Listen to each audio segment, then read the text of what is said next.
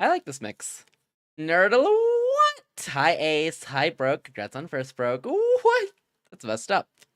Wait, I'm huge. Why am I huge? Wait, why am I huge? Oh, there's two of me. Oh, I know why I'm huge. This one. I'm gonna have to do that on the other one. Hi Ace, how you doing today? Oh man, I took a little nap because I was so tired. Woo! Hold on. Just fixing that. There we go. Woo! I feel more tired. I shouldn't have taken a nap. I shouldn't be awake. I know, it's so late for you. It's 12, right? Hey, but it's the weekend, right? Not the singer.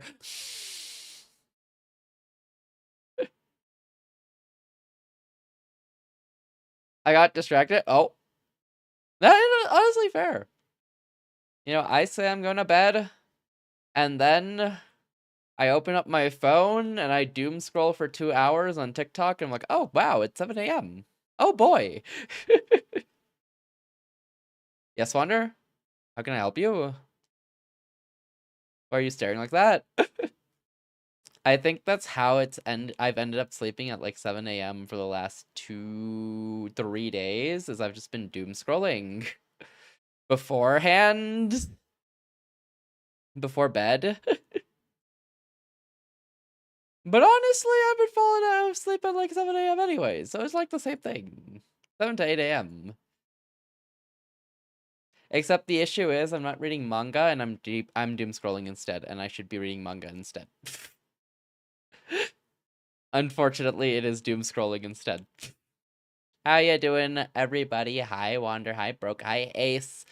Oh boy. What was I gonna say? What was I doing? Where am I? Who am I?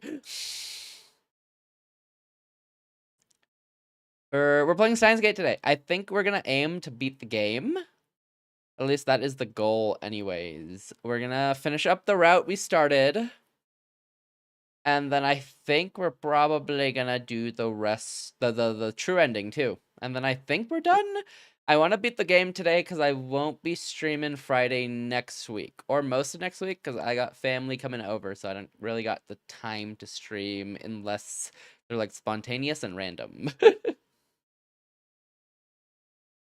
I'm probably gonna go sleep soon. That's all good, bro. Sleep well, sleep well.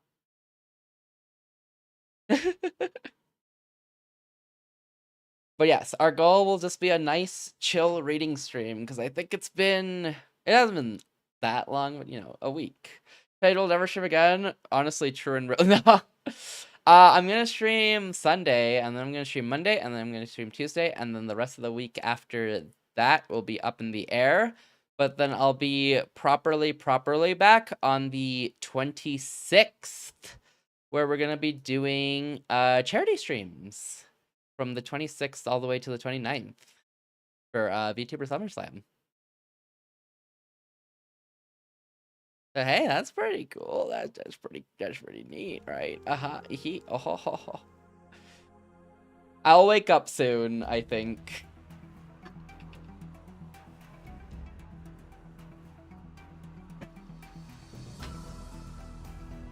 I kind of just got out of bed and started stream. Wait, cool. Yeah, we're gonna be raising money. I'm gonna be doing it alongside some other people this time too, so that'll be pretty cool. Yeah, that'll be the 26th to the 29th, and then after that, I ain't got more plans. Oh, yes! Video progress sucks. It's cooked. It's not cooked, but I am about 2 hours and video. I've edited about 2 hours and 40 minutes of it. And, you know, even spending 5 hours from 1 a.m. to 6 a.m. is not enough, apparently, is what I've learned. But I'm getting there. It's looking like very good progress, honestly. So I think it'll be pretty cool. That video got hands. It actually does, because it's 4.5 hours long. And, okay, so let me explain where I am. I'm editing together the sections of recorded content already. So that's just going through like the stream VODs of the playthrough and cutting it to that it makes sense with the narration. After that, I'm going to insert the clips properly, the voice-acted clips of certain sections from the game into it. After that, I'm gonna throw on some music. And then, yeah, I just have to find music for the whole 4.5 hours. And then we're done. There isn't an end after that. After the music, it's done. So, I can't even give an EST of when it'll be done. The goal is next week. I don't know if it'll happen, because I feel like I've said the goal is next week for the last 2 to 3 months. And then I realize there's more and more. This year, Fate. This year, for sure. Goal is this month, to be honest.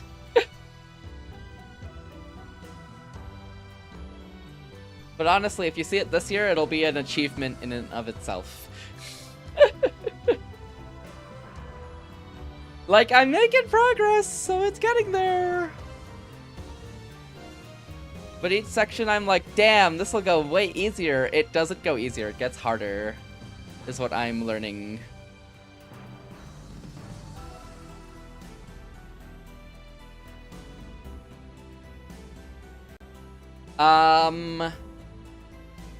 But anyways, aside from that, that'll be done hopefully soon-ish, we'll see.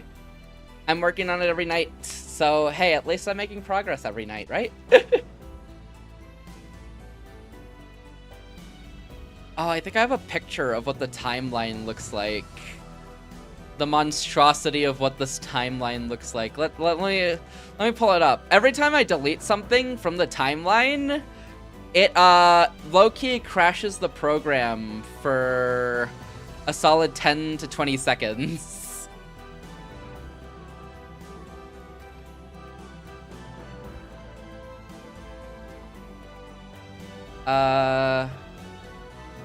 Oh god, okay. TL1. And then, hold on, I think I have an example image of what's inside of this. I'm gonna show off this first, and then we'll just start playing. One sec. I have to scroll. Okay, there we go, there we go. So, TL2. So. This is what it overall looks like right now. So this, like, all together, this video, like, things you can see the images of, that is stuff I, like, have to cut out right now, right? Cut down. So that's incomplete. This, the orange section, the lines with the orange, that is what I have cut down so far. This sections here, from video 5 to 4. So let's focus here. This is the audio editing that I worked through. And it looks like one big brick. And that's because it's zoomed out. One sec. The thing is, it's not one big brick. If you zoom into it, it looks something like this.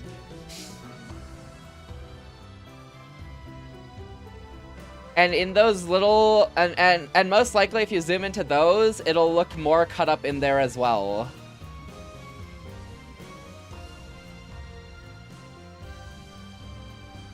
I wish the editor, that's a barcode. It pretty much is. I wish the editor had a thing that showed how many cuts you've made, but I can kind of guess that there is over 1,000 cuts in this whole thing. On just the audio section alone. Maybe 500, maybe 1,000. No, 1,000 seems accurate. Anyways, so that's why it's taken a while, because, oh my god, there are so many cuts to do to make it look, like, feasible. Sounds like a Gwen mate. Nah, at this point, it might as well be a Souls boss. I might as well be playing Aurelia in the editor, too. Anyways, no more complaining. Steins Gate. Oh god, I think we will finish tonight. Depending on how sidetracked I get. If I get really sidetracked, it might be cooked. But if I don't get sidetracked ever, ever, ever, you know, I'm just saying, good chance, fellas.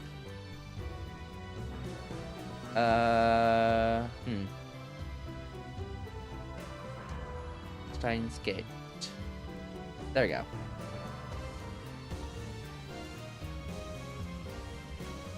If I don't get sidetracked, I mean, I can get a little sidetracked. I just can't get sidetracked for like, 2 to 3 hours. Because if I get sidetracked, if I get stun locked for 2 to 3 hours, it's cooked. It's over.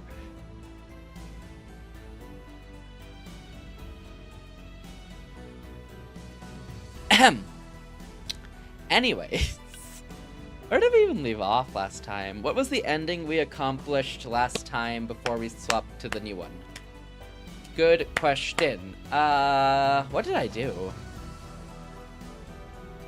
Let's see. Protocol, close epigraph, promise renuncementio. Oh, Kurisu! Right! Kurisu was taking over, Kaguri's brain. Then she was kidnapped. And they were and then the science lady from the academy was like, "Oh, I'm gonna turn her. I'm gonna turn her into Kurisu. We're gonna get Kurisu back. We're gonna make a time machine." She failed. Then she tried to import her memories, but then the memories got deleted by Daru, and then she couldn't put the memories into her brain, so she failed again, and she turned into a hollow husk. We all went home and were happy, so that was great. I think, Okabe experienced... Oh, yes! Okabe in order to get that ending, though, Okabe had to experience a bit of World War III and the aftermath of it, because he woke up from a coma in a new timeline and got soft-locked into it, and then had to go do multiple leaps into the past so that he had the strength to go and defeat that evil. Think the war still happened, though. But yes. Then he sent a message to the future. Or no, to the past about saving the world. And then that was one of the things that was saved, I think, overall. So now we're gonna be doing Pandora's Box, which I don't know what this is about, but we're gonna find out what Pandora's Box is about. Last, what happened here is that Daru's hideout was found, so they're trying to get away and escape, but unfortunately, they were caught. And I think that's where we left off. Also, is the audio loud enough, or should it be louder? Because I feel like it's a little quiet in my ear, which means it's probably very quiet on stream. That's kind of how it goes. I'll turn it up to here. There you go. Let me know if it's too loud. We were caught off guard, and before we could run, one of them grabbed Maho. And then there was no way for us to resist. They grabbed Daru and me, twisted our arms behind our backs, and slammed us to the ground. But it wasn't the group who'd attacked us in the building. They were all wearing full face masks, motorcycle suits, and leather jackets. One of them, the girl holding down Maho, was clearly a woman. There was only one woman I knew who'd attacked us while dressed like that. Don't yell. Do what we tell you. I was right. I knew that voice. Is it really Moeka? Moeka's been so chill, like, every single route. So for it to be Moeka feels kind of strange. Also, I need to fix something. Okay, I can't fix it. Never mind. It's cooked. I knew it. I was right. I knew that voice. I could tell even with her helmet hiding her face. Otherwise, she's dead. She held Maho with her left arm and took out a military knife with her right. She put the knife up to Mao's throat. Don't do it. The horrible memories came flooding back to me. Whether it had happened in a different world line or not, the merciless voice that had taken my Yuri from me was right here. Is it really Moeka?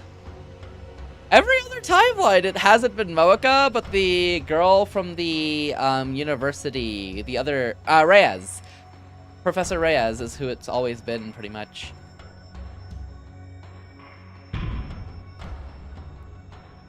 My Yurichina is not needed. I gritted my teeth so hard it hurt, and glared at the woman in the motorcycle suit. I'll give you what you want, so don't do it. I forced myself to speak, and the woman in the motorcycle suit took the knife away from Maho's neck. She handed her over to one of the other men. And then she took off her helmet. Yeah, alright, it is her. Alright. You're Moeka Kiryu. So it was you after all. Where is it? Her eyes were completely devoid of emotion. Just like they were on August 13th. I was forced off the ground by one of the others. But my arm was still twisted upwards. I tried as hard as I could not to scream from the pain. First, let go of my hand. I can't even talk like this. Moeka slightly nodded to the other men. The hand that was holding me drew back. I could finally move again. Daru was released too, and he stood up, mumbling something. But Maho was still in their hands. Hi, Loaf. How are you today? I hope you're doing very well and splendid. I'm feeling great. Thanks, Fade. Hey, that's great to hear, Loaf. Did you sleep well?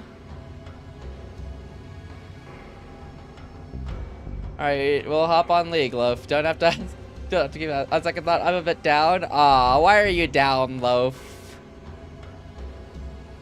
To Earth? Oh. You know what, Luffy? You are down to Earth. Hop on League of Legends. But Maho was still in their hands. I'll trade it for Dr. Hyajo. Now I'm good. I'll be shining bright instead.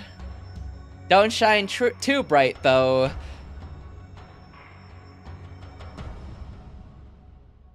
No leaving either. You can only shine bright here. Anywhere else will be punished by law for high beam lights. Thank you, Wander. What the? Thank you, Wander. W Wander. Wander cooked, honestly. Low-key deserved.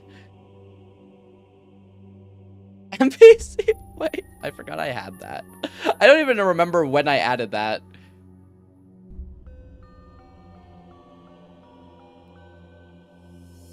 I did add that. I don't remember. Starlight game has changed me to a wholesome person. I will be nice to you for the next 5 seconds. Only 5? Surely change happens longer than 5 seconds, Loaf. Okay. What? Added on... Wow, 2023. Damn, I was cooking. I'll trade it for Dr. Hyajo. Daru, give me your backpack. Oh, right. Daru was about to take off his backpack. Don't do it! Don't give it to her! Hyajo, stay quiet. She will kill you. It's not just a threat. But... who would Kurisu be happy? Would Kurisu be happy if you died over her paper? Hi, Z. Hope you're doing well today.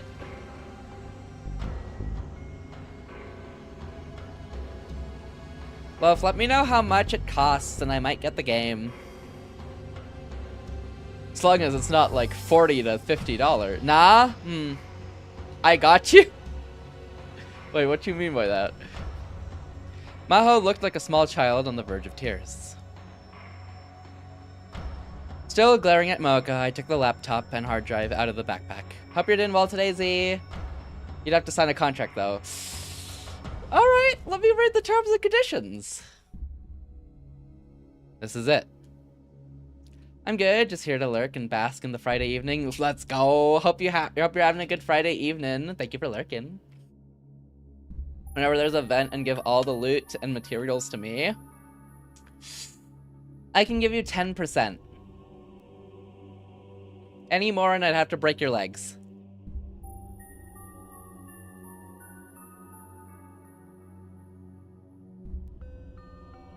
Find better teammates? Well, any less and I'll still have to break your legs, so you're kind of stuck. What? You heard me. It's too late for you. Hand me the backpack too. Let Heyyo go first. She didn't respond. Fine then. I'd have to bluff. If you want the password to decrypt it, don't think about cheating us. I put the 2 items back in the backpack and handed it over to her. It was all I could do to keep my voice from quaking. Nobody can boot this thing without the right password. Hackers all over the world have tried and failed. I'll tell you once our safety is guaranteed. I don't want to get killed the moment we hand it over. Of course, I had no clue what the password was. If they found that out, we were doomed. Daru was giving me a questioning glance. I ignored it. Keep your damn mouth shut, Daru. You're right. Alright, she fell for it. That meant... Then one of you is coming with me. Yeah, I don't know what he expected from that. Huh? We'll let 2 of you go immediately if the password is correct. We'll let the other go as well. Damn! No, that's not good enough. No, we can't be sure the one who stays will be safe. Then all 3 of you will come with us. This woman. I could feel a cold sweat on my back. I'd never been involved in a life or death deal before, and I had no idea what to do next. Itaru Hashira, come this way. What? Me? We're told you're a specialist. Bring the backpack over here. No, if you come, we'll leave the other 2 here. Wait, then I'll go. That's fine, right? My superiors told me nothing about you. I can't even say if you really know the password. Damn, she saw through me. Mocha put the knife back to Maho's neck. Itaru Hashira, come quickly. I'd rather hear that line said in a more erotic situation.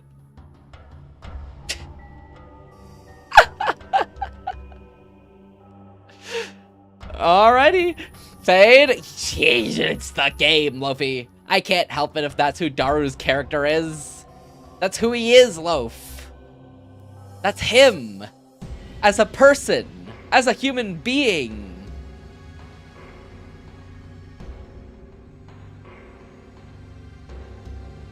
He was Fadeless with the sword? Uh-huh. That's me. All I see is you. Open your eyes! Wake up, Loaf! The accident wasn't your fault, Loaf! Wake up! Daru was joking, but his whole body was shaking. What do I do? Welcome in, Dad. Hope you're doing well today. Nah. I guess he won't wake up. Little busters.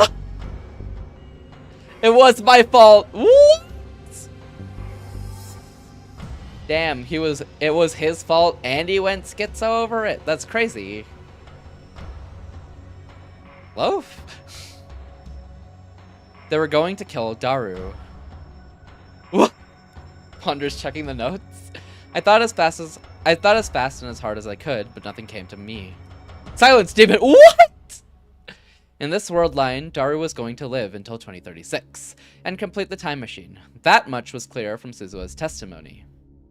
If the world lines were going to converge, even if Mocha took Daru here, he wouldn't be killed, right? I didn't even say anything!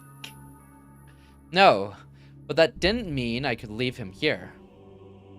Ew, that was close. Wait, what do you mean, Luffy? He didn't have any information. What do you mean it was close? Executioners! One of the men with Mocha was looking at his watch. She noticed it too. They might have felt that they were taking too much time with the kidnapping done in broad daylight. I hoped that somebody might wander by, but there was no counting on that stroke of luck. I needed to solve this mystery. I needed to solve this myself instead of relying on others.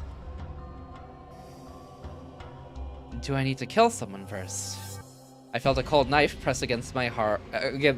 I felt a cold knife press against my carotid artery. Ocarine! No, no! Dara and Maho were screaming, but suddenly it all seemed unreal, like it was taking place in a distant world. They say that's what happens whenever someone is confronted with their own death, and it was happening to me now. I can't die either way, right? I tried asking myself that. I tried asking Suzuha, even though she wasn't here. I tried asking the world. Of course, nobody answered. The fact that I might not die didn't mean I could do something stupid here. A normal college kid like me would be too scared to move once they had a knife to their neck. I'd seen people die many times, and I'd almost been killed, but I never did get used to it. Thoughts of Kursu's blood came back into my mind, and I almost suffered a flashback. My body shook, and it was all I could do to keep from collapsing to the ground. Was there nothing else I could do?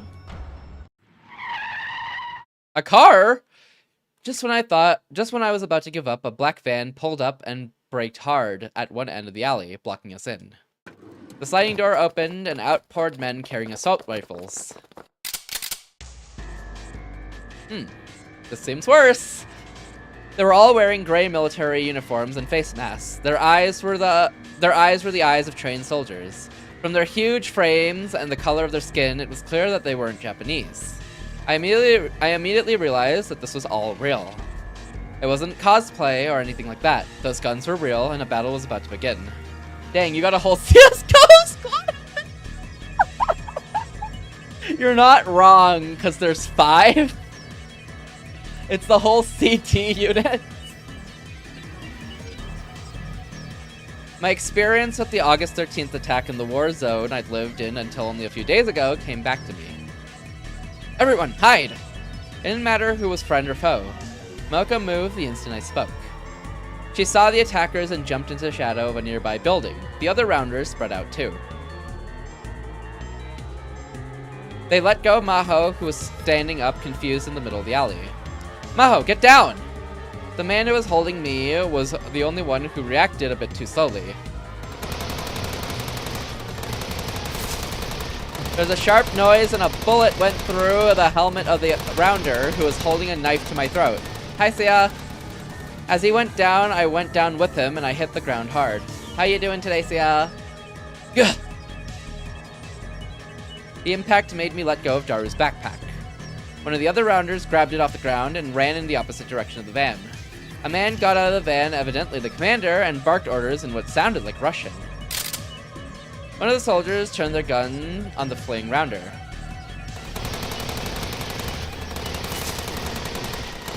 He's mid, guys! He's mid! Yeah! Her body flew up off the ground as both she and the backpack were torn open. Accurate, Wander. Hope you're doing well today, Sia. That is so accurate. The contents of the backpack fell to the ground, scattering across the asphalt. The laptop and hard drive were hit with more gunfire than possibly could have been necessary. Peepo giggles crazy. See how people are being shot and you're laughing? Kind of messed up.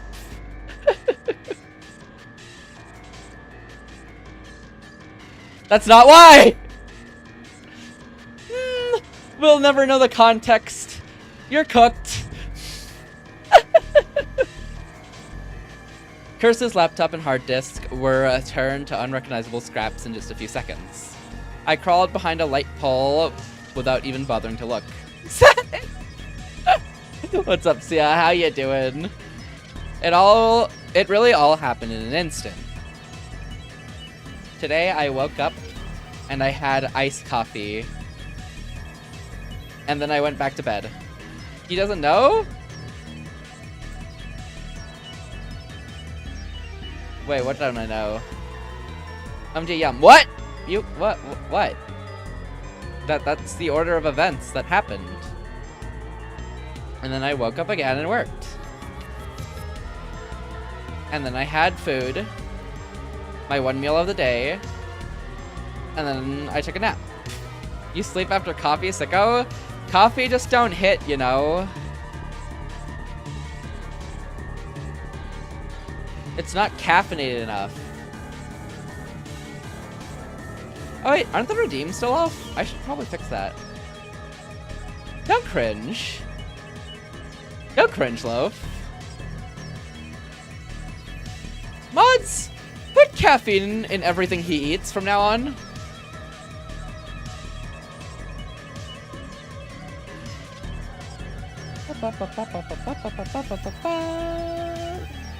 There you go. Redeems should be back on now. Do you dilute it a lot? Oh, not really. I guess with milk, to be fair, because most of my coffee tends to be milk and sugar. But for the iced coffee, I guess it wasn't a coffee specifically. It was an iced tea technically. It was a chai tea latte. I guess it's a latte, so it's still coffee. But I got it from Starbucks, to be fair. So it's as much as they dilute it. Wanderer real. I agree with the blue people. They don't agree with you. So how about that? Dang, Wanderer real. That doesn't count? What do you mean it doesn't count? I need sugar. I looked around, and the Russian soldiers were running toward us. Mocha and her rounders had vanished at some point, leaving only the two bodies. The soldiers silently recovered the remains of the laptop and hard disk, picked up the bodies of the two rounders, and got right back in the van. They didn't even pause to look at us. There were only a couple of minutes between the time when they arrived and when they left. Just be like me with salt. What do you mean by that? It looks exactly like sugar. Salt might be worse. I feel like salt might be worse. Or equally bad.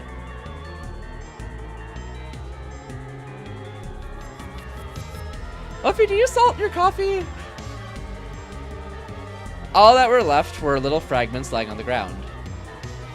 The blood from two bodies. Maho, who was lying on the ground and shaking. Daru, who was standing in shock behind one of the buildings. And me, lying on the ground. My heart had been pounding the whole time. I only felt the pain in my neck after it was all over. Evidently, the knife had cut me a little when I'd fallen. Chill guy, you do salt your coffee, you sicko. Salt and coffee? Luffy loves salt. He'll salt everything. He salts his pizza. It's a thing, see? A thing for who? A while later, we finally heard the sirens of a police car. And it was only then I remembered that I was in Akihabara, Japan. There's no way! I feel like this isn't a judgment-free zone, so I'm gonna refrain from responding. It's a totally free judgment zone! Luffy, it's a free judgment zone! Come on! Talk your truth, king!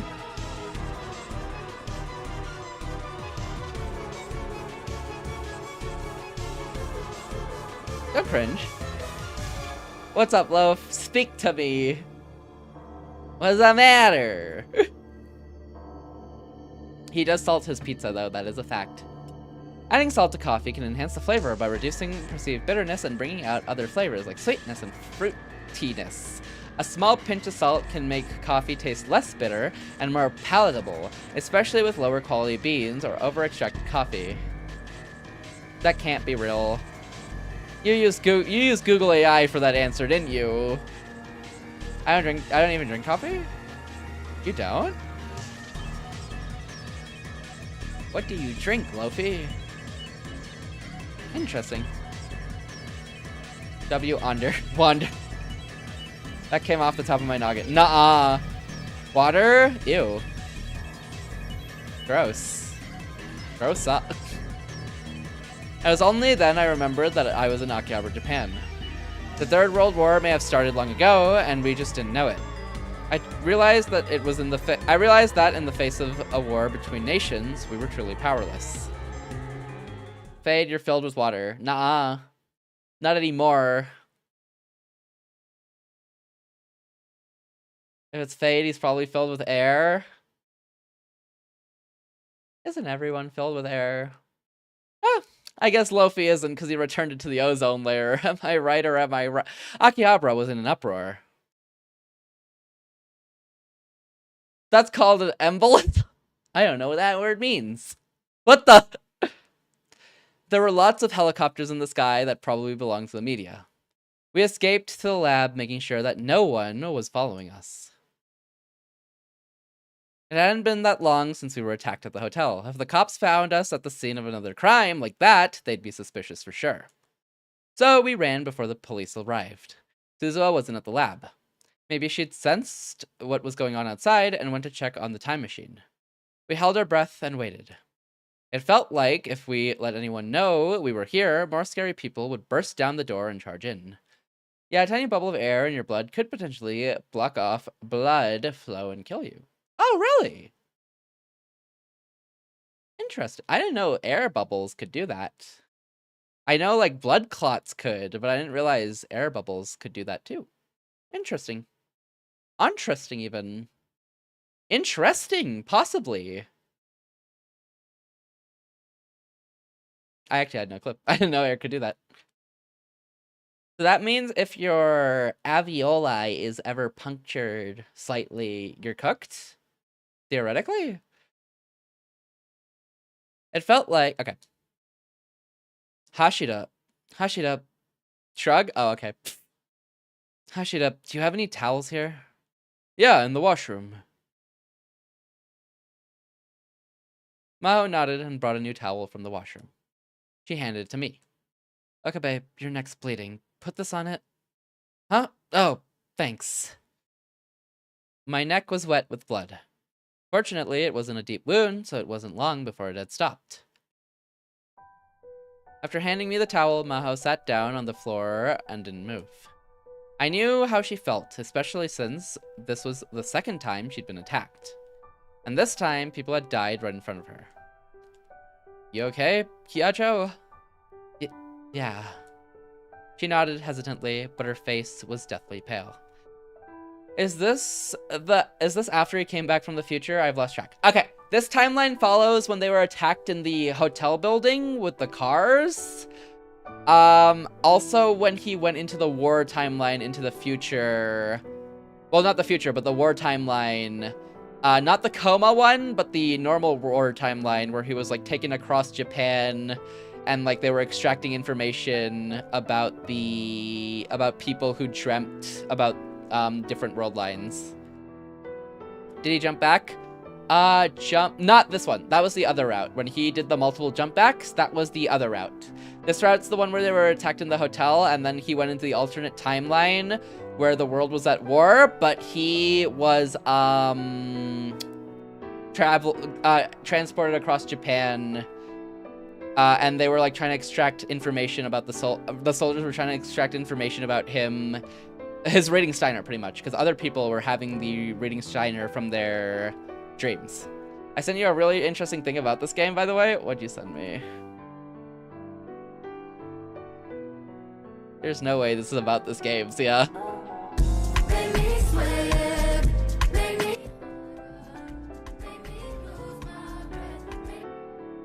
Sia sent me capybaras and bikinis dancing to that song.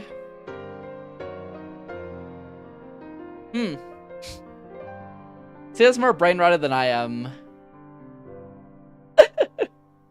I'm just a girl.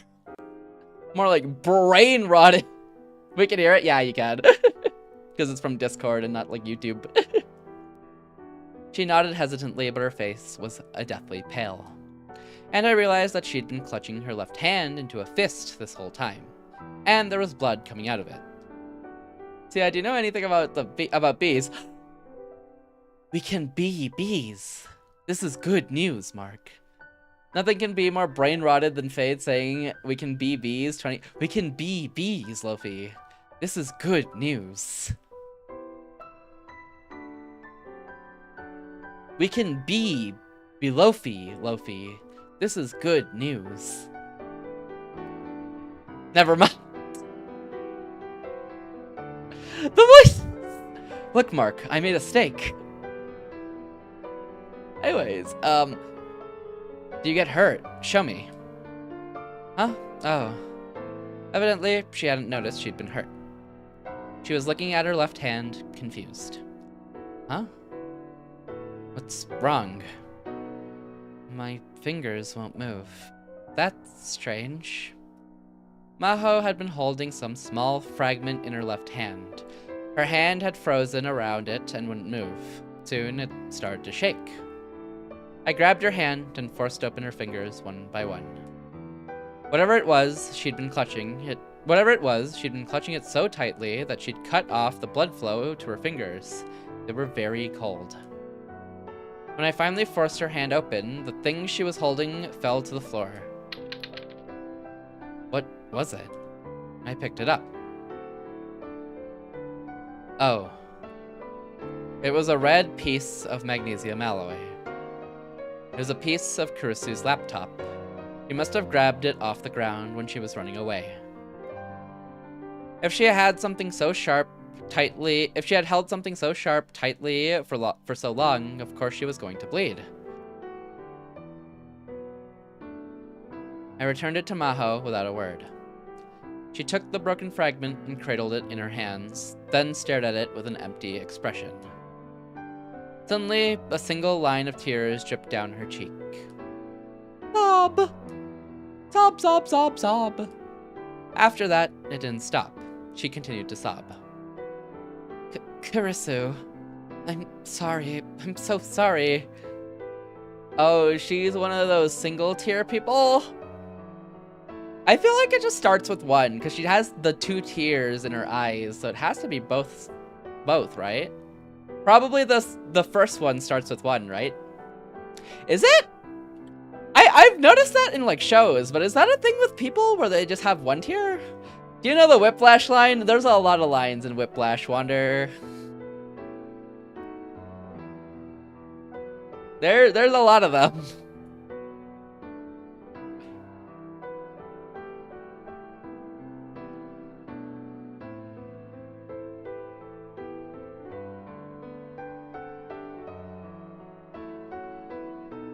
I can protect you. Sob! I'm so sorry. Someone edited Omni-Man saying, what? I don't know that. Because they have the, they do? Okay, you have to send me that. Actually, just put it in the Discord. Unless they're the crazy ones, in which case just send it to me instead. Oh my god, my new brain rot. My new brain rot. Oh my god. Guys, it won't be about bees anymore. There'll be more. They'll be about Mars bars. It was as if that tiny fragment was Kurisu herself. She held it to her chest and kept crying. Arrested is crazy! Yajo. I'm sure Kurisu feels relieved. Huh? She's glad you're safe. So you don't need to apologize. There's nothing to apologize about. Sob! She didn't respond. Instead, a phone started to vibrate. Oh, it's mine. Maho took out her cell phone and looked at the message she received.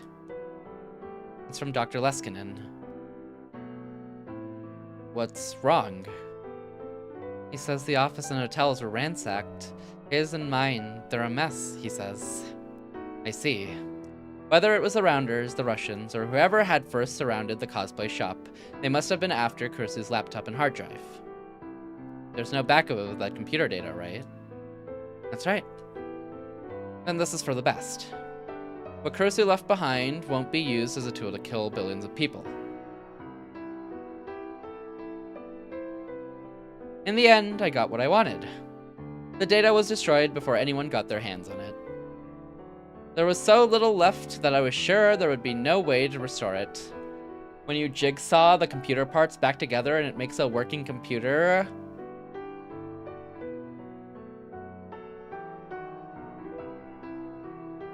Wait, why'd the Russians destroy that computer?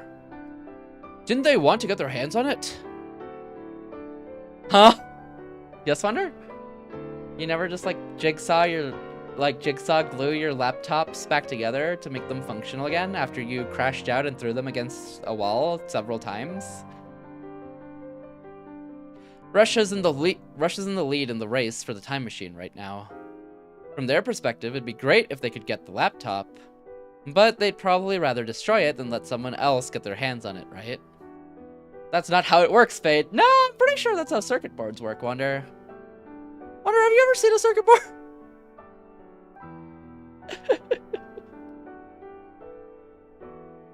That's completely how it works. That's how all circuit boards work.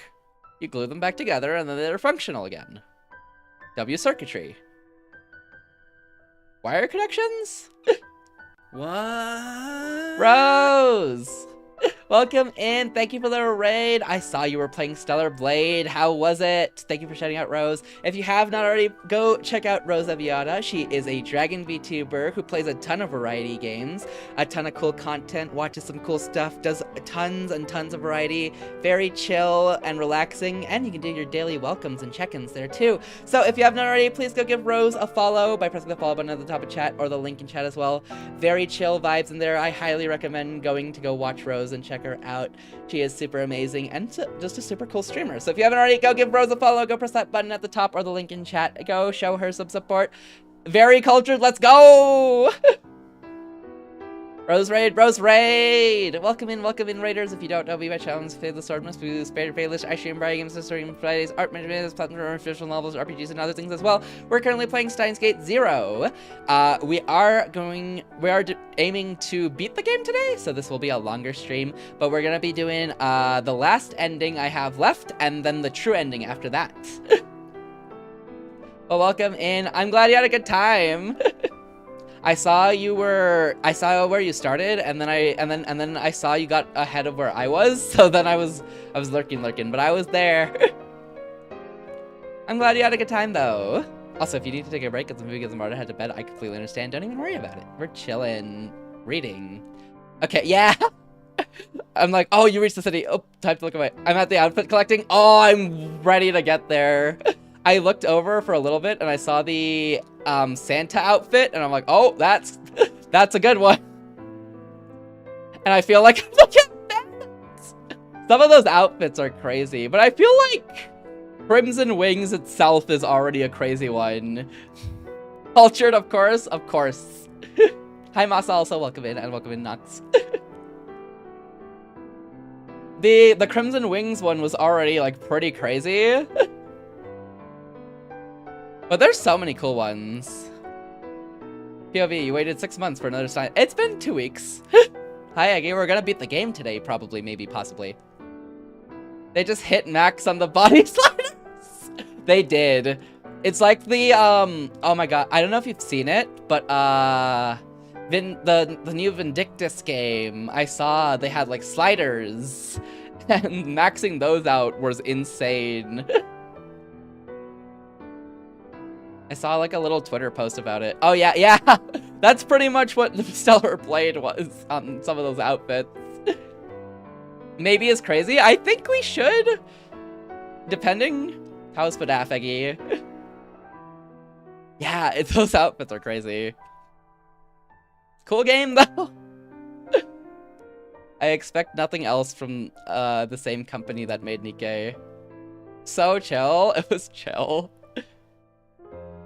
But yes, guys, if you have not already, please go check out Rose Aviata. Super cool streamer, amazing Dragon VTuber, does so much variety, plays a ton of cool games. So if you want to check out a lot of the cooler, newer games that are coming out, or a lot of the cooler older games as well, or the demos for some indie games, or just some indie games as well. If you haven't already, please go check out Rose and give her a follow. Show her some support. Stellar Blade was like, you're not... Real! I don't know the costumes for, like, Adam, but I hope they went as crazy for, like, Adam as they did with Eve.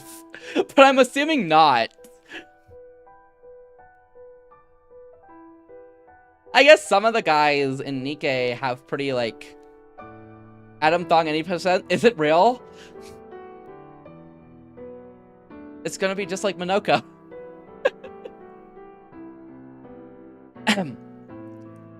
I'm hoping too.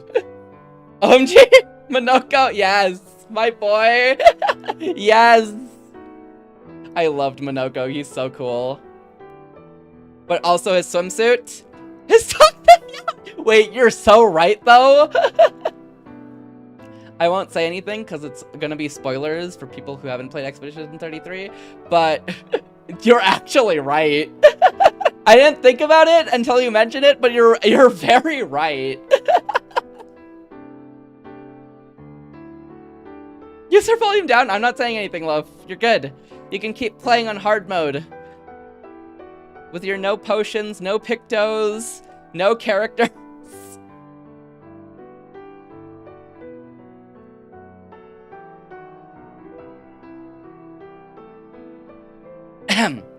But thank you again, Rose, for the raid. I really appreciate it. Monitor off, no controls. You know me. Yeah, losing. That's what I know about you, Luffy. But yes, thank you again, Rose, for the raid. I really appreciate it. I'm glad you had a good time. Blindfolded? He might as well be. Not home. Honestly, he might as well be. Not home. Hands cuffed together.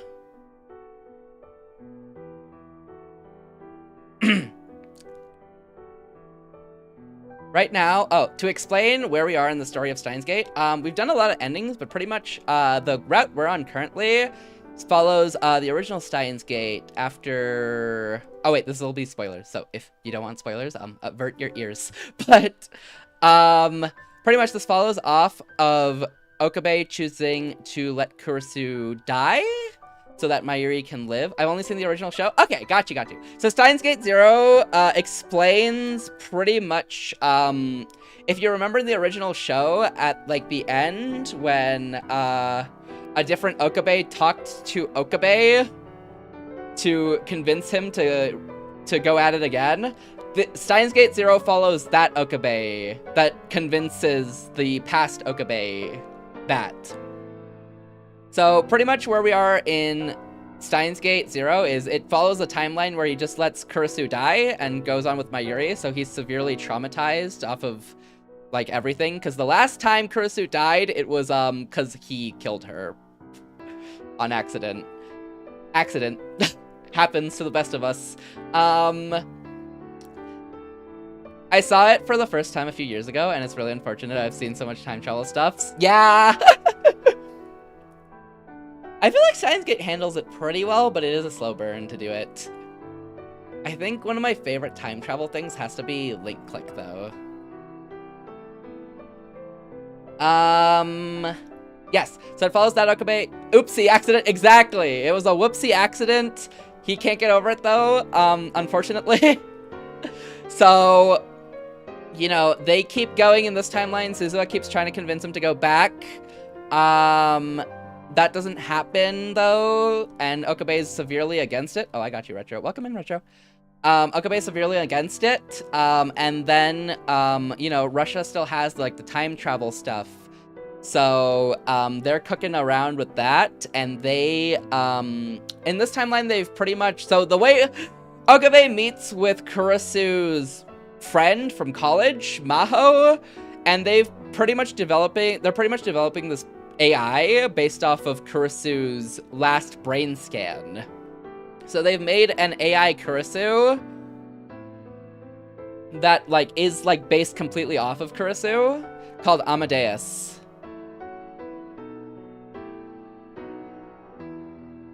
And that's pretty much what they've been doing. And that's what this timeline follows. And Okabe befriends Maho, and the way this route's going is they got attacked by some person in a hotel.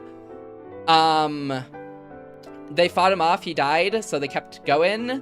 Now they had Kurisu's laptop, which contained information. Is it still all done within the same 1 square mile of town? Mostly. Mostly. I think when the timeline changes a little, they do leave, like certain prefectures to go to other prefectures. But most of it still happens. You're so pretty. Thank you. Yeah, this is the Gingerbread redeem. Thank you. But yes, pretty much this timeline is they were attacked by an assassin. Assassin died. They lived. Now it turned out Maho had Kurisu's laptop, which might have held her paper that on time travel, which we don't want getting in anyone's hands, so Okabe tried to convince her to let it go and destroy it. Before they could come to any conclusion, though, we were attacked by Rounders, the CERN people, trying to take the laptop for themselves. But before they could take it, Russian military men showed up and just started shooting. They destroyed the laptop, and now we're back in the lab, being sad about losing. Maho specifically is being sad because she lost the laptop, which is her only connection to Kurisu. Also, to explain Maho as a character, she views herself as Salieri to Kurisu, who's Amadeus. So, like, the inferior rival is how she's put it, pretty much. Okay, yeah. That's pretty much where we are. So that's why the Toad for the music and the game right now is pretty sad, because Maho feels like she failed because she lost the one thing that connected her. The one thing she feels like Kurisu left for her. They probably wanted to avoid protracted gunfire with the Rounders in broad daylight in Japan. The cold way they made their decisions made me shiver. They really were professional soldiers. An amateur couldn't do that. So what do we do now? I'd rather not stay here if I can avoid it. Russia might know about this place, but Russia might not know about this place, but Mooka might. If the Rounders were on the move, then Tanoji downstairs might be involved too. We'll move at sunset. But yeah, this is the last ending we have to do. Because we did the other ones, and then this one should unlock a true ending. That leads more to the events of Steins Gate.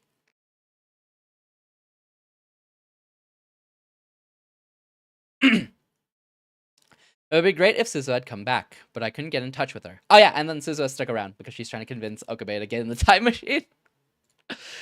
If you've seen the Get in the Robot Shinji meme, it is Suzuha with Okabe saying get in the time machine. Get in the time machine, Shinji! Exactly! Exactly! Gee, yes. Same brain there. Exact same thought process. That's so funny.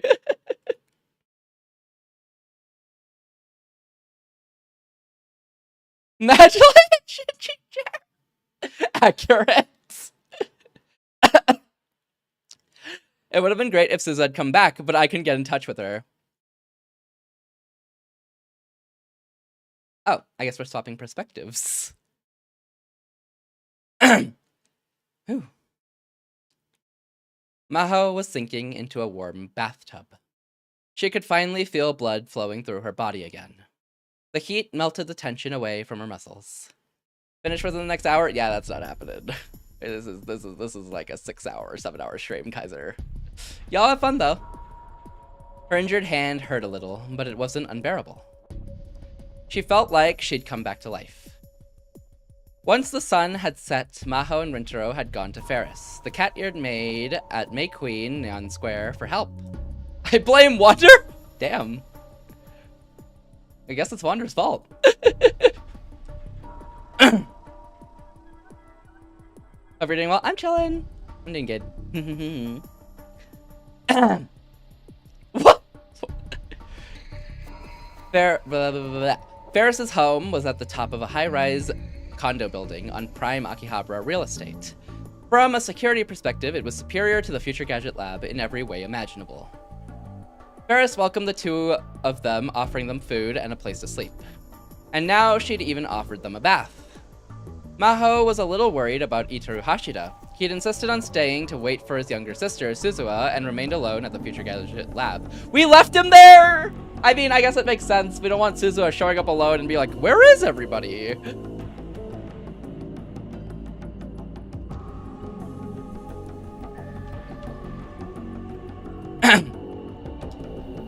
More than an hour had passed since then. Had Rintaro heard anything? And even if they'd moved, that didn't mean this place was safe. The group from this afternoon could attack at any time. She couldn't help but feel nervous. And that made her feel terrified and vulnerable as she sat naked in the bathtub. She got out of the bathtub and hurried to the changing room to wipe herself down. She tried to put on the change of underwear Faris had given her.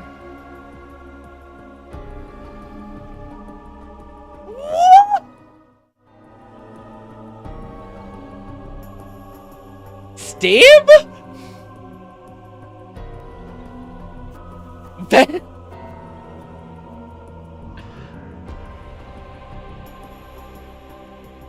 I cut that perfectly. We're safe, I think.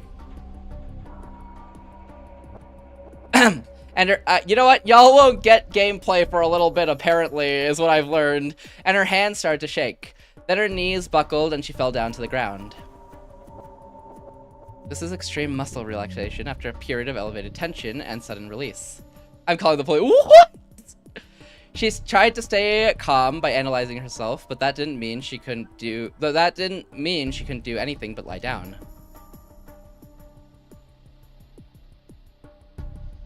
Honestly, it is still pretty censored, but I'm not gonna... You know, it's not worth it. This is bad. Alarm bells were going off in her head. She'd just about given up knowing that it would pass. I've been denied. It's not worth it, Rose. What do you mean? That's great. Okay, as long as it doesn't pan down anymore... This is pretty much what it is. This isn't Steins Gate 0.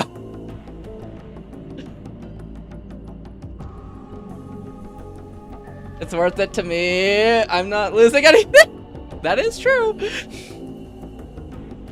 No, you guys will lose me. Isn't that such a big loss, guys? She'd just about given up knowing that it would pass with time when Faris popped her head in. Shrug is crazy. Mahonyan, how's the water? Meow? As long as we stay tabbed up, it's okay.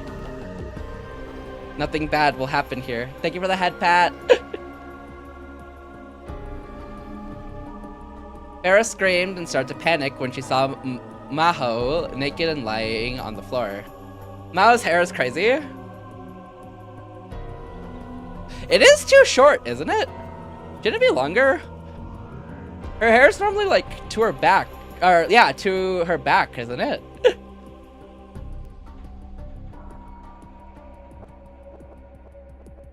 Oh no, Nya.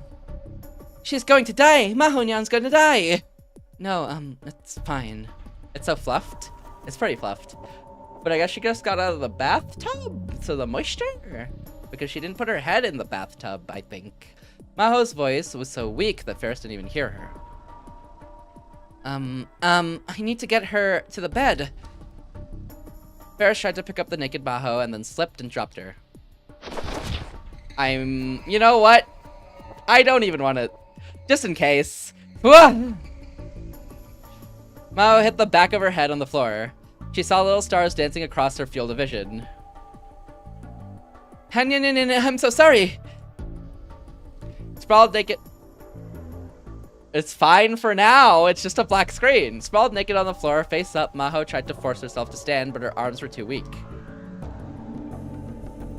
Listen, this will pass soon.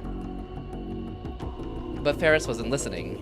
For some reason, she decided to reach around Maho from behind and tried to drag her up. You're fine, Fade, for now. And then Rintaro must have heard Faris' scream because he ran in. Oh. Of course he ran into... Oh wait, this is fine. Of course he ran into... What's wrong, Faris? Yeah? Yeah?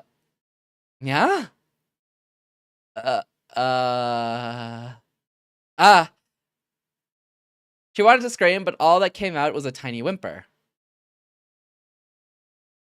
We're free. I'm free from holding down the swap screen button.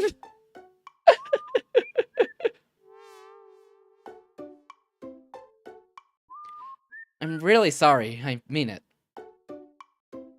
This is no time for anime trope. She needs medical attention. That's actually real. She lost all strength in her limbs. She was bleeding. She fell and probably has a concussion. She actually needs medical attention. And then we get hit with the anime trope. Wait, what? Oh, she was bleeding? Her hand was, because she cut her hand with the piece of Kursu's laptop that she brought with her. She was gripping it tightly. Oh, yeah! And now she has a concussion. Rentaro lowered his head deeply towards Maho as she lay on the bed. Alright, there will be no medical attention, but there will be bed rest. You don't need to apologize. It was an accident. Don't flashback! But she still couldn't bear to look him in the face. Just remembering the despair and embarrassment she'd felt when he saw her naked body, it made her want to bury her head in a pillow and flail her legs back and forth. Oh, I guess she's fine now. To make matters worse, she still hadn't been able to stand up after all that, and Rentaro had been forced to carry her to the bed. She had never been touched by a boy before, and so it was only today that she realized how rugged male arms were. He's taking that across timelines. That's what Rating Steiner does, isn't it? Being carried was extremely uncomfortable to the point where she'd squirmed around and almost slipped out of his arms. So she had no choice but to curl herself into a ball and let Rentaro do whatever he wanted with her, which made her feel really strange. And now she couldn't even bear to look at his face. Wait, his sleeves are so puffy. Were they? I wasn't looking. I was just looking at his pog face. Or shock face? His YouTube thumbnail face. But yeah, it was my fault for panicking like that. Fadeless was sitting next to Rentaro, feet under her knees with her shoulders slumped. He had the mouth open, eyes wide. It is like the perfect YouTube thumbnail face. No, it's fine. I'm sorry for scaring you, in fact. You're sure you're okay? You don't need to go to a hospital. All the tension caught up with me is all. I must have really worried you. I'm so embarrassed. There's nothing to be embarrassed about. Anybody would be scared after what happened today. Anyone would feel sick. Even you? Yeah. I see. Get some rest for now, yeah? You can think about what happened and what you're going to do next after you're feeling better. That's right. Yeah, that's what I'll do. Thank you. Perspective swap? Nope. Maho closed her eyes. The lights went out and Rentaro and Fadeless left the room. She lay on the bed and tried not to think about anything. She could hear the pounding of her heart. It would get louder and then softer. The rhythm was very strange. And she could hear a kind of static noise mixed in with her heartbeat, like a broken TV. Was it exhaustion-induced tinnitus? Whatever it was, once she'd noticed it, she couldn't sleep. There's always those noises when you're trying to sleep that you just notice and focus on that aren't like white noise enough to like fall asleep to, but like they're distracting enough, you know? Like, oh, I have this watch. And when I have it, when I listen in on when I'm lying in bed and just listening to the noises around, the watch is like loud enough on its ticking that I can hear it. I'm like, can't sleep to that noise. Heartbeat ASMR is so underrated. I really like heartbeat noises. It's so... Well, not this one. This one's a little faster, but like a very relaxed heartbeat is just so calming. I think it helps that like, I believe, I don't know if this is accurate, but I'm pretty sure your heart rate adjusts to like the BPM of like the noises you hear. So like a very relaxed heartbeat that BPM will like kind of relax your heartbeat, I believe. At least that's how it works for me. I'm not sure if that's true, but that's how it works for me. Didn't happen when you're tired enough. Doesn't happen when you're tired enough. But Wander, I don't get tired enough. Wander, working out just makes me want more energy. Come to think of it, Okabe said he was taking some tranquilizers. Like when you're almost there, but then you hear the mosquito sounds. I don't hear mosquito noises. I don't think the mosquitoes here are loud enough to make audible noises. Flies for sure, and some insects, but I don't think the mosquitoes do. But if one, like, hops in front of your vision, it's cooked. I'm moving rooms. Come to think of it, Okabe said he was taking some tranquilizers. They do down here? Oh, really? Interesting. Hi, Synchro. She wasn't supposed to do this, but if she looked at their ingredients, she could tell what medications had what effect. They're much... Really? Flies are normally the louder ones here. But they're normally also the bigger ones here. Should she take a look and have him lend her some? If that wasn't possible, she could at least get some over-the-counter antihistamines to use as a sleep aid. She turned over. Don't yell. Do what I tell you, otherwise you're dead. Suddenly, she heard a voice break through the unpleasant noise. She gulped and leapt out of bed. Terror-stricken Maho tried to crawl to the door, but her legs wouldn't move like she wanted to. She couldn't stand up. This has to not be real, right? She has to be imagining this. There's no way. The voice in her ear followed her wherever she went. It was like a wild animal toying with its prey. All of the hairs on her body were standing up on end. Her jaw was chattering so hard she bit her tongue. She desperately crawled across the carpet and towards the door. Do I have to kill one of you? Stop! No! No! No! Luke, thank you for the raid. Welcome in, raiders. I hope you had a fun time at Luke's stream. If you don't know me, my channel is Fadelessword. Must be used Fadeless. Actually, my games, story games, varieties, art, materials, platformers, visual novels, RPGs, and other things as well. We're currently playing Steins Gate 0, which does contain spoilers for the original Steins Gate, so do look out for those if you are interested in the Steins Gate series. How is Minecraft, Luke? Welcome in, raiders. If you haven't already, you can go check out Luke. Luke tends to do a lot of variety games, some Roblox, some Minecraft, also some horror games as well, with Subnautica and Bendy as well, and other games as well, but mostly leaning towards Minecraft and Roblox. So if you haven't already, you can go give Luke a follow by pressing the follow button at the top of chat or the link in chat as well.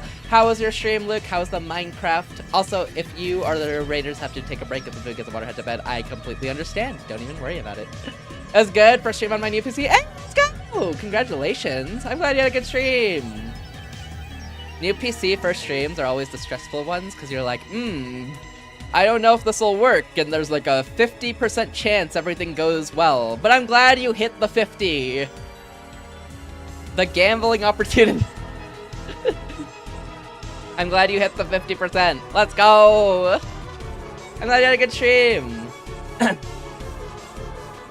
Yes, we're currently playing Steins Gate, so do mind spoilers because yes. Oh yeah, no, everything is bare bones. That's fair.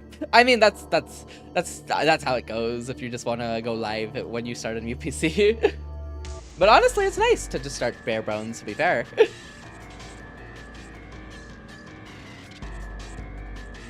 The more setup, the more stress. I'm glad you had a good stream. And yes, if you have to raid and dip, get some food, get some water, head to bed. Completely understandable. Don't even worry about it if you do have to. We're just reading this insane story that I think we're gonna try to finish up today, hopefully. I don't know how feasible that is, but it should be, I hope, I think. Kyajo, wake up! Okay, she's streaming. She woke up to find herself being violently shaken by the shoulders. She looked around the room, panting. She was in bed and Rintaro was looking down at her.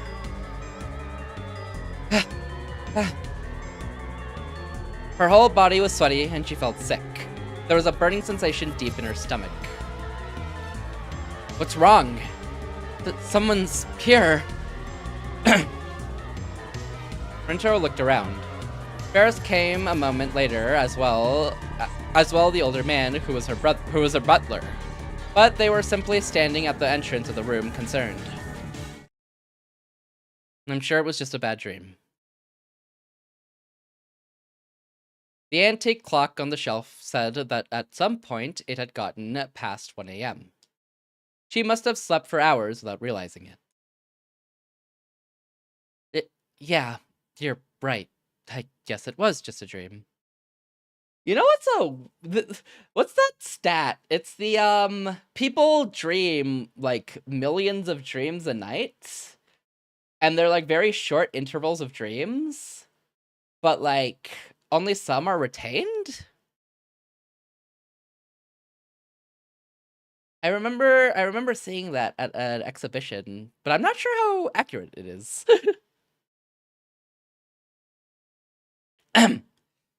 Yeah, you're right. I guess it was just a dream. She took a painful breath and wiped the sweat off her forehead without realizing that she sounded just like a little child. She sent Ferris and the butler back to their rooms.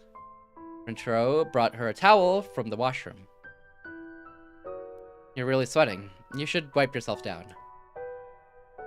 She did as he said and wiped the beads of sweat off her face, chest, and limbs. As she was deciding whether or not to wipe the inside of her pajamas, Rintaro took the hint and turned around. I'm going back to my room. Call me anytime if you need something. I don't think I've ever seen the raised eyebrow Rintaro expression before.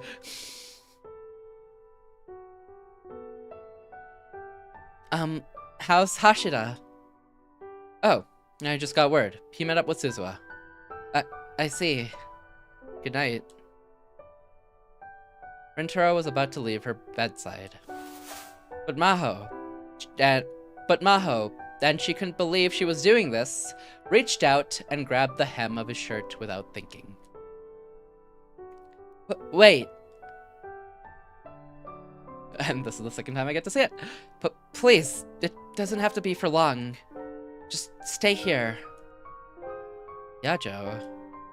Don't leave me alone. Maho was surprised by the words she was saying. But the thought of spending this terrible night all by herself was too much for her. Rintaro must have understood how she felt, because he nodded without smiling. Fine, I'll stay with you until you fall asleep.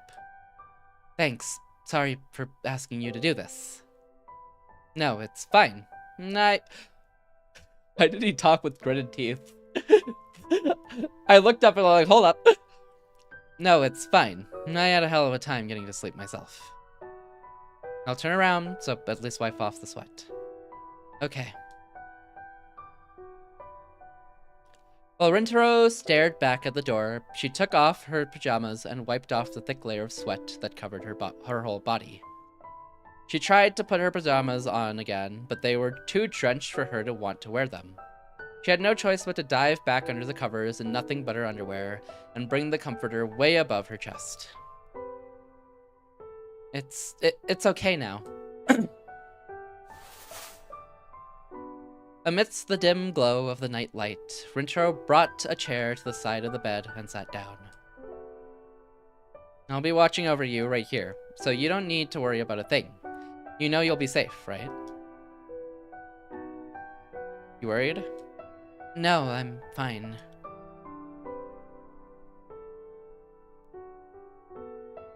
Maho's face felt hot from the feeling that she didn't understand. She sank deeper under the blankets and turned away from Rintaro. She softly closed her eyes. She could feel his presence behind her. The two of them stopped talking, and the only noise was the distant sounds of night coming from beyond the curtain. Sounds of night are so nice. How long did they spend like that? I feel like I prefer city sounds of night rather than like I guess empty sounds of nights. I like them both, but city ones hit different for some reason. I just really like the thrumming of like cars moving around in the distance. It can't be too close. In the distance, and like the noises of like all of that happening in the distance. I just really like that. Just as she was about... How long did they spend like that? Just as she was about to fall into a light sleep, she heard a soft voice in her ears. Yajo, are you still awake? Huh? Yeah. She felt herself waking up again. She opened her eyes and turned back towards Rintaro, only to see him staring toward the window. It was as if he was trying to see some sight that lay beyond it. His profile is so handsome. For some reason, that was the thought that came to her. What's wrong?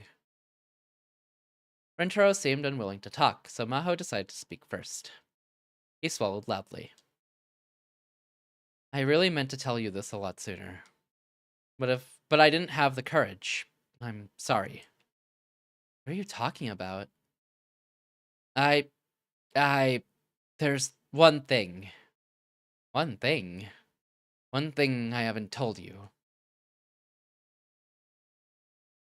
Maho leaned forward, not caring that he might see her chest.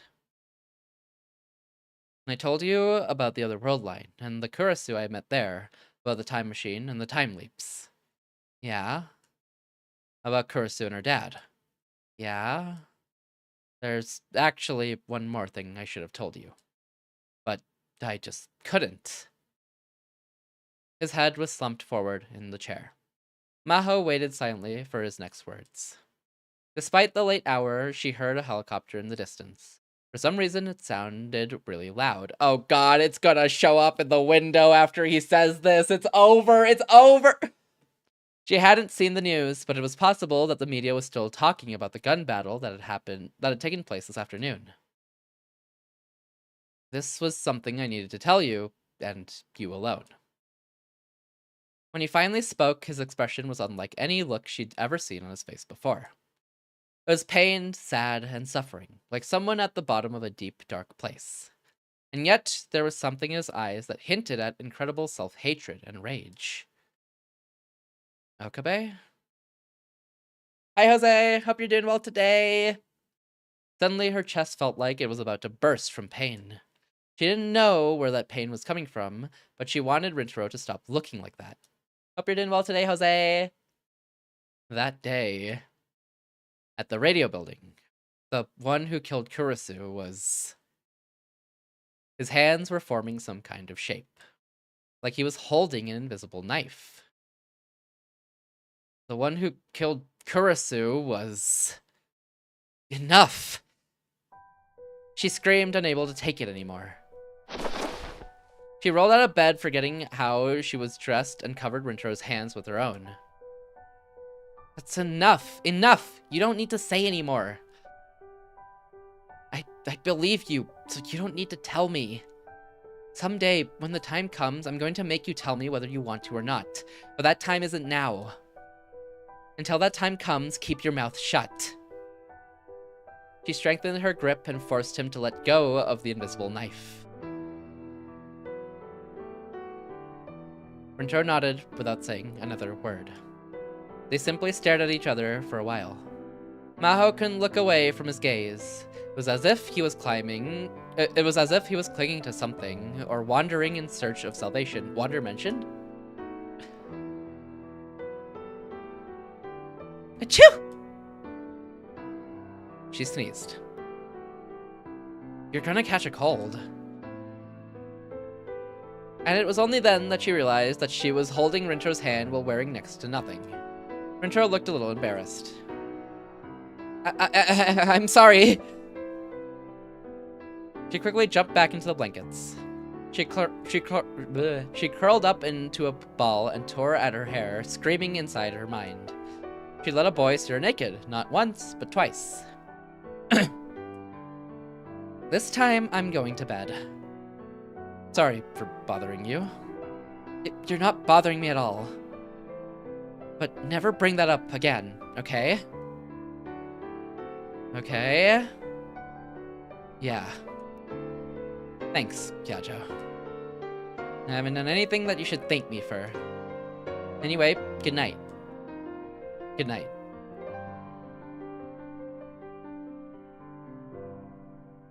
The room got quiet again. The adrenaline rush kept Maho awake.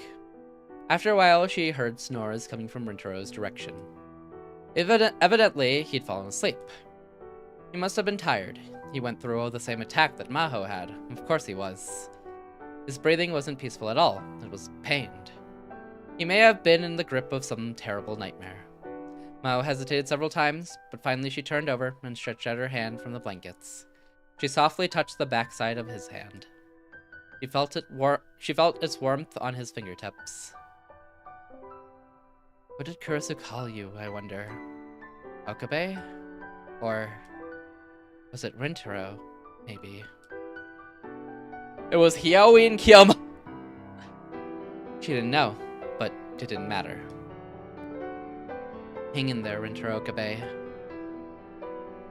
Is the man I fell in love with really that weak? She tried to think about how Kurisu would say those words, and eventually Rintaro's breathing started to become more peaceful. Relieved, she let go, and then she changed her mind and grabbed the hem of his shirt again. She felt embarrassed, as if she was a little kid, but at the same time, she felt like now she might not have any more nightmares. I don't know if I can keep, like, hanging on to something while I'm sleeping. I feel like when I sleep, my hand releases grip. I don't know. I guess I've never tried either. That night, for the first time in a very long while, she dreamed of the smiling Kurisu.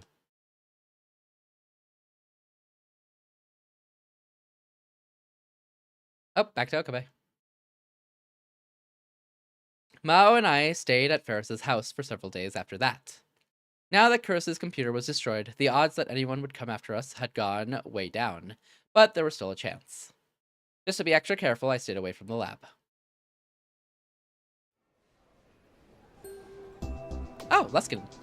Maho, Lindalo! Dr. Luskinen looked a little thinner since the last time I'd seen him.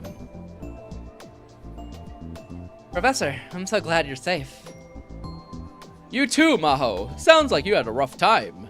Whenever I sleep with a plushie, it's by the door in the morning. I think when... I don't think I ever, like, threw plushies when I used to sleep with them. But, I remember before, when I used to sleep, the blanket was pretty much just gone in the morning. It was either twisted around me in like a caterpillar twist, or it was on the floor. Real? But, I think nowadays it's not. Unless it gets, like, really, really hot at night, in which case I think the blanket would probably be off, or I would have taken it off before falling asleep.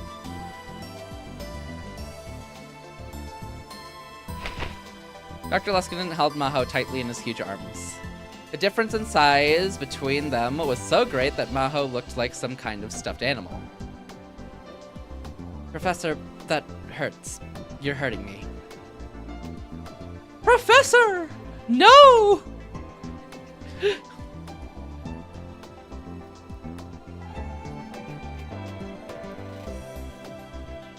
I feel like this always happens. Get this guy out of here!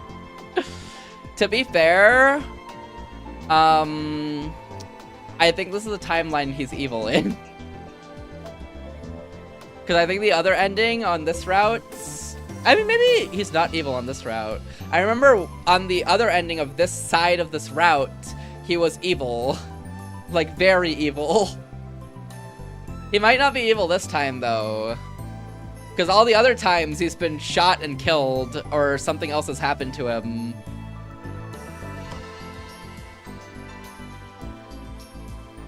Mad? Mad's crazy. For real. Again. What do you mean again? Dr. Luskinen and Maho were leaving the country in the afternoon on a weekday. So I was the only one who could see them off. Since I'd been with Maho the whole time, instead of only seeing them off, I'd actually just brought her there. Maho, after all, was the kind of person who was incapable of getting to an airport on her own. Real and true. One time I was showing someone around my city, and I got lost. So I used Google Maps, and then we got more lost. It was cooked.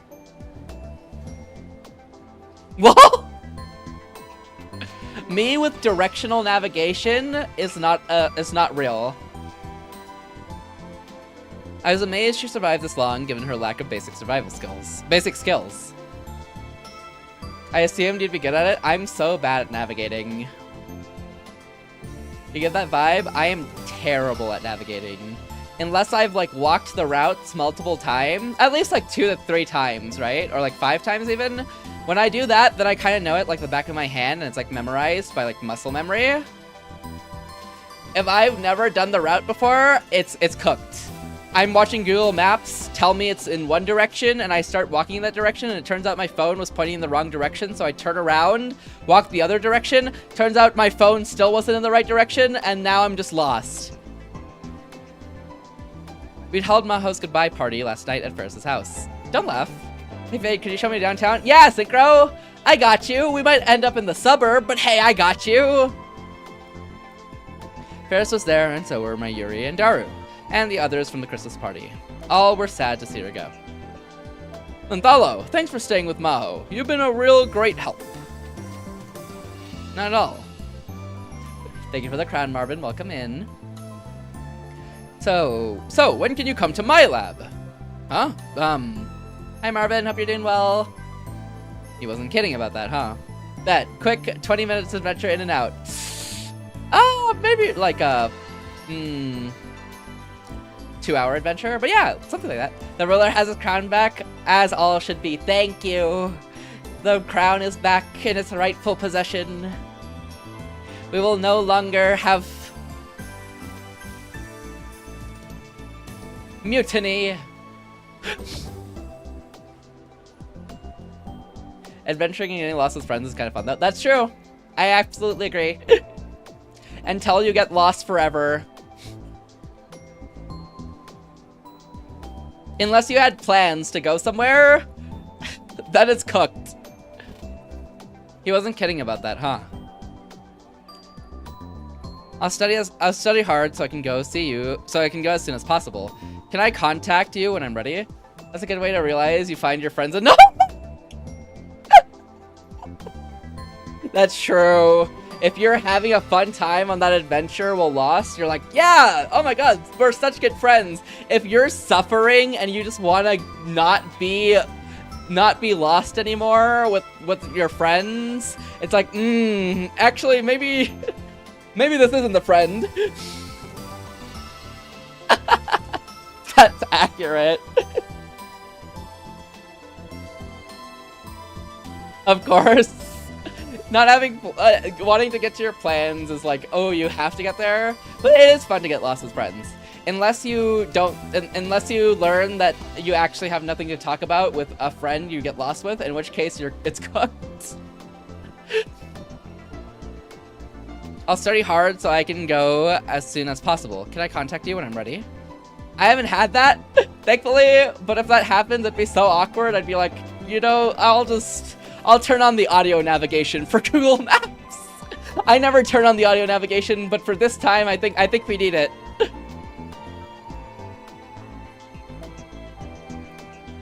Of course, I'll be waiting. He smiled as he took my hand and shook it. I was really glad to hear it. After meeting Amadeus, my desire to go to Victorchondria had only increased. Let me say thanks, Huckabee. Really.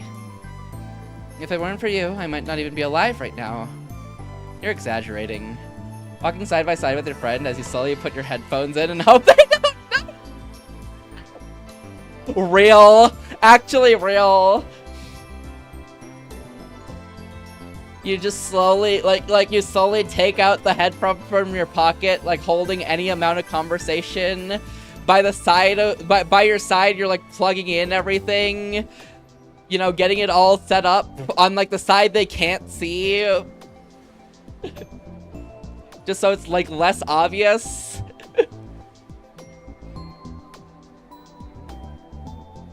And then if they ever ask questions, you're just like, oh, you know, we're lost. Just getting Google Maps audio, you know, haha. Gotta figure out, cause we aren't finding it by looking at the map, you know. Agreed, though. That is just like you're like being very subtle about it.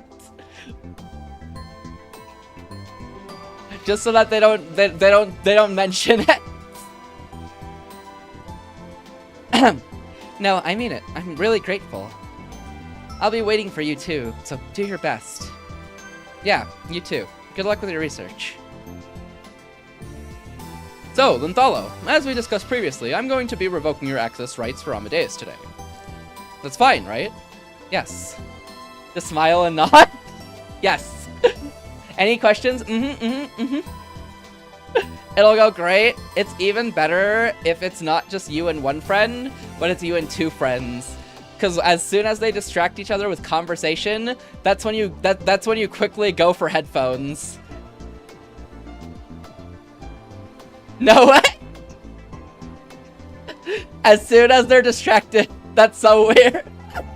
No way! Yeah! Oh my god! That's so interesting. Whoa, what was that? Oh, the headphone. No, it's nothing. Keep going. What were you saying?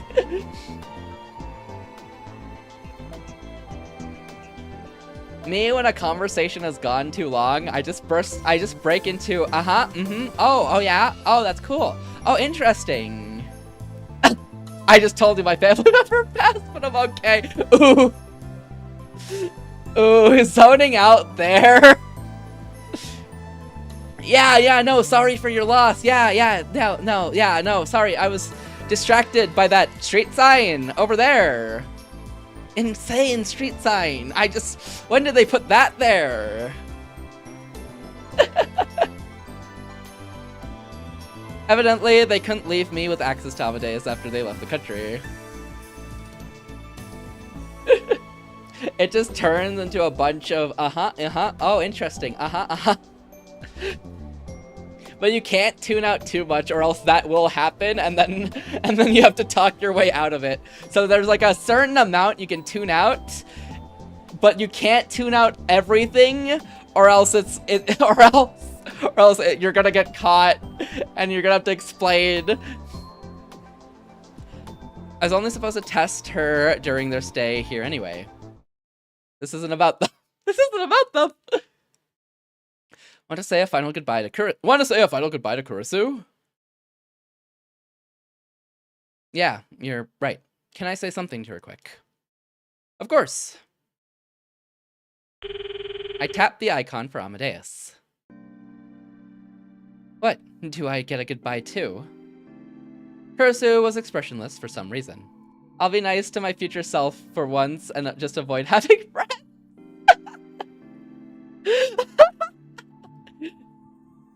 But it's nice sometimes, you know?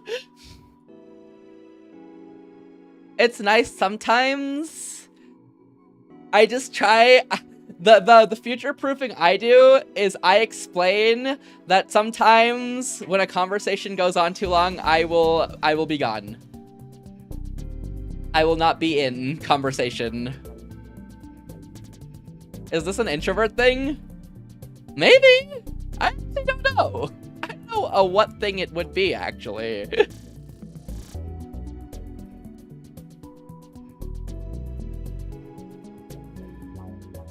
I guess so. Do you not need one?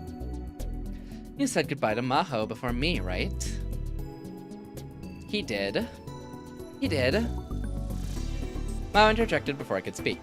The future-proofing. Just gotta make sure, you know.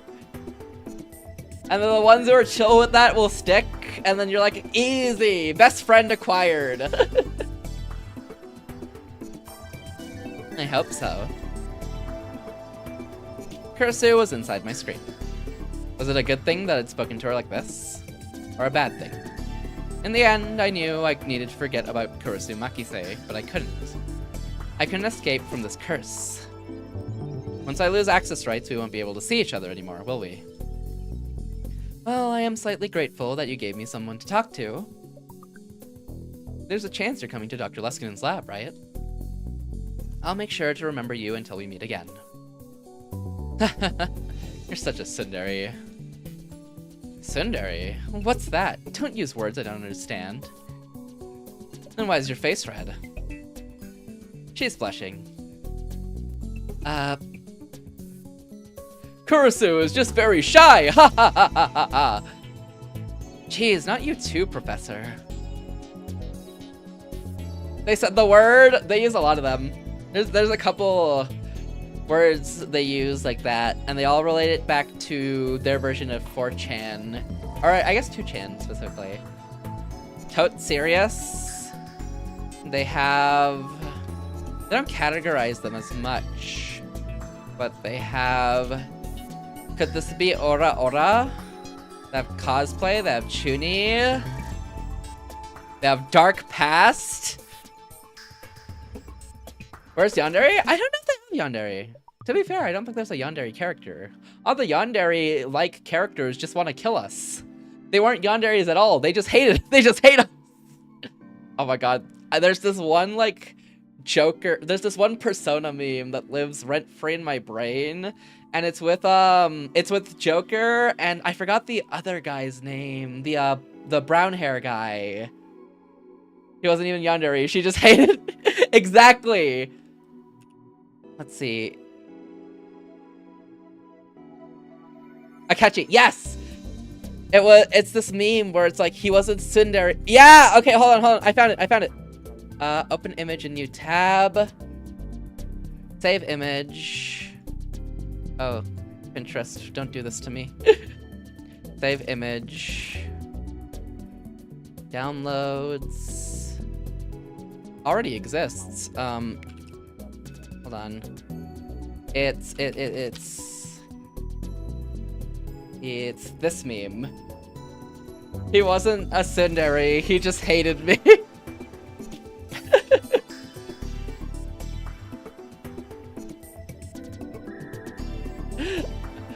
I love this meme.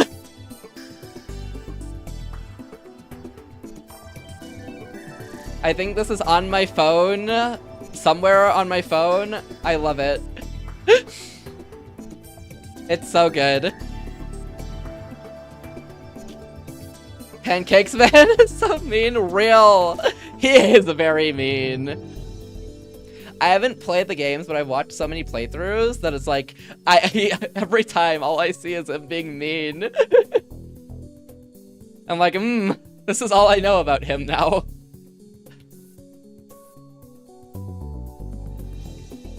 I like how Glock 17 is one of the words in here.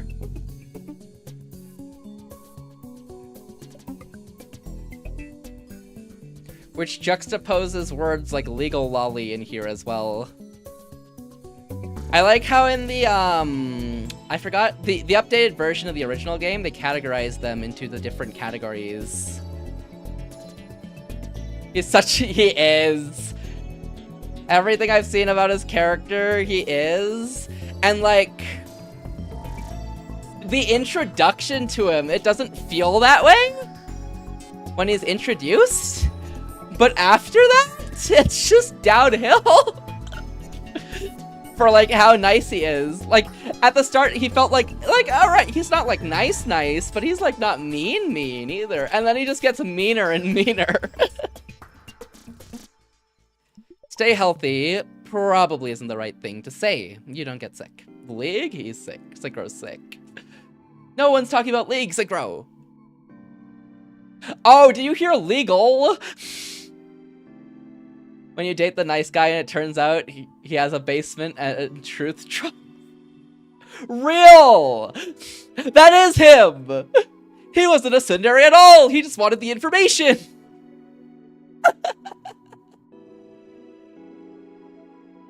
He wasn't a tsundere at all, he just wanted me in his crime investigation. Don't tease Hyajo too much. Right. You don't need to tell me. I already know. I hope so. This is why you should date your teacher. Real, true, real. Hi, Ty, welcome in. The teacher as a character is nice, but then I realize they point out, like, yeah, the first story in Persona is about the teacher, and then the second, and then you date your teacher. But it's different because it's way different, you know. How you doing, Ty? Welcome in.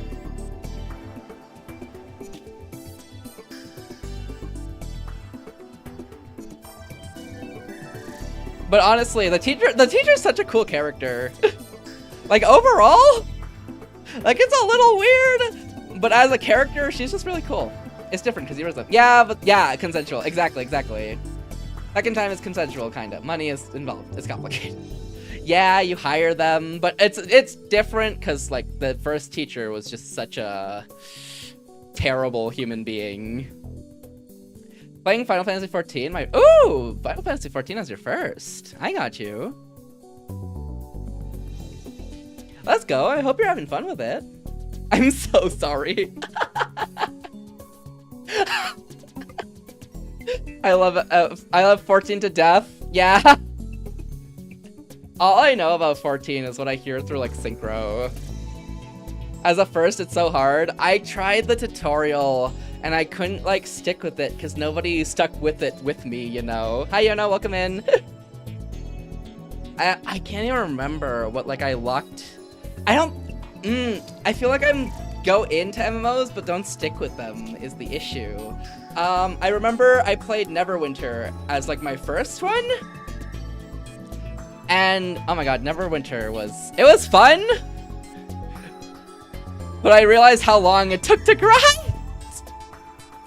Guild Wars 2 is the best first time MMO players. Really? Guild Wars 2. Interesting. What do you think makes it first time like best? Neverwinter Nights 2 remastered, by the way. Oh my god, I did not know that. Wait. Oh my god. Maybe it's time to pick up Neverwinter again. Winter Nights 2. Maybe it's time to pick it up again. It looks so cool. Guild Wars 2 is all about open world events and just open-ended quests. Oh, so yeah, you can mess around with them and explore. No forming parties. I see. I'll stick to it with you. Well, Synchro, you're already too far, so it's not the same. And waiting in queues. Oh my god. All I know about FF14, like a lot I've seen of FF14 is just queue times. So many queue times. Oh, the one I'm really looking forward to that's getting picked back up but by a different company is Blue Protocol. Star Resonance, that one. Blue Protocol Star Resonance. Because Blue Protocol never made it because, you know, reasons. But Star Resonance is being picked up. That means they're watching those DPS players. True. I need Stellar Blade soon though. Stellar Blade's so fun. Rose was just playing it too. Blue Protocol, that poor child was beaten. Yeah. And Amazon Games. It's better now because a different company has picked it up and they're planning to like re-release it and update it and everything. Yeah, I'm glad it's back. I hope it's made better. What I heard from like the beta and the people who tried it out is like they prefer it way more than what the original was. So it already sounds like it's off to a good start. So I'm looking forward to it. I hope it actually releases this time in the West. I really want to play it. I've wanted to play it since it was announced the first time. And when, what was it? It was Project Puria, wasn't it? That got canceled. Project Puria. Was it Puria? God, it's been so long. Puria. Yeah, Puria Chronicles, I believe. When that got canceled, I'm like, please, Blue Protocol, be the one, and then it never made it to the West. I really want more JRPG MMOs, but I don't want bad grinds. Yeah, same. I want a good mix of like more MMO content, like JRPG ones, but like you know, standardized, so like it's not super grindy and like you could just play and have fun. Lost Ark really just... Oh god, Lost Ark. Hi Stumbo, welcome in. Made me hate everything. That is what I have heard from most people who grinded Lost Ark. I remember like when Lost Ark released, it was such a like phase. Everyone was into it, and then like I played a lot of it. Like, well, not a lot, as much as like other people have. But like I played it, and as I kept playing it, I just kept being like, I can't keep playing this. There's too much to grind. What's cooking good looking? What's shaking turkey bacon? Nothing much, Tumbo. How are you? I'm doing good. Hope you are too. A Stark is great until they hit you with mechanic after mechanic, but I got to be a paintbrush mage, so 10 out of 10. Let's go! That's true, there's so many mechanics. The outfits look really cool though, but so many mechanics to learn. And so much gear grinding as well. I do want to get into an MMO, it's been a while. So I'm hoping Blue Protocol actually releases this year like it says it will, and then I will hopefully lock into it, hopefully, maybe. As good. Ty took all my money and I love him for it. I robbed Stumbo. Yo, W Robbery, congratulations on your new money, and my condolences for your loss of money. If not, there's always FF14. I can carry you 10%. Bet I got you. Or 100%. Oh, easy. Maybe 10%. No, the 10%. Okay. I mean, yeah, if Blue Protocol fails again, I might just pick up Final Fantasy 14. Because there is a lot of cool content in it. And there's near collabs. It looks really cool. Thank you. Of course. I hope someday your smile doesn't look so sad.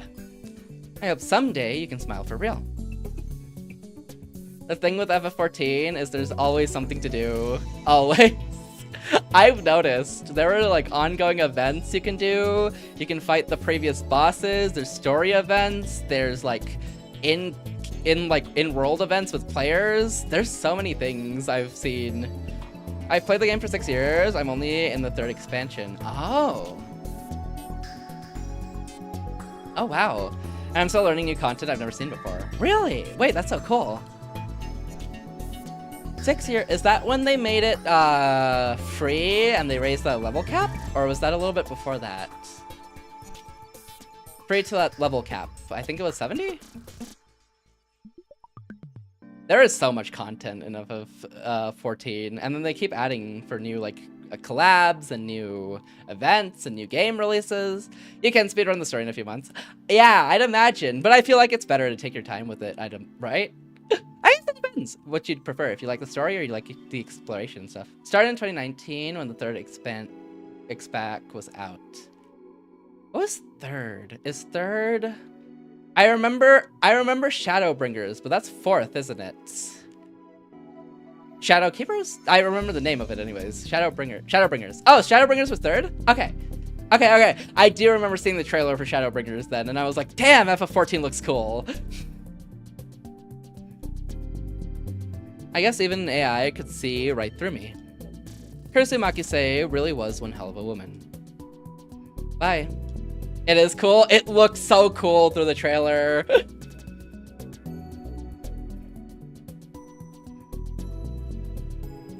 Yeah. Kurosu disappeared from my screen. I turned to Dr. Leskinen and nodded, deleting the Amadeus icon from my screen. You can be a hot cat boy. Oh my god, really? Or bunny boy? What? Wait, there's so much to do. Wait, those are great additions. I've seen the casino too. Or Dragon Boy. Ooh. Wait, that sounds like it added in so many classes. Are those classes or are those races? Or can you just like add the cosmetics? I turned to Dr. Leskinen and nodded, deleting the Amadeus icon from my screen. My app! Races? Okay, got you. You only get them when you reach Shadowbringers, or can you pick them from the start? We'll handle the paperwork for the access revocation on our own later. The one nice thing about FF14 is one character can be every class at the same time. Oh, I didn't know that. I thought you had to focus one. Interesting. From the start? Oh, that's so good. I love when games add content for like later on, but also update their previous content to not gatekeep you from that new content. Thanks for your help with testing. We got some really valuable data. No, thank you. What was that? There was this one MMO I really wanted to get into, and then I read the reviews and they were all like, yeah, The lolly race was OP. Doo-doo game. Yeah, they redid the base game fairly recently to make it much more fun to play and less grindy. Oh, that's amazing! Wait, that's amazing. Terra! It was Terra! Yes! No, you're right, you're right, you're right. I was thinking of Trove, but you're right, it was Terra. Not Trove. Sorry for ranting. No worries at all. Honestly, I'm learning so much. I like it. Yes, yes, it was Terra. I remember I'm like, oh wow, Terra looks so cool, and I read the Steam comments, and they're all talking about how it's pay to win, how the lolly class is the best class, and you just lose by picking a different class. Oh, I do remember. Yes, that's the one. Congrats on the second, you know. Terra was an early MMO. Yeah. It lasted pretty long though, right? It's not on Steam anymore. Har har har. It's not on Steam anymore, surprisingly, is what I'm noticing. Did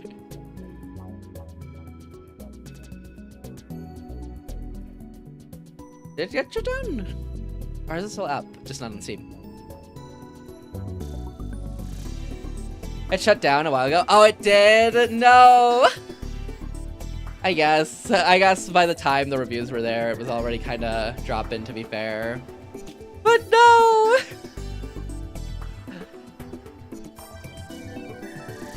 It must suck when MMO shuts down for the players who've been playing it for a while. Honestly, same with, I guess gacha games as well, because I was playing, oh, only one of the gacha games did this to me. But it was... Which one was it? It was Candy. It was like Candy Crush, but it wasn't. I remember I chose a tank class and did like 1/10 of the damage of the DPS. Yeah. The comments made it painted the picture very clear how imbalanced it was. But it seemed so cool. Crash Fever. I remember I was playing Crash Fever like 2 years ago, and then the game shut down. The servers shut down.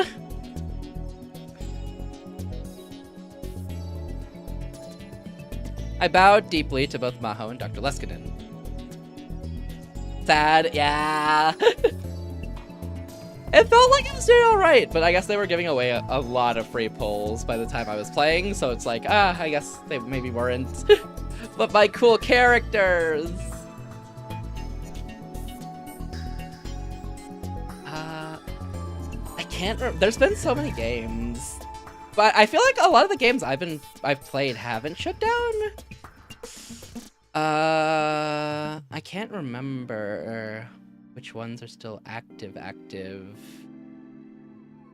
Because I don't play too many gachas now. But yeah, I don't play too many gachas now. I wonder if Zenonzard is still active.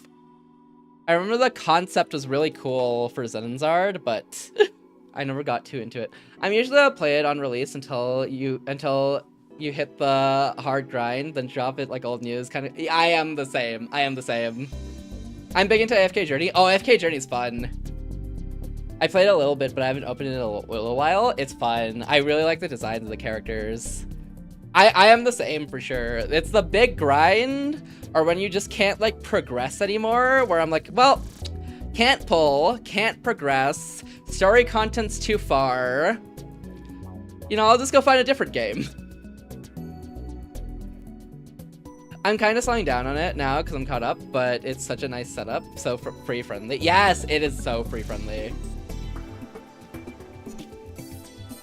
But yeah, that's fair. When you catch up, it's also like, I guess I'll wait for the next update too. Yeah, for me, I was like playing Nikke, and then it's like I caught up to how much I could feasibly catch up to, and then it's like I have to just grind a billion materials if I ever want to make it further. And then starting a gacha game late also feels like you're just too far behind to do anything. Like, I opened Wuwa the other day, and I pulled for the new character. and she's like super cool, and then I can't get the materials to do anything. Bash says, AFK Journey, I used to play that by just starting at the timer, go down after I set it to 10 minutes. Huh, interesting.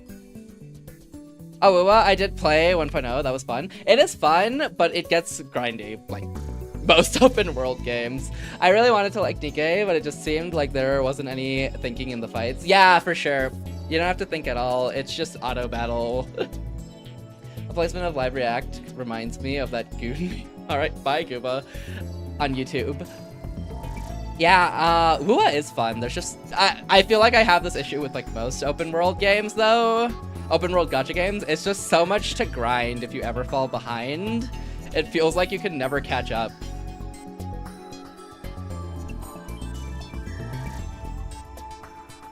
That was me with Genshin. I stopped playing completely because of how dragging the exploration was. Yeah. I made it to Leeway, and then they kept adding things. I'm like, all right, it's cooked. I played 1.0 Genshin and never got further. Oh, really? I mean, honestly, Rose, I played 1.0 Genshin. I finished Mondstadt. I reached Leeway. I'm like, I'll get back to this. I open the game to gacha once in a while, but I've never made it past Leeway. I caught up to the main story of Wuwa within like 2 weeks. Really? That's still a whole 2 weeks though. Would have been a week, but I took my time. That's fair. That's still like a whole 2 weeks. I prefer arena games like Impact 3 and ZZZ. Ah, that's fair. But they are still too grindy. ZZZ is very grindy. I never went further. Yes, I'm stuck in Leeway. I think I did a sponsor for Genshin once. So then I saw a dragon, and then I never made it past the dragon. There was a point where I did literally nothing to do, where I had literally nothing to do, and Genshin stopped playing, and now there's just too much to do. There is. Fade, please, I need a top laner. I can't. I'm busy. Put Kaiser on top. Shame League? I don't wanna! I need to beat this game! We're playing with Pez. The Kaiser can be top, no? Would you believe that the main story of Genshin hasn't progressed more than about 3 paragraphs? Because I couldn't. Really? It has to be more, right? There's so many, like, regions now. There's like 5, right? Let me hop on. Don't trust him. He's evil. I played Wuwa, and for reasons I've stopped playing and ever not played again. That was a year ago. Really? That top laner was AFK and we had to remake. What? Now we got it. He keeps re-queuing? Wait, just don't queue. Just do like a brawl for like 10 minutes and then queue. 99% of Genshin is side stories. It is? Oh no. I thought it was all main story. To be fair, I see the ads and they keep talking and hinting at this like upcoming world end or something. And every time I check back in on like the story events I see on Twitter, I just see them having a happy time in a new region. What do you mean evil? I said what I said, Synchro. I caught up really fast since there's a skip button. It's not too bad. It's not too bad over there. I just hopped back on it recently when I stopped playing back in 1.0. Oh, interesting. Genshin has a world-ending event every week. Oh, and you always solve it. Oh, easy. I love solving the world ending.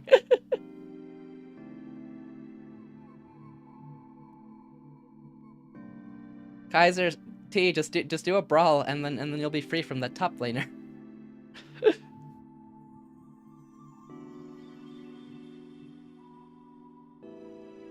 I just remember there was an ad. Solve the power of friendship and gacha. True. Yeah, always when I open Genshin, I just gacha and then I don't progress unless I need more gacha things.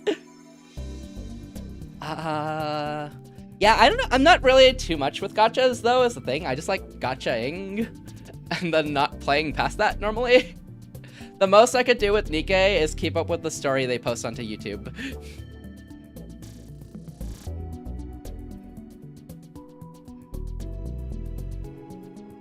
Because I can't catch up to the main story with my team. It's too difficult. All Heyyo games besides Impact 3 are like, the story is bigger than you can ever imagine, and then you have no actual plot for 5 years. I have noticed. Impact 3, though, is so cool. I couldn't keep up with the story because I started way behind, and then my team wasn't strong enough, ever. But every time I like try to catch up to the story and like look at the animatics, there is so much cool stuff going on with like the Hershers and like all the events and all of that. It is so cool. Third Impact is so damn good. I was surprised they haven't done that again. Yeah. I heard they were updating the engine for Third Impact with their newest updates. I don't know if that went through yet though. As I watched their plane take off into the distance, I noticed that it felt like there was a hole in my heart. I clutched my phone tightly. Its connection to Amadeus was gone. We need new music. Oh, new chapter actually. Presage or recognize. I could start a new account and get emotionally wrecked again. Ooh, new chapter, let's go. We're on a new storyline. I actually didn't think we were that close to a new one. Kagari, from now on, you're officially my daughter. This was when Kagari was 6. She'd been living in a facility for war orphans and getting treatment at a dedicated clinic next door. It was a completely different place than the normal hospitals, which were overflowing with casualties from the war. It was an idyllic garden shut off from the despair of the outside world so that children could live in peace. Kagari adoption arc, let's go. Yes! They don't show this in the original Steins Gate, but Suzuha from the future, the end Suzuha, not the not the CERN Suzuha, but the World War III Suzuha, actually brings Kagari with her into the past, but on a little side quest loses her and then can't find her and then gives up. But she reappears in Zero.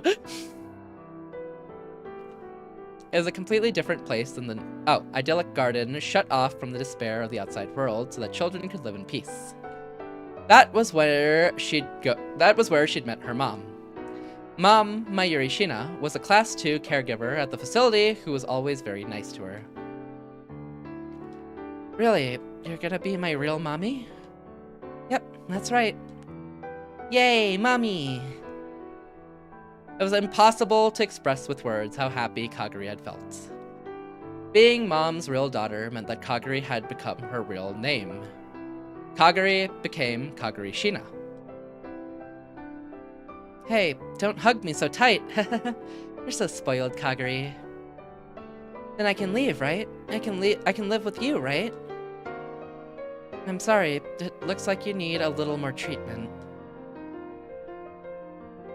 He just appeared. He coalesced beside her. That's right! Oh, doctor! Kagari didn't know the doctor's name, but he was a nice old man who was always kind to her. It's going to be another 6 months, and then it's over. You'll just have to hang in there until then. 6 months? When we talked about this before, you'd said 2 weeks. I was referring to her physical wounds. The post-traumatic stress suffered by children during the Great Bombing of Tokyo far exceeds that of adults. The end doctors, oh no. Every doctor we've seen in this game has been, evil. Very evil. I haven't seen a good doctor in this game. Ever.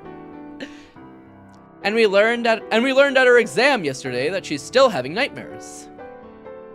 Japan really hates every doctor? Really? Oh, it is crazy. The thing with, I think what they're doing here, based on the other routes, is I think they try to like brainwash Kagari so that when she hears a certain like sound or a certain like musical rhythm, she'll just be like brainwashed to go like somewhere specific, I believe? I feel like they do that to Kagari, but I don't know if they do that. I know they do that to Kagari. I do not know if they do that when she goes on her little adventure into the past, or if they do that in the future and then they use it in the past. Anime and mangas like the hospitals and church are evil and will kill you. Yes! All the time. Hi, Jasmine. Hope you're doing well today. It is so often that happens. I think maybe, no, the church in Toaru is also pretty corrupt, isn't it? They're like not that corrupt, but they're like somewhat corrupt. The hospitals in Toaru are also corrupt, so not the Index series. I can't list a good... Wow, can I actually not think of a good doctor in any anime? Heck, even Milgram has a evil doctor.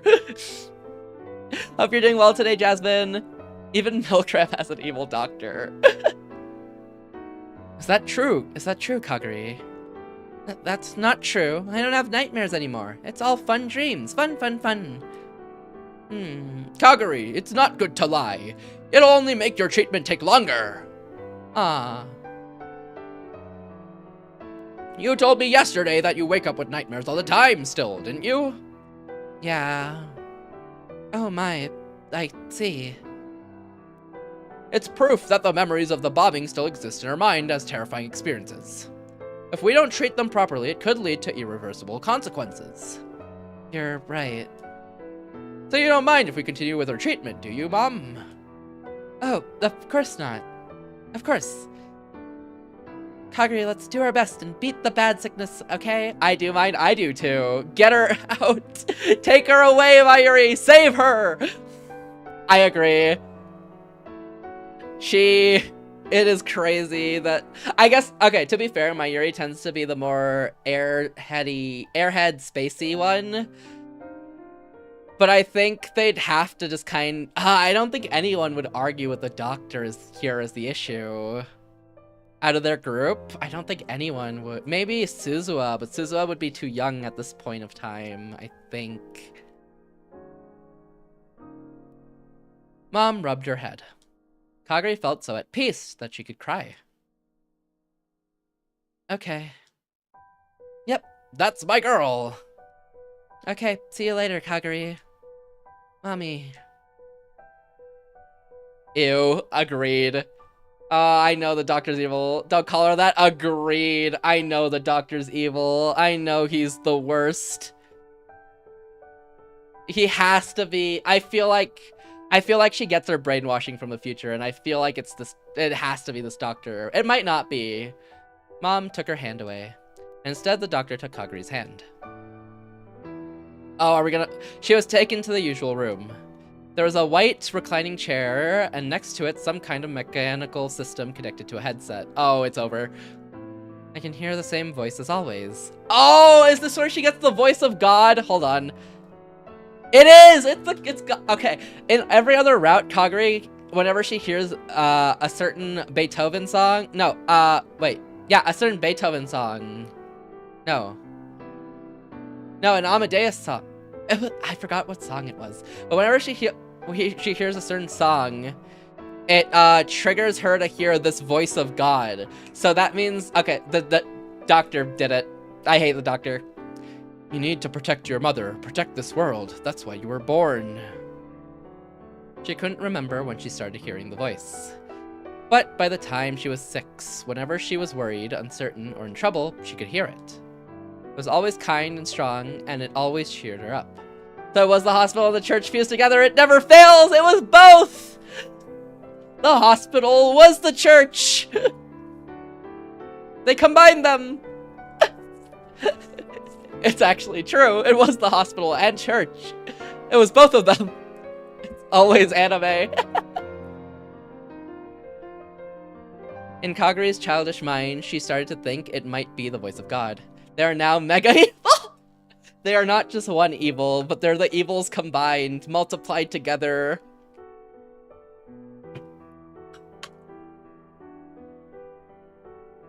If this was JJK, it would be the church would be the red and the hospital would be the blue, and they would fuse to make the purple.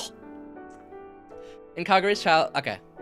She started to think it might be the voice of God. Since only she could hear it, everyone else said it was just an illness. But Mom was the one person who believed her. I need to protect Mommy, so I need to work hard at my treatment. Kaguri's young heart was filled with the hope that she could someday live with Mom. Where are we? Oh. As soon as she opened the door, Kaguri Shino was struck by an unpleasant wave of heat. It was early June, and this was the first day to hit summer temperatures. It was hot enough that just walking outside could cause you to sweat, but this small Japanese-style room had thick curtains and the windows were closed. The room was dark and cramped, and there were so many clothes on the floor, there was no place to stand. Wife material? Where are we? Because I know Mayuri cleans pretty often, so this can't be Mayuri. So I don't know whose home we're in is the issue. It wasn't just clothes. There were all kinds of filthy things. Bags with half-eaten snacks, bread still in them, half-rotted food packs, plastic convenience store bags overflowing with trash, all scattered around the floor. Mocha! Oh! Oh, wait! Oh, okay, I think we're in present day. This is beaten up Mocha, though. And the area around the half-naked girl sitting against the wall was covered in bandages and gauze soaked with blood and pus. Honestly, I don't know with Mocha. Mocha, tried to kill us earlier, but I don't know. She's normally more... I'm sure she's fine. Yeah, it was just a couple bullet wounds. When she's fulfilling her purpose to FB, she's like super on it. But when she's... Oh no, Mocha is messy. No, never mind. Mocha's messy when she's in work mode. There were bandages tied around her exposed stomach, chest, and limbs, but these two were soaked with blood. The room was filled with a sickeningly sweet stench, though there was no way to know if it was coming from the garbage or coming from her. The owner of the room, Mocha Kiryu, raised her head and looked at her, eyes filled with hope. M4, you're still alive. When she saw Kaguri, who was still wearing her shoes as she came into the room, her shoulders slumped. You're not FB. Okay, she's still FB coded. Who are you? That's an awful thing to say to the person who saved your life. Mocha gave a painful cough and spit up some stomach fluid mixed with blood. It stained her thighs and the floor.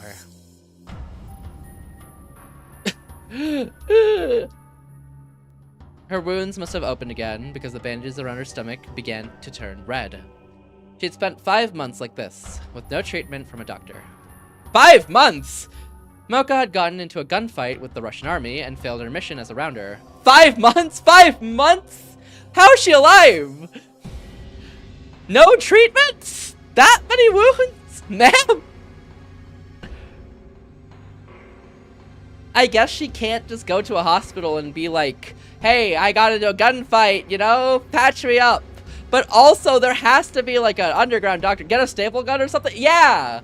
Like one of you has to know how to do like stitches or something, right? Like makeshift ones. Or like, I don't know, maybe like an underground doctor or something. They have to have those resources, right? She had lost 2 of her companions, and her target, Kurisu Makise's laptop, was also destroyed. They pinned the blame on her. She was wounded and almost killed. As Kaguru saved her and brought her to this room. But if someone with a gunshot wound went to the hospital, the police would get notified. Right. But like underground doctor or like someone who knows how to do stitches, surely you know somebody. And for that reason, she'd never gotten any real treatment. Her wounds had become infected, and even 5 months later, they still brought her incredible pain. Yeah, if they're opening up still! Her terrible fever hadn't let up at all, and it wasn't rare for it to go from 39 degrees to over 40. For 5 months?! But Mocha didn't seem very interested in her wounds. She was more interested in sending messages with the phone in her hand. She must have been sending more messages to her beloved boss. In the past 5 months, she'd sent almost 1,000. Oh, but FB doesn't respond because she's not part of the Rounders anymore. Why, FB? Why won't you answer me? FB was Mocha's boss in the Rounders, a woman who always gave orders to Mocha via text message. Mocha worshipped her to a degree that far exceeded what could occur within a normal employee relationship. The shock of being abandoned by FB had hurt her many times more than her actual wounds. She's not yandere, she's just bleeding out and in shock. Real. Her spam text messages to FB borderline yandere, but she's not yandere. It just breaks her whenever FB gives up on her. Like, even in the original game, or the original series, the timeline where she failed FB, or no, where she did her job and FB stopped responding to her, it pretty much ended up like this, minus the wounds. Same thing overall, though. Kagari tossed the bag she had slung over her shoulder at Mocha's feet, along with 2 plastic bags. The backpack was filled with medicine that wasn't available without a doctor's prescription. Along with it was a whole box of illegal drugs, used only for the treatment of severe pain. Normally, these would be kept under strict control at a hospital where no normal person could get them. Both of the plastic bags were filled with canned goods and other things Kagari had chosen because they had the lowest probability of spoiling. If you don't feel like living anymore, tell me, and I'll bring you poison instead. But Mocha didn't seem to notice Kagari at all anymore. She was completely unresponsive. She's not yandere, she doesn't care about us, she only cares about her phone. Kagari had gotten used to her attitude over the last 5 months. But she wasn't just going to go home today. She wordlessly reached for Mocha's cell phone. I do have to head to bed though, because I'm EP. All good, Rose! It is probably very late. That is all good, Rose. Have an amazing night. Sleep well, sleep well. Thank you again for the raid earlier and for sticking around so long. Get some good rest. Sleep well, sleep well.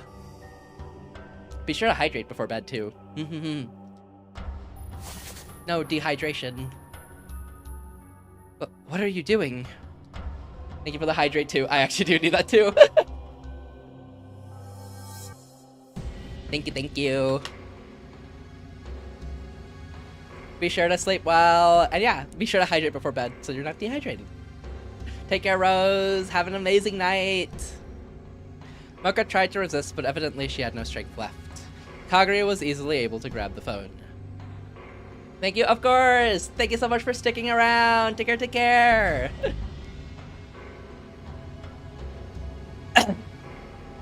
It was covered in blood and pus, but Kagari forced it into her pockets without hesitation. Phone stolen.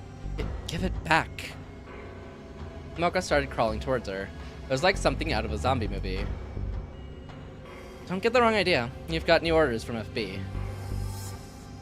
Mocha froze. Orders from FB? Yeah, take it. Thank you for the follow. I'm not saying your name. You know what you're doing with your name. Dill. Yeah, take it. Kagari took another cell phone out of her pocket. Hell yeah, I do. Let's go. Hope you're doing well today, Dill. Welcome in, welcome in. It was the same Japanese cell phone that Mocha had been using, minus the dirt and bloodstains. But most importantly, what's up?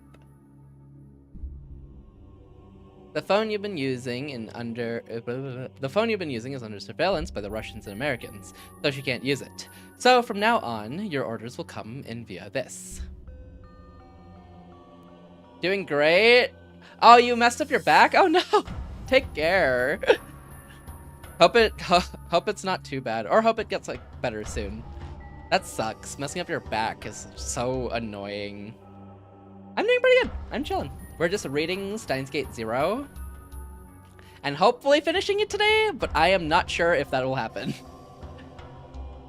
But we're at the last ending we can get before the true ending. Mocha reached a trembling hand out toward the phone. And in an instant, she snatched it away and clutched it to her chest like it was her own child. Steins Gate is a VN? Yeah, originally it's a VN, and then it got turned into an anime. So this one is the VN for Steins Gate 0, which also got turned into an anime. Will FB send me messages if I have this phone? You should have some already.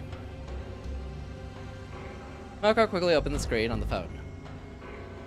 When she saw the words on the screen, tears started to flow down her face. M4, my beloved daughter, it must have been so hard for you. I know it was hard for me. Your failure was unfortunate, but I'm glad you're alive. Get better and wait for my next message, okay? This time, complete your mission successfully and regain my trust. I believe in you from the bottom of my heart. My beloved daughter from FB. I feel like this is a made-up text. But yeah, this has different routes than the anime does, because I think the anime only does the true ending. Well, this one has, oh god, so many endings. 1, 2, 3, 4, 5, like 5 endings. I've seen both anime, which are absolute peak fiction, but never knew it was originally a VN. Thought it was just an original anime. Yeah, it's originally a VN with a lot more routes, actually. All of which are very well written, too. But yeah, the anime is so good. It is so peak. Okay, I read all this. I read it off the screen. Sob. You didn't need to read it aloud. Of course this message wasn't from FB. Kagura had written it herself. There it is, that's the answer. Keep someone at the brink of death for 5 months, then give them exactly what they want as bait, and you can easily put anyone under your control. Kagura knew this well. The life suddenly returned to Mocha's face. She spilled out the contents of Kagura's backpack like a woman possessed. I want to get better. I need to regain FB's trust. That's right, M4. Oh, I need the backlog. There's a lot of cool animes that got translated from VN. Not that I can list them specifically, but there's quite a few. A lot of them, there's quite a few. Most of them originate from like manga. Some are anime original, but there's a decent amount that originate from VNs. Although, the more looter ones tend to be VN ones. Fate. The Fate series is originally a VN.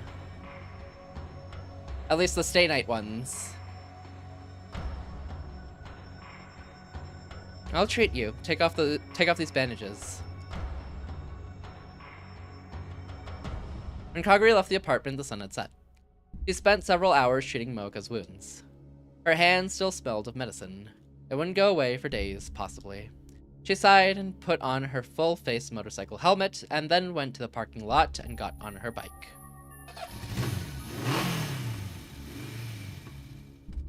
I wonder if I'll hear the voice of God soon. She whispered.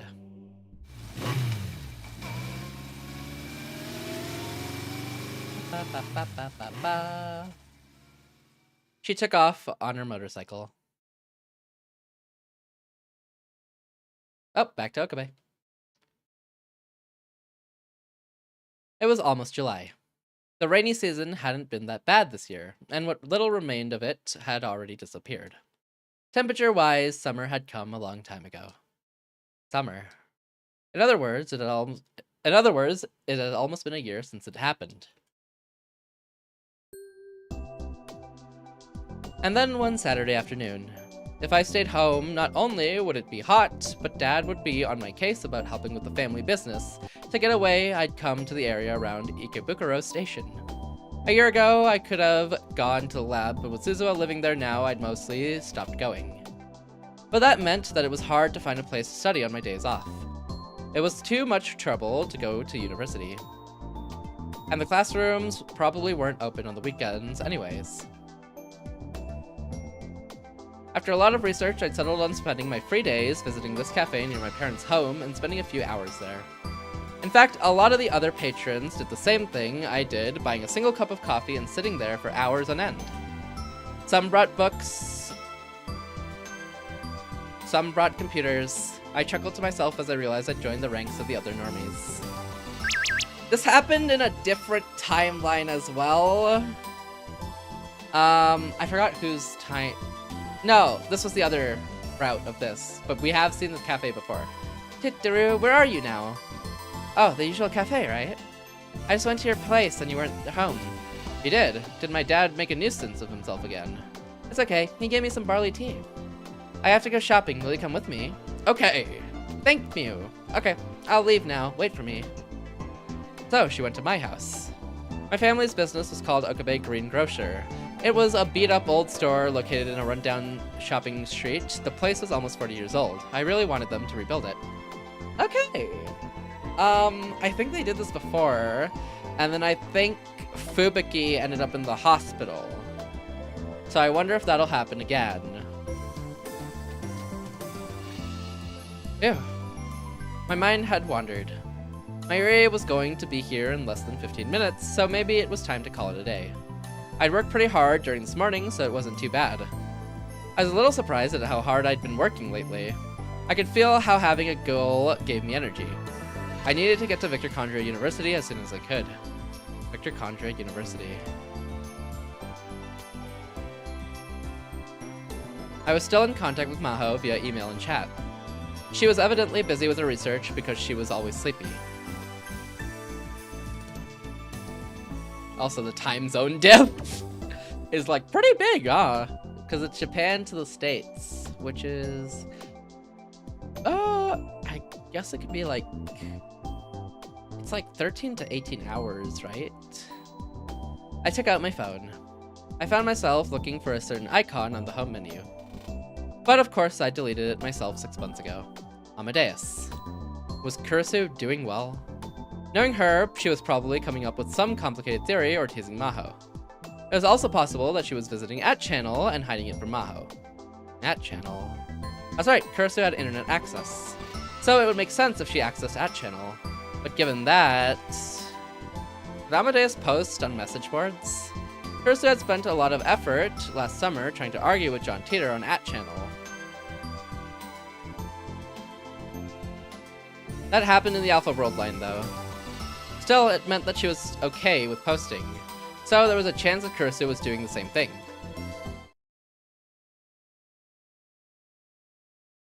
If Amadeus had even temporary access to the network, then just maybe... I opened the web browser on my smartphone, and without really expecting much, ran a search for a nickname I knew I'd never forget. Kurigoan and Kamehameha. That was the handle that Kurisu had once used. Whoa.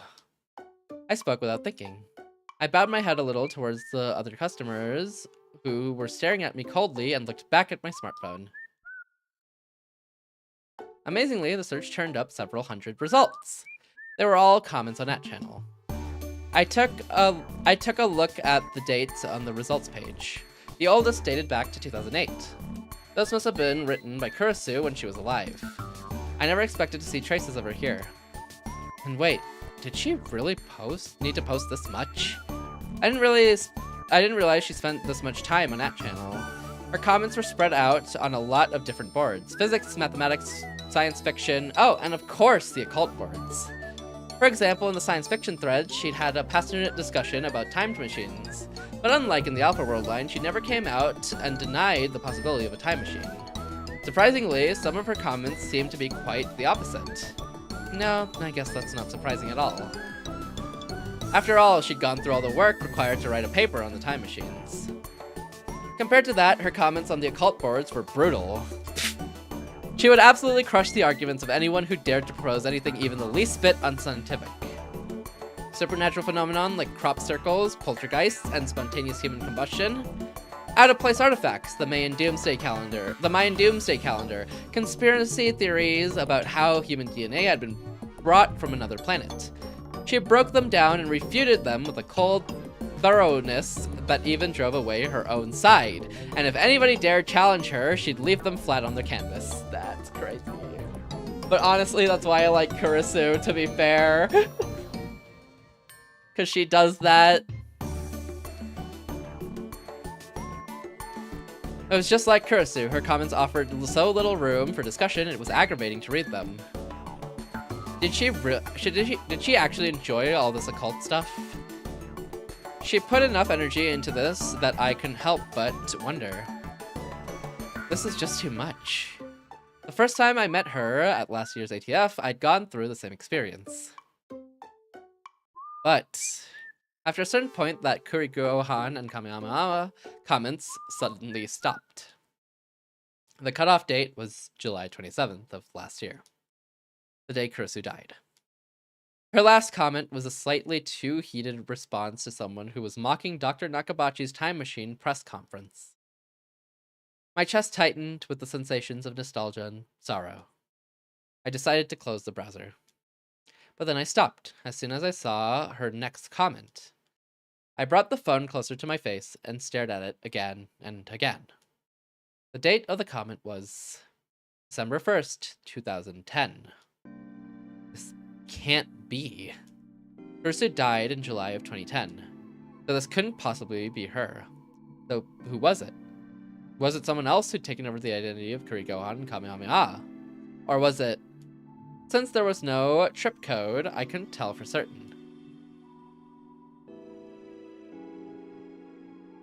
December 1st was just after Maho and Dr. Leskinen had come to Japan, and also about the time I'd encountered Kurisu. After that, Kurikohan and Kamehameha commented at about a rate of once per week. I looked for the most recent comment. Wait, that's last night! It was a discussion about relativity theory. So you're one of those people. Who thinks that Michelson-Morley's experiment led to the development of relativity theory. No wonder you weren't making any sense. Go back to grade school, fool. WWW. No point in even talking to you, WWW. That's crazy. She really did get foul-mouthed when she went on @channel. But then I realized that she said the same thing to me face to face. If this wasn't some imposter, if this really was Kurisu, what a miraculous and yet stupid story. Did Maho and Dr. Leskinen know about this, I wonder? Probably not. Kurisu wasn't going to tell them. I couldn't help but laugh. Should I try to make contact with her? I wanted to see if this Kurikohan Kamehameha really was Kurisu. And then I came up with a good handle. Salieri's neighbor. Salieri's neighbor. Of course, this was a knockoff of Maho's ID. A good handle. I stole it. If Kurikohan and Kamehameha really was Kurisu, she'd have to notice it, right? Okay. Huh, I thought I smelled moron. It's true that the original purpose of that experiment was only to prove the existence of ether, but you can't deny that it helped Einstein. As a result, you can say that it formed the basis of his theories. Someone needs to go back to grade school, and it ain't me. And there, it's posted. How about that? I wrote something deliberately provocative, and importantly, I'd mixed in some mistakes. Not to brag, but I thought I knew a lot more about Kurisu than Maho did. If it is Kurisu, this will fish her right in. Ocarine. At some point, Mayuri had walked up in front of me. Oh, you're here already. I'd been so busy writing my comment that I hadn't noticed. I hurriedly put away the phone and stood up. Okay, ready to go? What's wrong? Nothing, let's go. Mayuri and I left the cafe. Mayuri and I met up and headed for Tokyo Hands. When I stepped inside the air-conditioned store, I felt refreshed. If it was this hot in June, I shuddered to think what it was going to be like in July or August. So, what are you going to buy? We're going to make some signs for advertising, so I need poster board and highlighters and stuff. Are you going to put out a book at this year's Kamima? Nope, it's for Okabe Greengrocer. Huh? What did you say? My family business. When I went to your house today, I talked to your dad about it. And I said that Mayushi would make them for him. Wait, seriously? My dad could be such a jerk. There's really no reason you have to do that. But Mayushi wants to do it. I think that's the old Mayushi sprite and not the updated one. You're sure? Your mom and dad are always so nice to me. Okay, I'll get you something as a thank you present then. Really? That makes me so happy. I took a quick look around and saw that they were selling a lot of things you could use for advertising. I decided to mostly leave the purchasing decisions up to Mayuri. She spent quite a while deciding what to buy. But well, maybe because of all her time she spent at Queen Square, her taste ran in the direction of cute and anime. Hey, don't you think this heart shape is cute? How are you going to use a heart shape to sell fruits and vegetables? Well, how about this? Mr. Matsutake is thick and sturdy. Why not take him home tonight, ma'am? Or maybe, try my juicy ripe melons. Daru didn't brainwash you while I wasn't looking, did he? Huh? No, never mind. Mary looked confused and completely oblivious. Anyway, no heart shapes. It'll look like we're up to something we shouldn't be. Really? I think it's cute. It doesn't have to be cute. That's what I'm trying to say here. My original intention not to interfere had gone by the wayside. Anyway, if you buy any more than this, you're going to have extras. My shopping cart was filled with cardstock of various colors and shapes. This will last us a very long time. You're right. Okay, let's go then.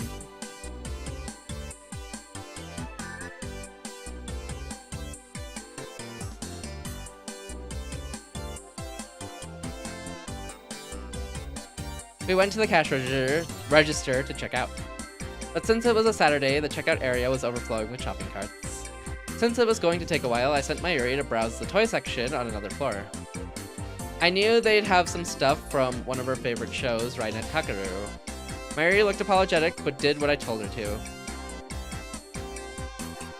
In the end, I waited a whole 15 minutes at the register. As an apology, I decided to get the presents I promised her. She seemed really happy as she stared at the keychain. It was an Upa, the mascot from the Rainet Kakaru series. I told her when she went over to the toy section she could pick out anything she wanted, and this was what she chose. You seem pretty happy about that, given how many Upas you already have. And that's a regular green Upa, right? Not the rare one? The rare one. The rare one. Do you mean the metal Upa? The most popular and rarest of the Upas was a shiny silver metal Upa. For example, whenever there was a lottery for rare Rainet Kakaru stuff at the convenience stores, the top prize was always a metal Upa. Mayuri had told me once that they sold for tens of thousands of yen at auctions. Tis, tis, tis. For some reason, Mayuri was wagging her finger at me. Nope. This is a green Upa, but it's not a regular one. This is the green fairy Upa that was in the movie they just released. Thank you for the stretch tea. Oh, my back. I'm too hunched. Oh, wait, that hurts. I'm dying. Oh! Anyways, thank you for the stretch tea.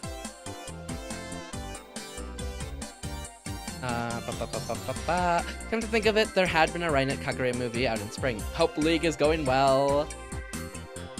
Had Mayuri sat in the theater full of little kids just to watch it? The Green Fairy. Is it okay if I spoil the movie? Go ahead. I'm not going to see it. So, in this movie, it's about a fight with an evil super hacker in a virtual world. League, silence, sick and evil person!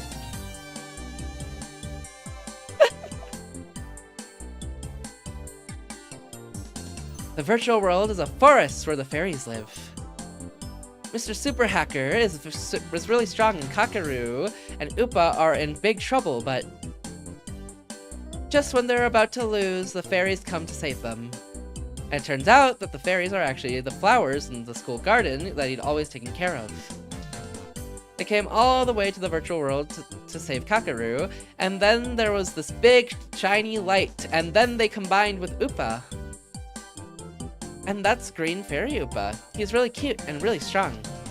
Mayushi thought it was so great. I love stories like that. The director's a genius. The power of... Actually, not even friendship. The power of taking care of your plants? I guess that's not even the power of friendship. The power of plant life. Mine? That's right. Water those flowers, Synchro. We're gonna turn them into fairies.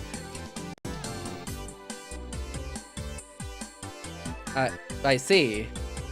It was rare for Mayuri to get this excited about something. I took a closer look and saw that the design was a little different from the standard Upa. I didn't know a lot about Upas, so I couldn't say exactly what was different. I've actually been spending a lot of time looking for this keychain. It's really popular, so it's sold out everywhere. Everywhere. I never would have thought Hans would have one.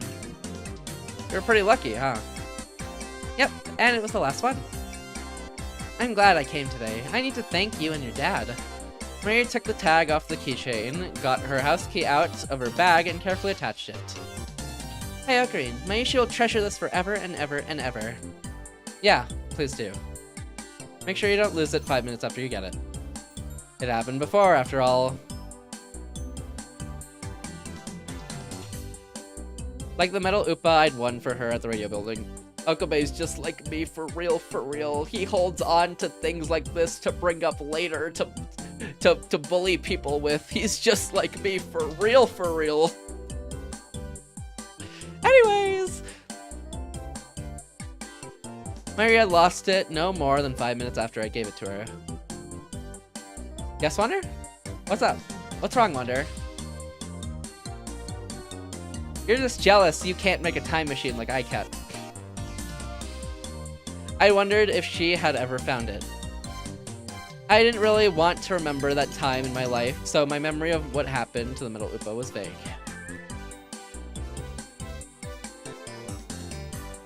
Yep, I'm never going to lose it again. The two of us started to head back. Wonder, what's wrong? Why are you staring at me? I'm gonna work hard and make the ads for your shop, okay?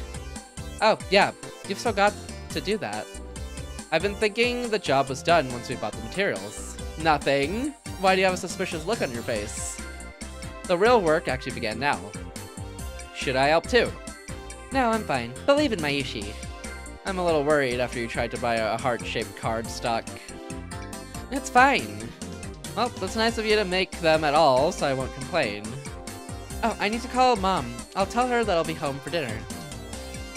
Why not eat at my place? I'm sure either Mom or Dad will try to get you to stay anyway. I don't know. Are you going to stay at home the rest of the day today? You won't go to any single parties. I haven't been to any lately. Last fall, when I had been trying to become a normal college kid, I'd forced myself to go to as many as possible. But lately, I'd been so busy with my studies that I hadn't had a chance. Do single parties still exist?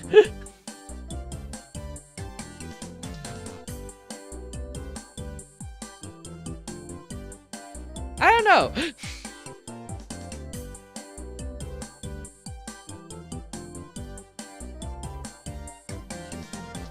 Not me personally, I was just so busy that I was never invited to any, you know, so, you know, couldn't be me. I'm just feeling the, just check, this is also in Japan.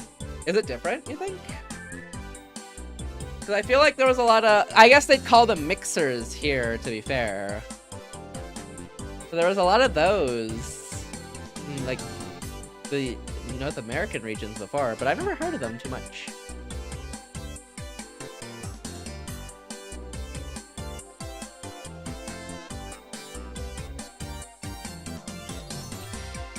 But lately I'd been so busy with my studies that I hadn't had a chance. I see, then maybe I will. Maya took out her phone and started to type something when... Oh, is Fubuki still in the hospital? Her expression suddenly darkened. She stopped moving. What's wrong? I just got a message from Kaide. I didn't notice it. What should I do, Ocarine? Maya seemed like she was on the verge of tears. Did something happen? Hey, Ocarine, you told me before that Fubuki's not sick, right? Fubuki? You mean Nakase, not Kurashima, right? Yeah, is that true? She's really not sick. Yeah, I don't think so. But Mayuri showed me her phone. Fubuki's back in the hospital. Oh, she's still in the hospital anyways? Fubuki's back in the hospital. I'm on my way. Here's the location. He's back in the hospital. I couldn't believe what I was seeing on the screen. Oh god, is this gonna play out the same? Actually, there is a difference here. We did not see, Or no, do we see Maho's thing afterward? No, we normally see it before.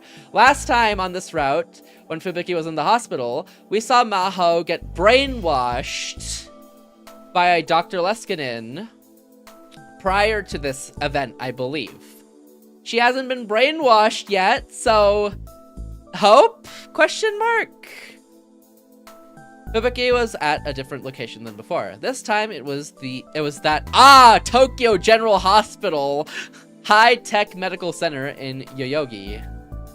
It was supposedly one of Japan's most advanced hospitals. According to what I read on the internet, patients with the new encephalitis that everyone was talking about were being gathered here for special treatment. Tokyo Hospital? Real Tokyo Hospital. They can't put in words. It's over for me. But I also read lots of real bad urban legends about the place, and I was a bit worried what kind of horror show I'd find there. But of course, when we arrived, it was nothing like that. It was a very clean and decorated like a luxury hotel. Mayuri, Ocarine. This way. This way. Kaide and Yuki waved to us as we entered the lobby. Yuki had gotten a message from Kaide as well, and had evidently come right over. Where's Fubuki? She's fine. Yuki gave Mayuri a soft hug and a smile. Kaide bowed her head apologetically. Sorry to scare you. I was kind of in a hurry myself. I should have checked more carefully before I messaged you. What do you mean? How's Nakase doing? I just met her mom in the hospital room, and it doesn't look like her illness has gotten any worse. And they just brought her here for more examinations or something? Yes, that's what they said, so there's nothing to worry about. Oh, I'm so glad. Mayuri looked extremely relieved as Yuki continued to hug her. If I remembered right, the last time they examined her, they said it was possible that she had the disease, but as long as it didn't get worse, it wouldn't affect her daily life. They just told her to come back for regular checkups. The new encephalitis had arrived in Japan over 6 months ago, but the number of patients was still increasing. Fortunately, there hadn't been a single casualty yet.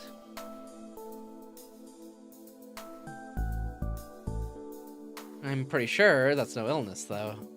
I was certain that what they were calling encephalitis was actually something similar to reading Steiner. One time, when I went to visit Fubuki in the hospital, I had secretly investigated the other patients. I wasn't able to get any proof, but I found out most of the patients in her wing had, to varying degrees, memories of the same world line. Many people had memories of Japan at war.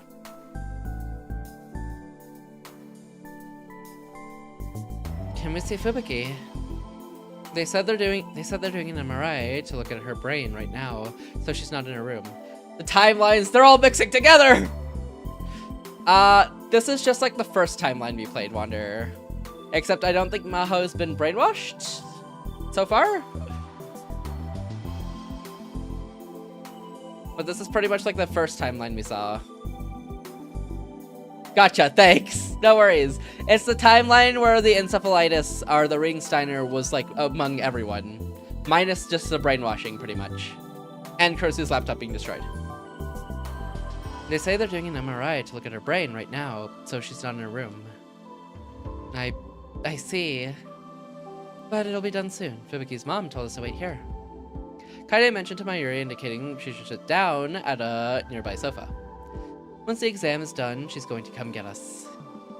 I let the girls sit down on the sofa and stood next to them while I surveyed the lobby. This is an amazing hospital, isn't it? Yeah. Is Nakase's family really rich or something? If she's staying at a place like this. No, that's not it. Fubuki's mom says that the Japanese and American governments are paying for a new treatment project.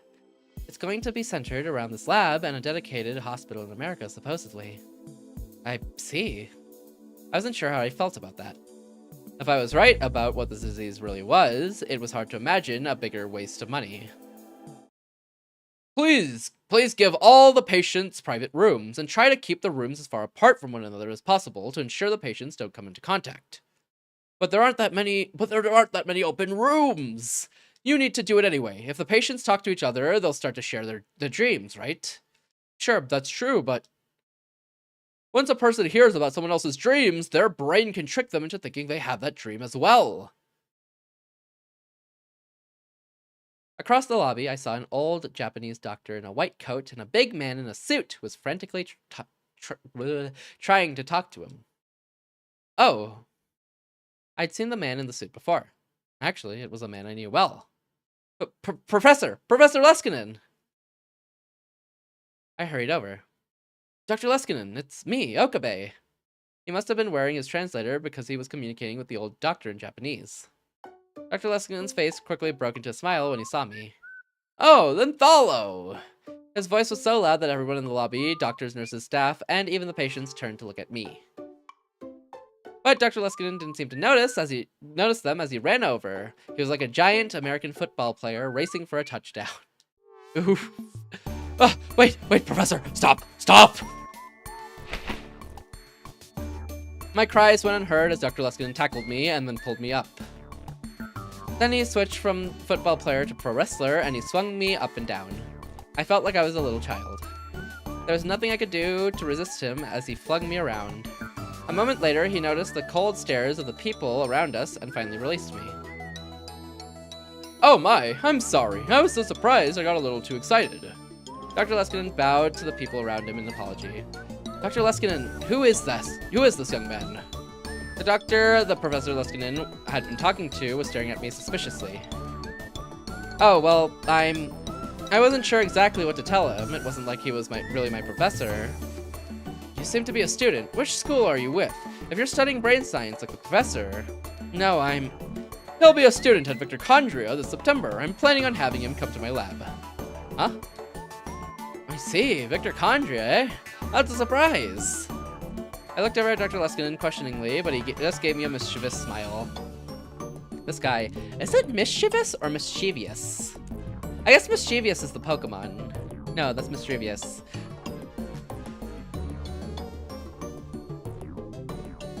I can't. It's both. Is it just different region dialect? Is it just a region dialect thing? I talked about this with Lofi. Oh, really?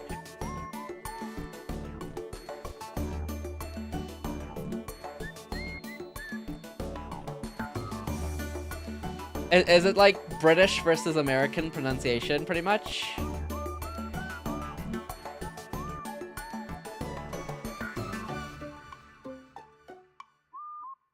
Dang. It's not even that? Wait, what? Wait, what is it then? What do you mean it's not even that?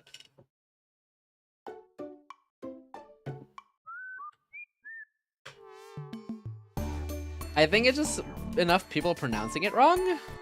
Oh, that it's now. Oh, I understand.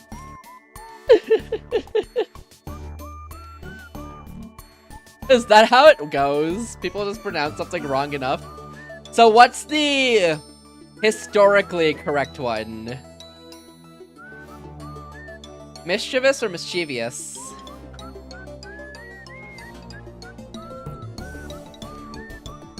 Mischievous. Okay, mischievous. Got you. Is the original. Got it. Okay, okay. We'll go with mischievous then. We'll correct the mistakes of people. As long as I remember. This guy. Yells weird, man. Shut your yee-yee-ah trap and get more kills on Apex. He really was such a weird kid. What? You heard me. It's very rare for a Japanese student to be able to go there. I'm impressed. I wasn't on Apex. I was on Starlight Revolver. Yeah, you hate that game. You were on Apex losing.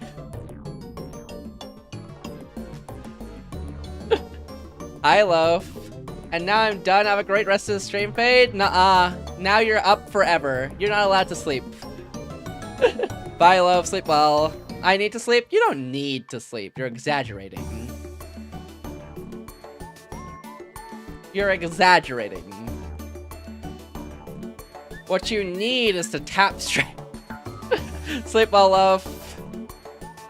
Oh, you don't get to leave with that message. Wrong. Go back and try it again. It's very rare for a Japanese... Yeah, have a good one. Night, loaf, sleep well. It's very rare for a Japanese student to be able to go there. I'm very impressed. Thanks. But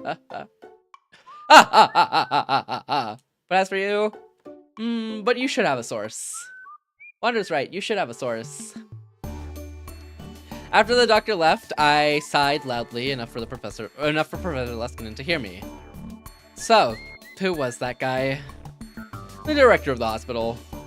The director! You just told a lie to someone that important? Oh, did I lie? I said you'd be a student starting in September, but I didn't mean this September. Or what? Do you think you don't have what it takes to make it to my school in the end? That's a little unfortunate, but he really was like a little kid, completely shameless. But still, it was hard to hate him. I'm surprised though, I had no idea you were in Japan. It had been 5 months since I'd seen them off at Narita. I looked around for Maho, but I didn't see her anywhere. Are you not feeling well, Indalo? Did you come here for treatment? Oh no, I'm just here to visit a friend. Oh, I see, that's good. Well, that's not good for your friend, I'm sorry. Oh, no. So, what are you doing at a Japanese hospital?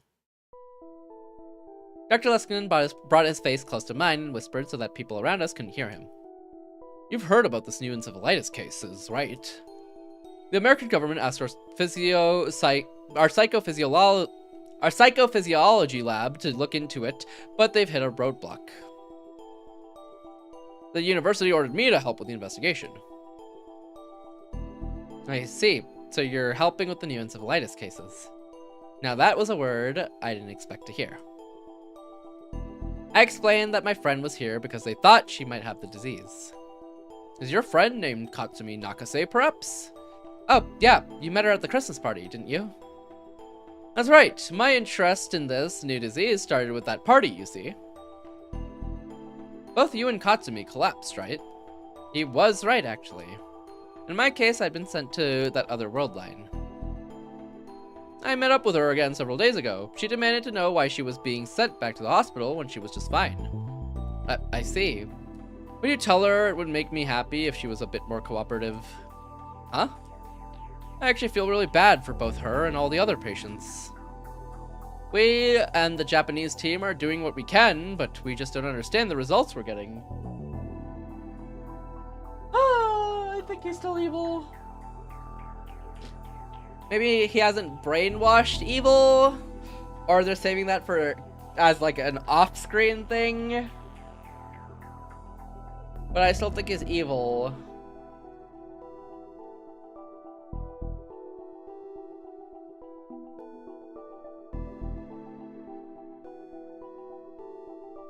That's what... I mean, I feel like this route he has to be evil. What? Ah, Momoka Movie T. Thank you for the raid. Welcome in, welcome in. If you don't know me, my channel is Fadelessword, must be used very Fadeless. I stream very gifted story game Fridays, art, magic videos, platformer, spiritual levels, RPGs, and other things as well. How was your stream? Welcome in, welcome in. What were you playing? We're currently playing Steins Gate, so if you don't want spoilers for Steins Gate. Oh, Art! How's Art? Also, thank you for the follow, C12 and Momoka. Also, let me go give you a follow as well. Also, welcome in. I saw Dad. Welcome in everyone for the raid. Did Dad send you here? Thank you so much for raiding me. How's your stream? Drew lots of doodles. Let's go! Art's so amazing. Let me give you a follow. Art's so cool. I suggested you. Ah, thank you for suggesting me.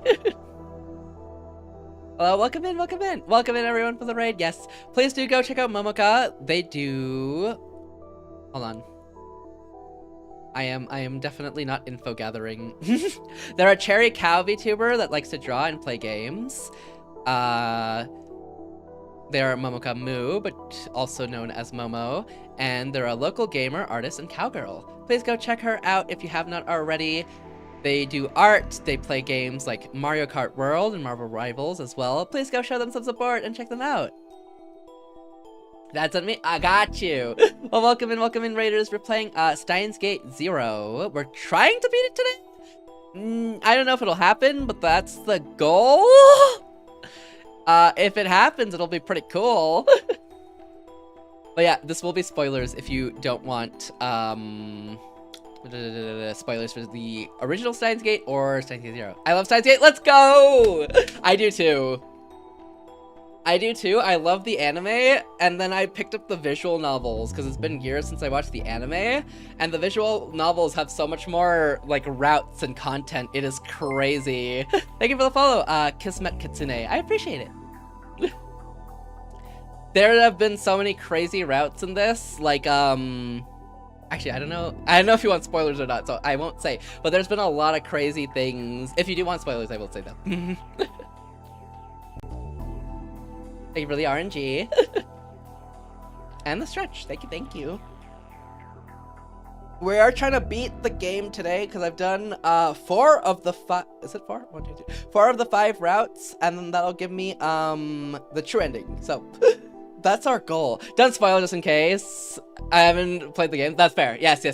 There are a lot of like different things in the games. I think like overall it's the same, but there's a lot of like different routes and storylines that are really cool.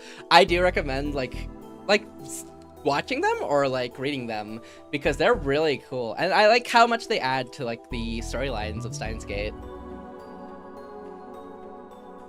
It's really neat. But yeah, we're trying to beat the game today. That is our goal. I don't know if it'll happen, but it's the goal. It is the goal. Since I have been playing this game since February. I'm glad you had a good stream. I'm glad Doodles was good. If you do need to raid and dip, get some food, get some water, head to bed. I completely understand. It's always tiring after a stream. You don't even have to worry about it. It is all good, but be sure to hydrate because talking for a long time always makes you dehydrated.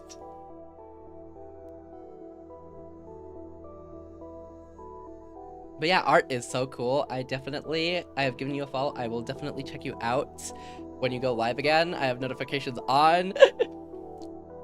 But art is so cool. I love art. I am not consistent at art, but art is so cool and I love it.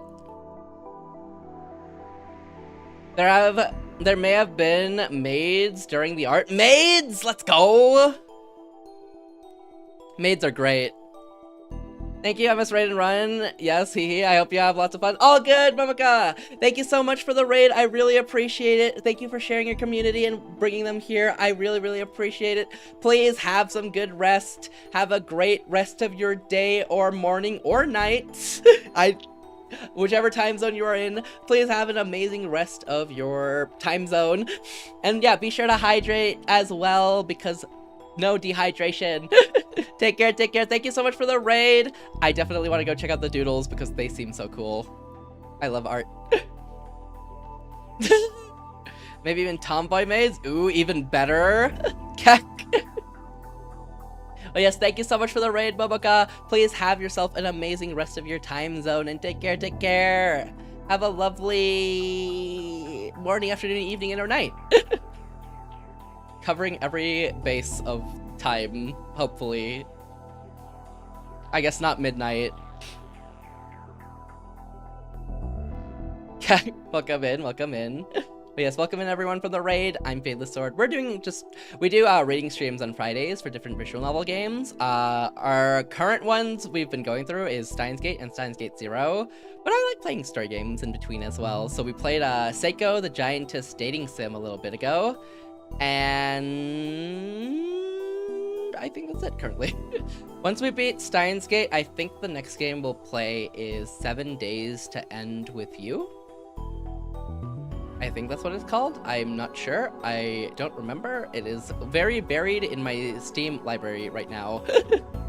Is it 7 days? Yeah, 7 Days to End with You. That's what it's called.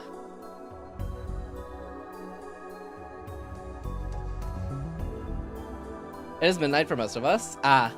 PST time? Oh yeah, PST time would be midnight. There's so many time zones that you never know, really.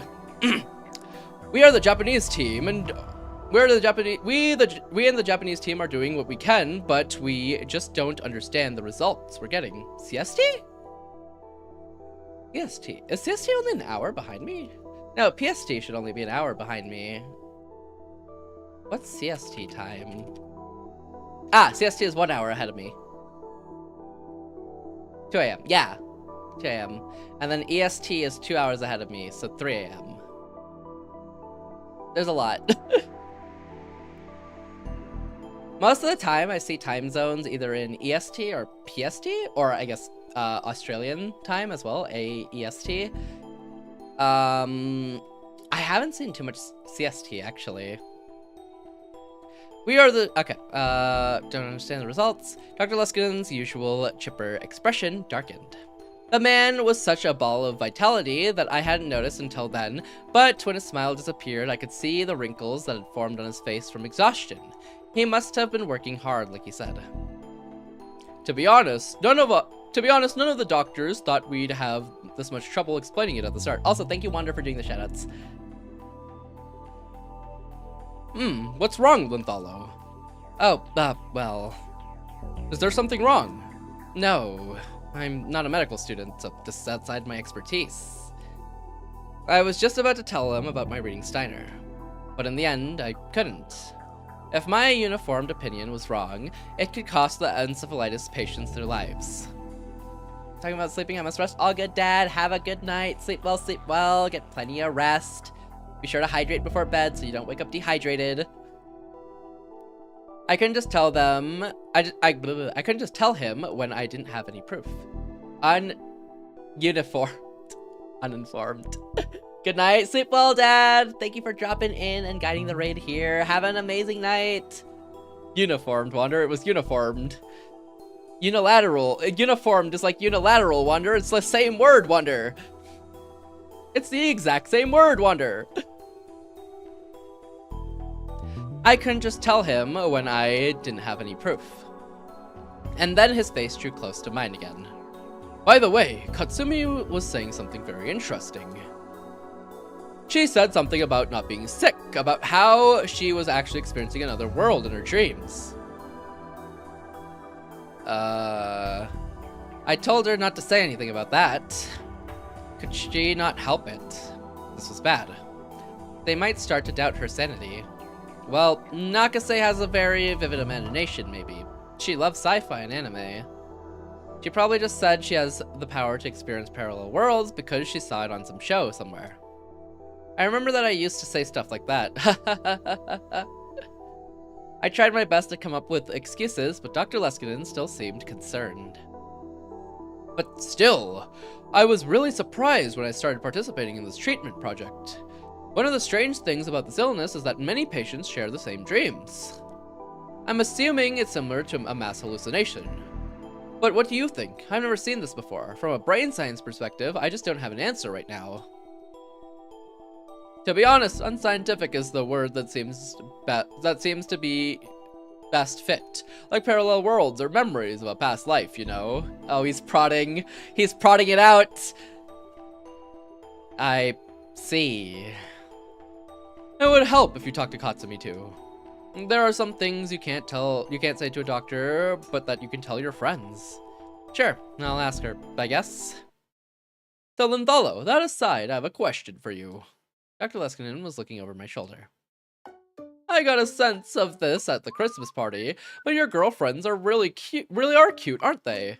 Huh? I turned around and saw that Mayuri, Kaide, and Yuki had all stood up from the sofa and were looking at me.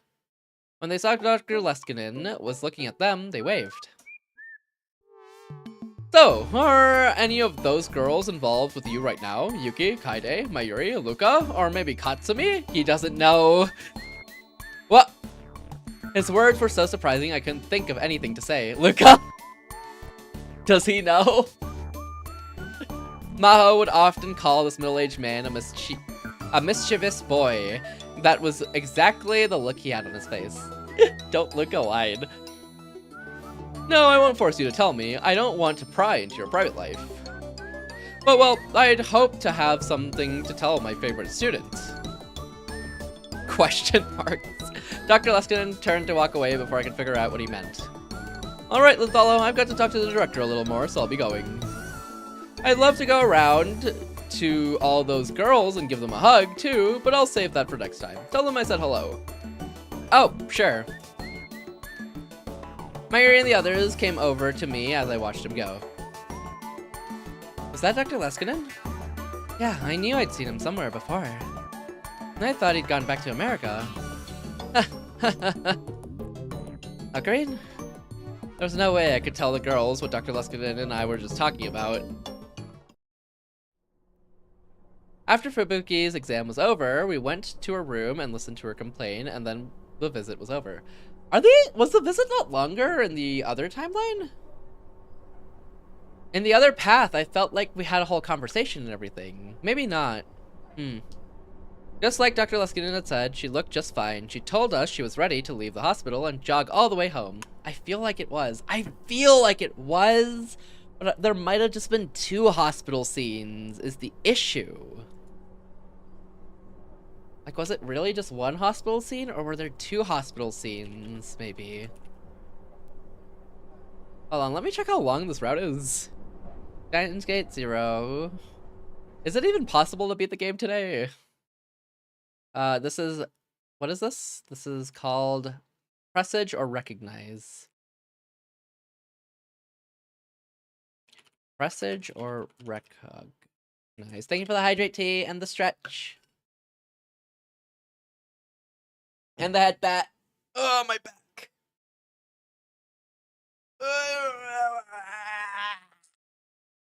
My arm cracked. Thank you for the hydrate, stretch, and head bat tea.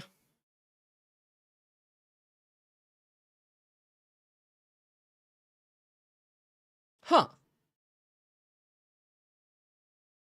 So it says 3 hours here, but surely this is someone's like narrated playthrough.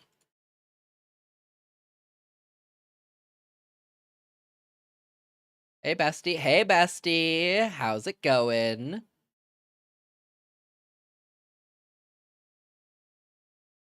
Guys, I think we're cooked. I don't think the game's getting done today. Oh, we'll see.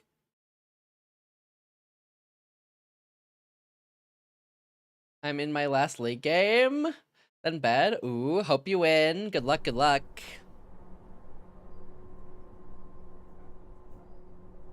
Gonna end on a win. Easy, you win those. Good luck, bestie.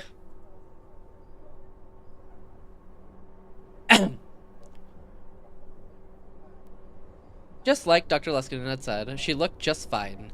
She told us she was ready to leave the hospital and jog all the way home. Have a snack tea? Synchro, you're so crazy. I've won the last 2, so here is to hoping. Hey, get that 3 though. That 3 win streak, easy for you. You got it. Huh? What? What, Synchro? Don't hum. 8 ball!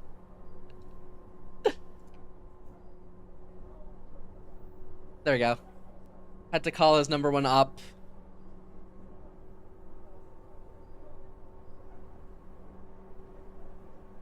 Don't worry, Synchro. I miss 8 ball already. Just like Dr. Leskinen, he doesn't exist here. I can add him.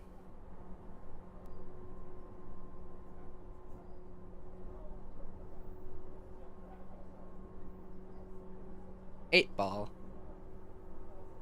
There's no way. Stream elements.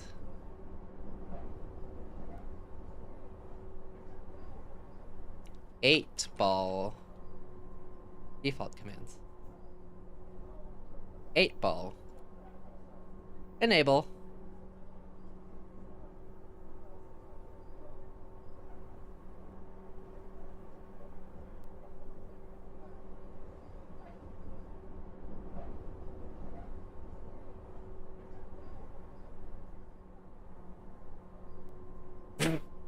Damn, still your number 1 up. That's crazy. I kind of expected it not to say that it'd be bad.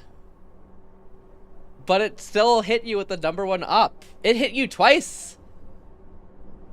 Mine doesn't count because I don't know how mine came out. I think mine probably came out through Nightbot, huh? Do I still have Nightbot enabled? I thought I banned Nightbot.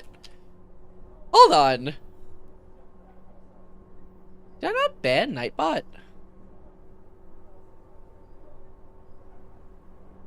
No, wait, it said it through me. You are Nightbot. Will Fade finish Steins Gate tonight? Yes? Leaning towards no. Damn, they're contradicting. Why am I an 8-ball? Okay, well, I guess I can just disable the stream elements 8-ball and now try doing it? Try it again?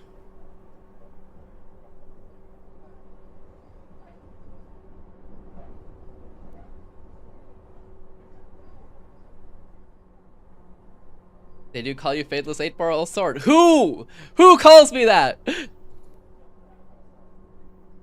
Alright, 8-ball.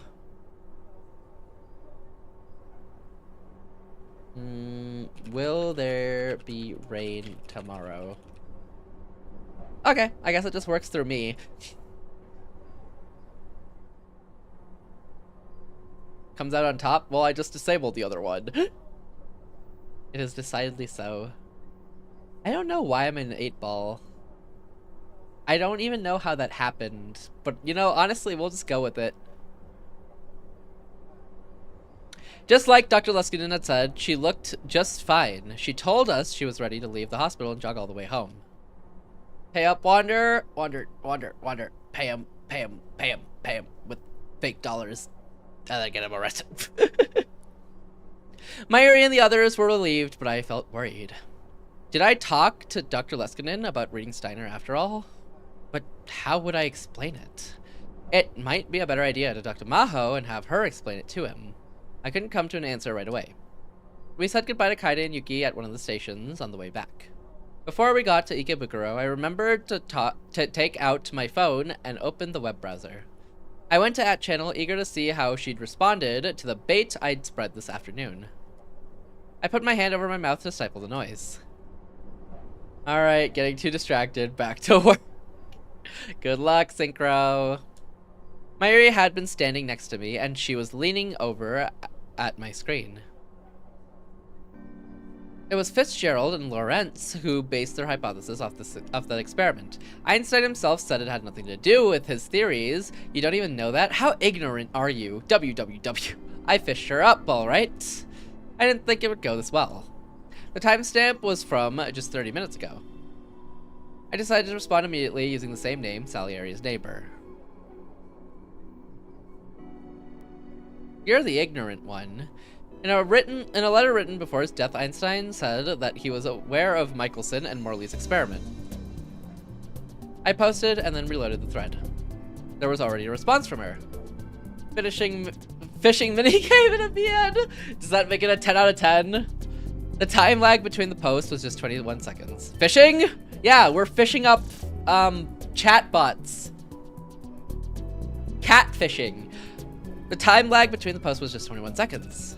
It was kind of irritating to have her come after me so hard. It was as if she was insulting me as a person. It's Jover, we're fishing nerds. Even better.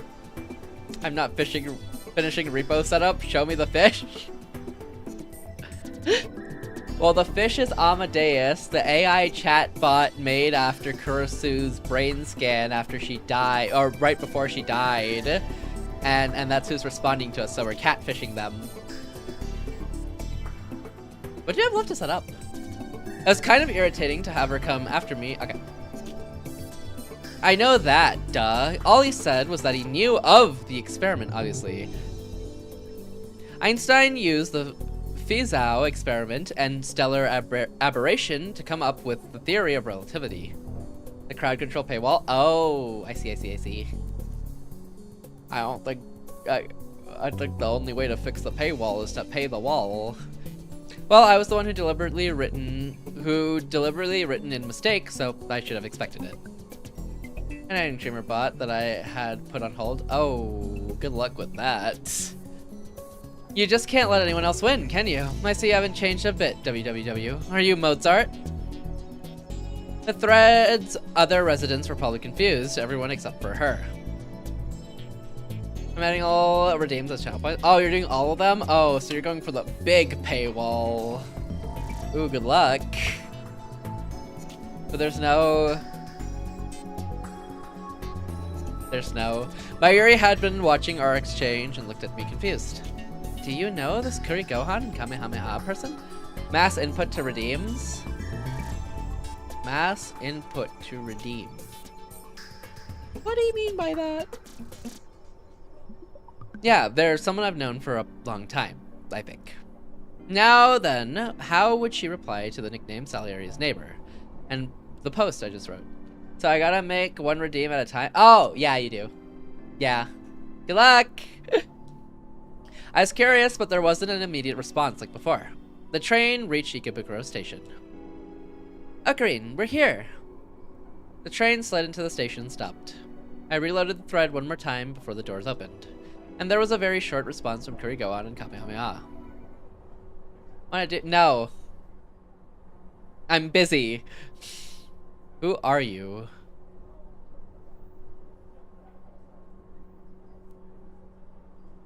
Sigh! You don't even need me to test. You can do the channel points on your own. There could be no doubt now. This Kurigoan and Kamehameha was Kurisu. Oh, Suza perspective. Stop. Don't tell me. Stop being short. Wait, what? I do, so I can not suffer alone, but I'd prefer if you suffered alone. It was a very hot day in 1998 when Suzuha said goodbye to Kagari Shina. She'd gone to get food and water from a local store, and when she'd come back and opened the hatch, Kagari was inside, screaming, "Oh, this is the same. That's messed up. Nuh-uh. It's based and real and true. I don't want to suffer with you." Oh, come on. How does this stupid thing work? She looked inside and saw that Kagari was slamming her tiny hands down on the control console. What are you doing? Kagari shrank back when she saw Suzuha. I'm not— this isn't what it looks like. I'm gonna just stand next to you and spam duck redeems tomorrow? Damn, Synchro wants me to quit 15 minutes in. That is crazy. Answer me. But... I woke up and you were gone, and it was dark and the lights wouldn't turn on, and it's so cramped and scary in here. It'll be worth it? That's sick and twisted. Sicko. Free. I'm gonna use those ducks on you!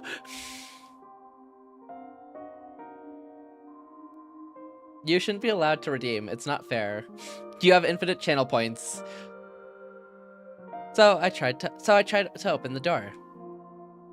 And then when I was fiddling with it, this happened. Exactly. Mods! Nah, not mods. Twitch administrators! Kagari started to cry.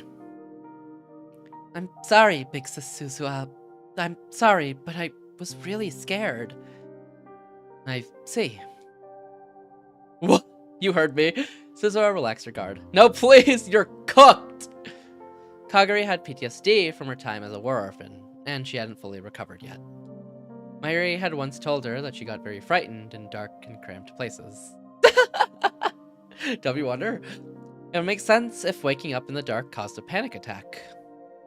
And the time machine could only function with Suzuha's biometric authorization. Someone of Kagari's size wouldn't be able to break the console either. You passed out. You passed out from the shock of time travel, so I wanted to let you get some rest. Sorry. Suzuha grabbed one of Kagari's tiny hands to help her up, and then led her outside the machine.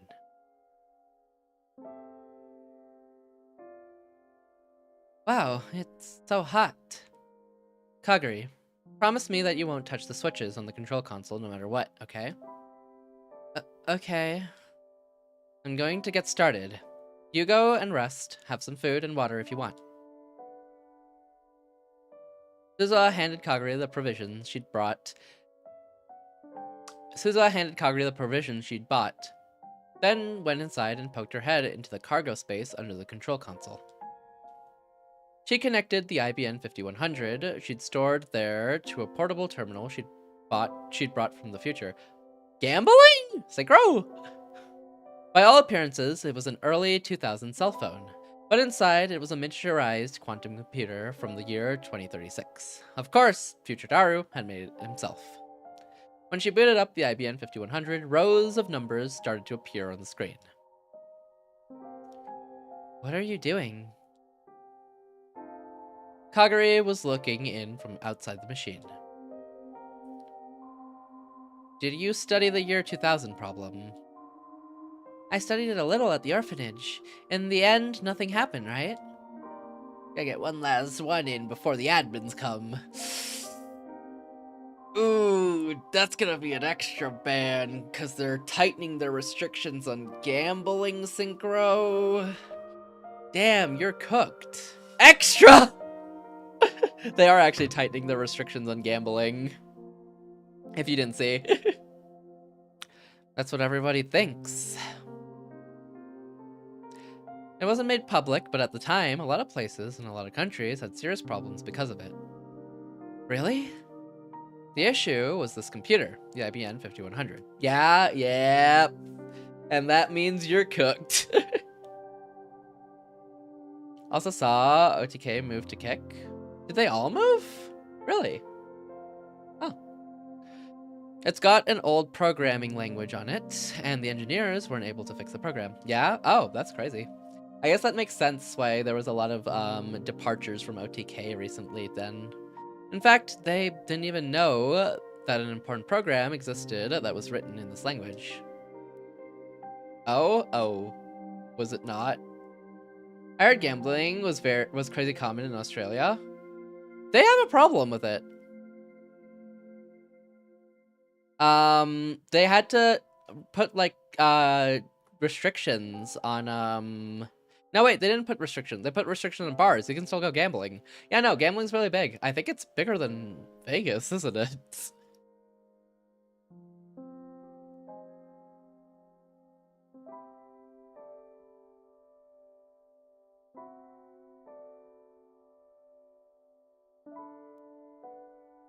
Was illegal in the QLD state. I don't know what QLD means. I don't know what QLD means. Help.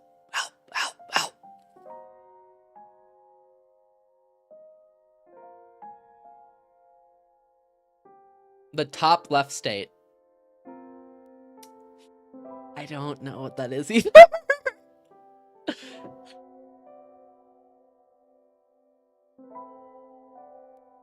Top right, got my left and right. It's wrong. Queensland? Oh, is it Queensland? I know that one. Or I've heard of that one at least.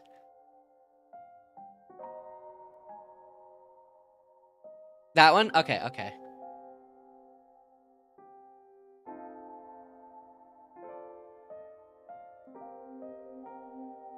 Oh. It was illegal, so it's not illegal anymore, and that influx made it very popular, I'm assuming, because they lifted restrictions. So all the Gamba, hotel, and casino in Sid. Oh, so it made Sydney more. I thought that was just a typo. Just old with a typo at first. Offered bus rides down to Sid to gamble. Oh.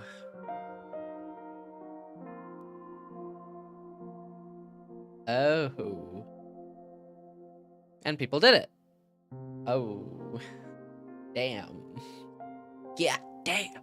Too many people did. Oh, and then it got enough to where they just started lifting the restrictions, and now it's just popular. The Queensland made it legal. Okay. I see. That's kind of crazy.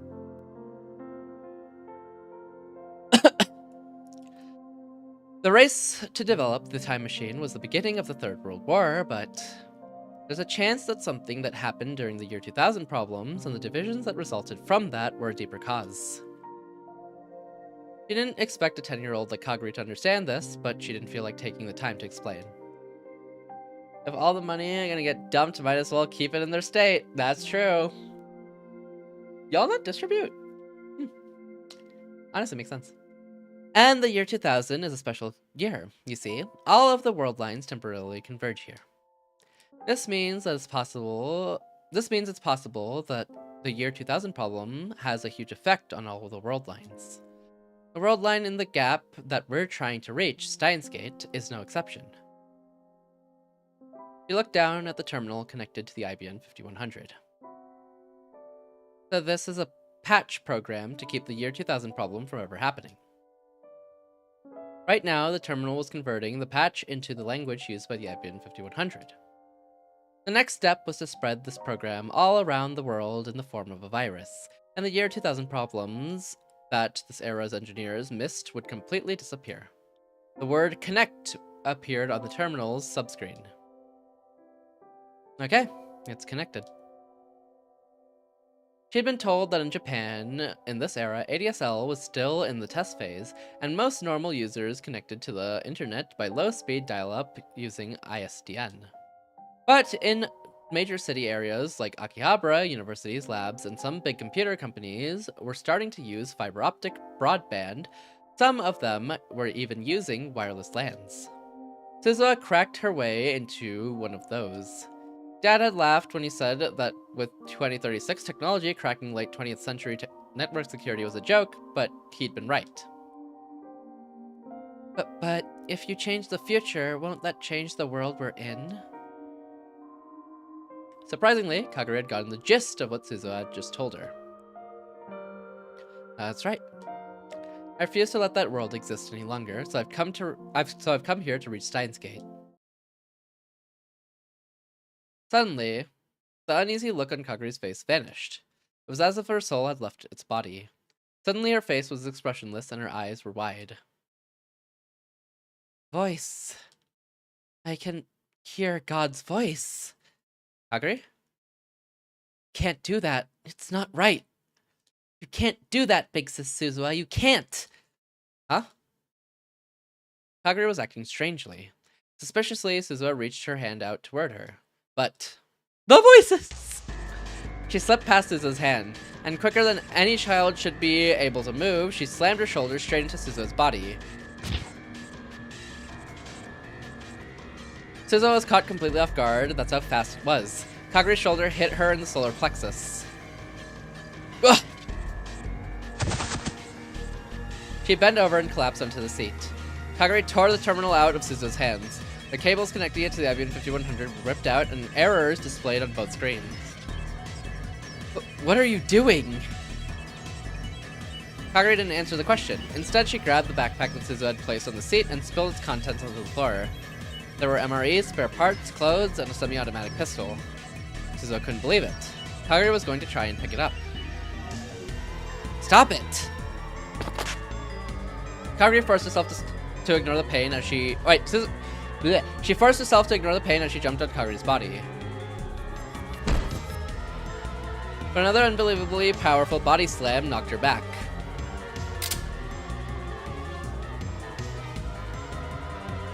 Something cold was pushed right up against her brow. Don't move. Kagura's tiny hands weren't shaking at all as they clutched the semi-automatic pistol. In the time of an instant, the safety on the gun had been flipped off. That's when Suzuha realized that this wasn't just a temper tantrum. Suzuha was the one who taught her how to use a gun. That's why she knew that Kagura was perfectly calm. Are you insane? Put the gun down now! Stop this! You're the one who needs to stop. What? You can't change the world. You're not making sense. There was no hesitation in her eyes. Instead, Suzuha saw only resolve. Do you want the war to happen again? I don't know anything about that. I just want to go back to my old world. And that's never going to happen. We've already used the time machine to interfere with the past. The world line's changed. There's no chance we can go back. Shut up, shut up! I'm gonna save Mommy! You can't erase this world. I won't let you! Kagura turned the gun toward the IBM 5100. Stop!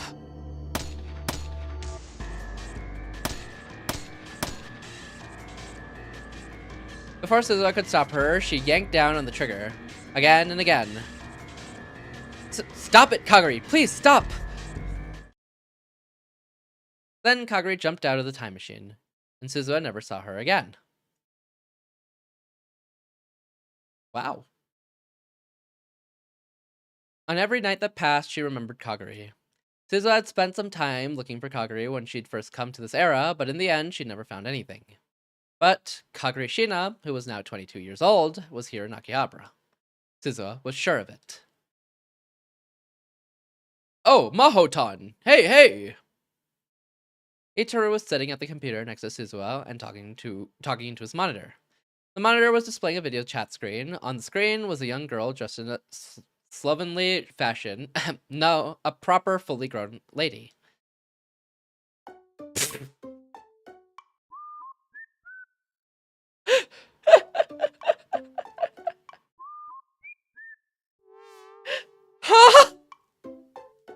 Yes, wonder.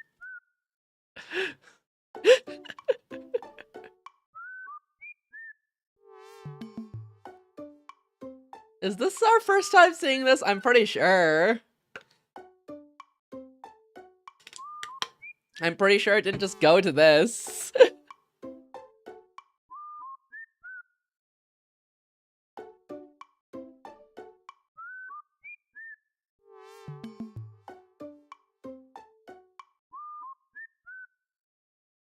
Morning.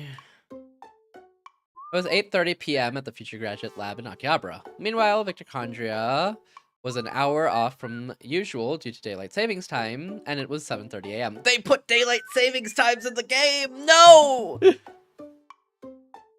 Yeah, Joe. You okay? Yeah, her hair was much shorter in the bathtub. Yeah, but maybe it was just, like, balled up, maybe. Because it was way shorter, but I'm assuming it was, like, just balled up. Bald. He's sick! It's early. She probably just got up. Wander wanted me to tell you we don't want any more get-to-work streams. Please, Fade. It's not funny anymore. The joke's over. Jay, I made a bet that I can beat the game before October. Lock in. It's a Sunday day.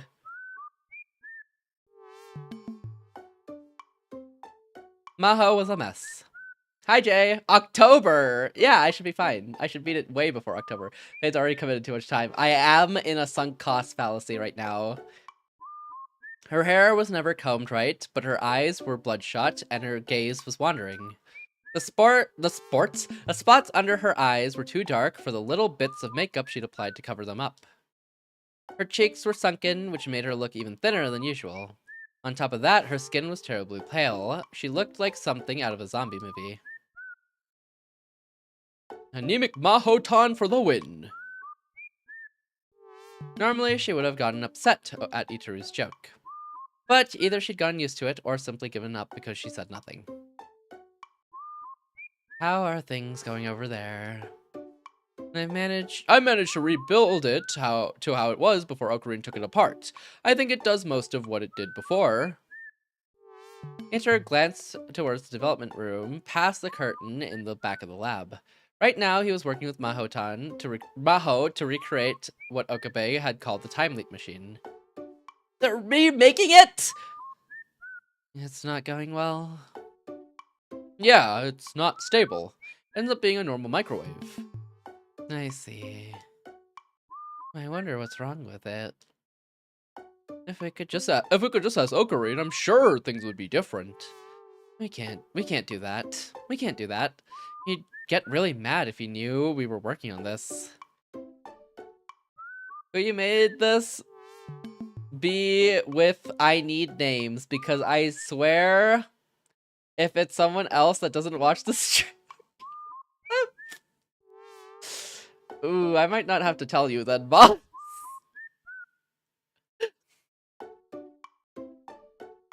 He's afraid of the power of the world line convergence. It won't be easy to convince him.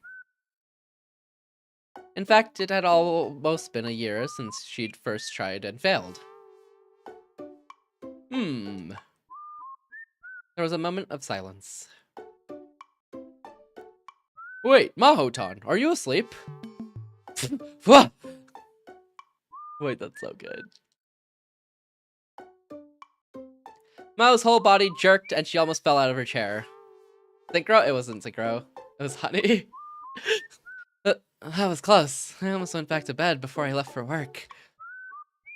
You know you're working too hard. If you get sick, it'll only slow us down, you know. I'm fine, and actually, after all this work, I'm still not as good as the real genius. I don't think so. You know, I think you're a genius. I don't need you to make me feel better. He's a nice person. Real. You, though, Synchro. I've got all these hints about the time leap machine that Okabe told me about, and I still can't find the answer. How did she manage to compress all that memory data and send it to the past? Kurusu managed to do it, but What the? Mao seemed upset. It's your fault the game's even being played, Synchro. We wouldn't have weeks and weeks of pain and suffering. What? It was obvious even through the monitor.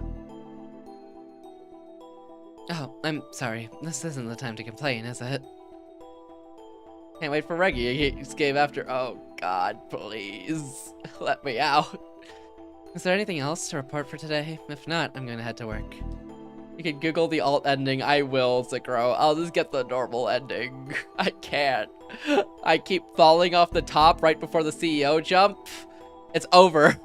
I'm still waiting for Clam. Clam's the first person getting over it, right? There's one more thing. Suzuha looked at Itaru. About what you asked me to look into. Did you find something? Nothing clear yet. I see. I've done some breaking and entering into a bunch of networks and taken things about as far as it's safe to do so. I'm not blaming you. Tell me what you know. No, if you want to start screaming insults, I wouldn't mind that at all. Dad, hurry, I'm running out of time. Sure. Itaru opened a different window on the monitor. He displayed one of the text files in it. As a record of the information Itaru and Suzuha had collected. First, the incident where you were attacked in the hotel basement. The cops say it was some kind of crazy cultist on a drug trip. But that's definitely a lie. A lie. Just like the police announcement said, he was an assistant professor at a college. And that's fine, but I can't find anything linking him to a cult at all. I tried assessing public safety secret data file on the cult too, so I'm certain on it. So they're lying. If you look at that channel, you'll sometimes see people who look like they're from the cult claiming that they're innocent and that the whole thing's a conspiracy. Whenever that happens, the haters show up instantly and they beat the daylights out of the guy. And the haters always have this really well-made fake evidence, digitally altered images and stuff. I will not bully Honey just because I don't know them well enough and they don't contribute to you being late on streams. But if it was it's a different story. He's sick! Jay's a sicko! There's no way that's a coincidence. Really? Wait, what was her voice? Really? I don't know a lot about this @channel thing. Most of the big sites have agents on them, including @channel. And they get paid like it's a business, so they do it 24 hours a day from morning till night. Information control, propaganda. Politicians and bureaucrats use them to influence public opinions on the net. There are even companies that specialize in this sort of thing. I see. I can understand that. America has the same thing. These agents can change their IP, but they can't hide from me. So I did some research, and there's an insane amount of agents assigned to that case. Spend on the rift. It's to the point where I have no idea where the money to pay them is coming from. I see. What about the attack on your workplace, Dad? Same deal.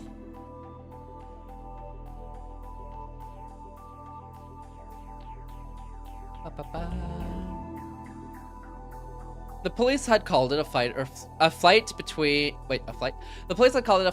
foreign mafias trying to expand their territory in Japan. The media never questioned the story at all, and even people on the boards of the famously skeptical @channel believed everything they were told. Of course, there was no mention whatsoever of Russia or CERN.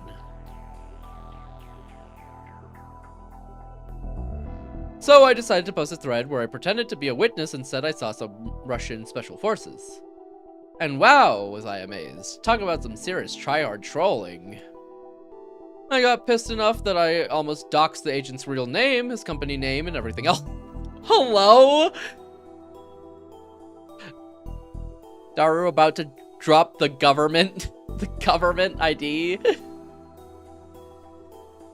Evidently, he'd been really irritated. It was rare for Ichiru to get so angry. Or maybe it wasn't, she decided. In other words, pressure came down from somewhere to shut down discussion. That's Japan for you, a real free country. America's no different, is it? You've got that right. The two of them smiled at the joke. Anyway, that's all I can do. I see. That's enough, thank you. Yeah, Joe, you think you can get permission from the lab to come to Japan? Well, I keep sending requests to go as Dr. Leskinen's assistant, but they keep turning them down. Dr. Leskinen's here right now? What if? We're not getting a conclusion to that. Yeah, he's researching the new encephalitis. Since it had nothing to do with the artificial intelligence, it seemed Maho wouldn't be allowed to go along. But that's fine. If they keep turning me down, I've got ideas of my own. You turn getting to work stream with 20 minutes of stellar blades after 10 falls and work, my stream would crash.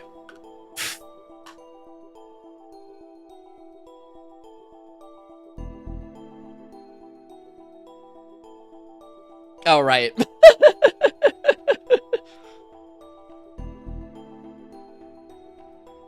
What are you going to do? Don't tell me you're going to defy your superiors' orders to drop the case, and then you'll get caught by the bad guys? I've seen that in hentai before. It's so cooked. Hey, Maho, say kill me in as frustrated a voice as possible. Huh? Dad. Suzu's hand went for her back pocket. Sorry.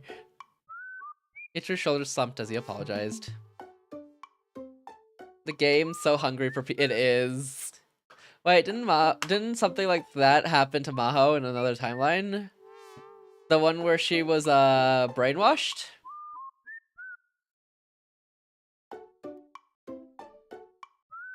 Or the one where she where Reyes really wanted Amadeus?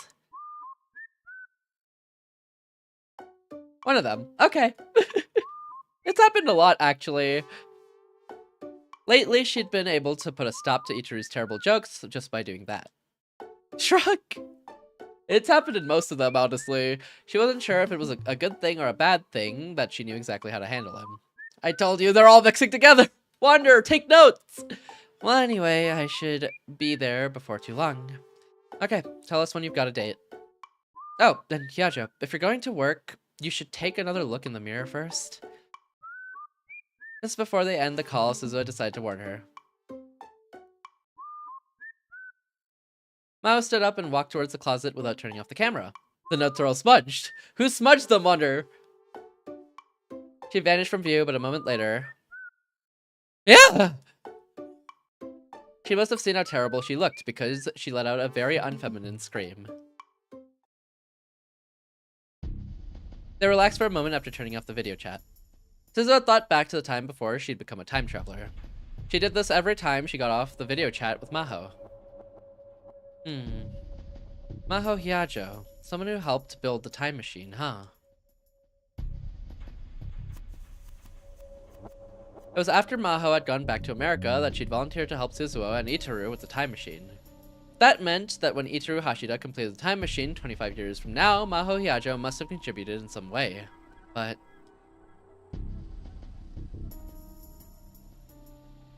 I wonder if they made this art last. The CGs? If you're talking about the CGs specifically, I think they would have. Because I'd imagine the order you go is you go like character designs and like concept designs. Then from there you go the sprite designs and the different sprite faces. And then you do the CGs after.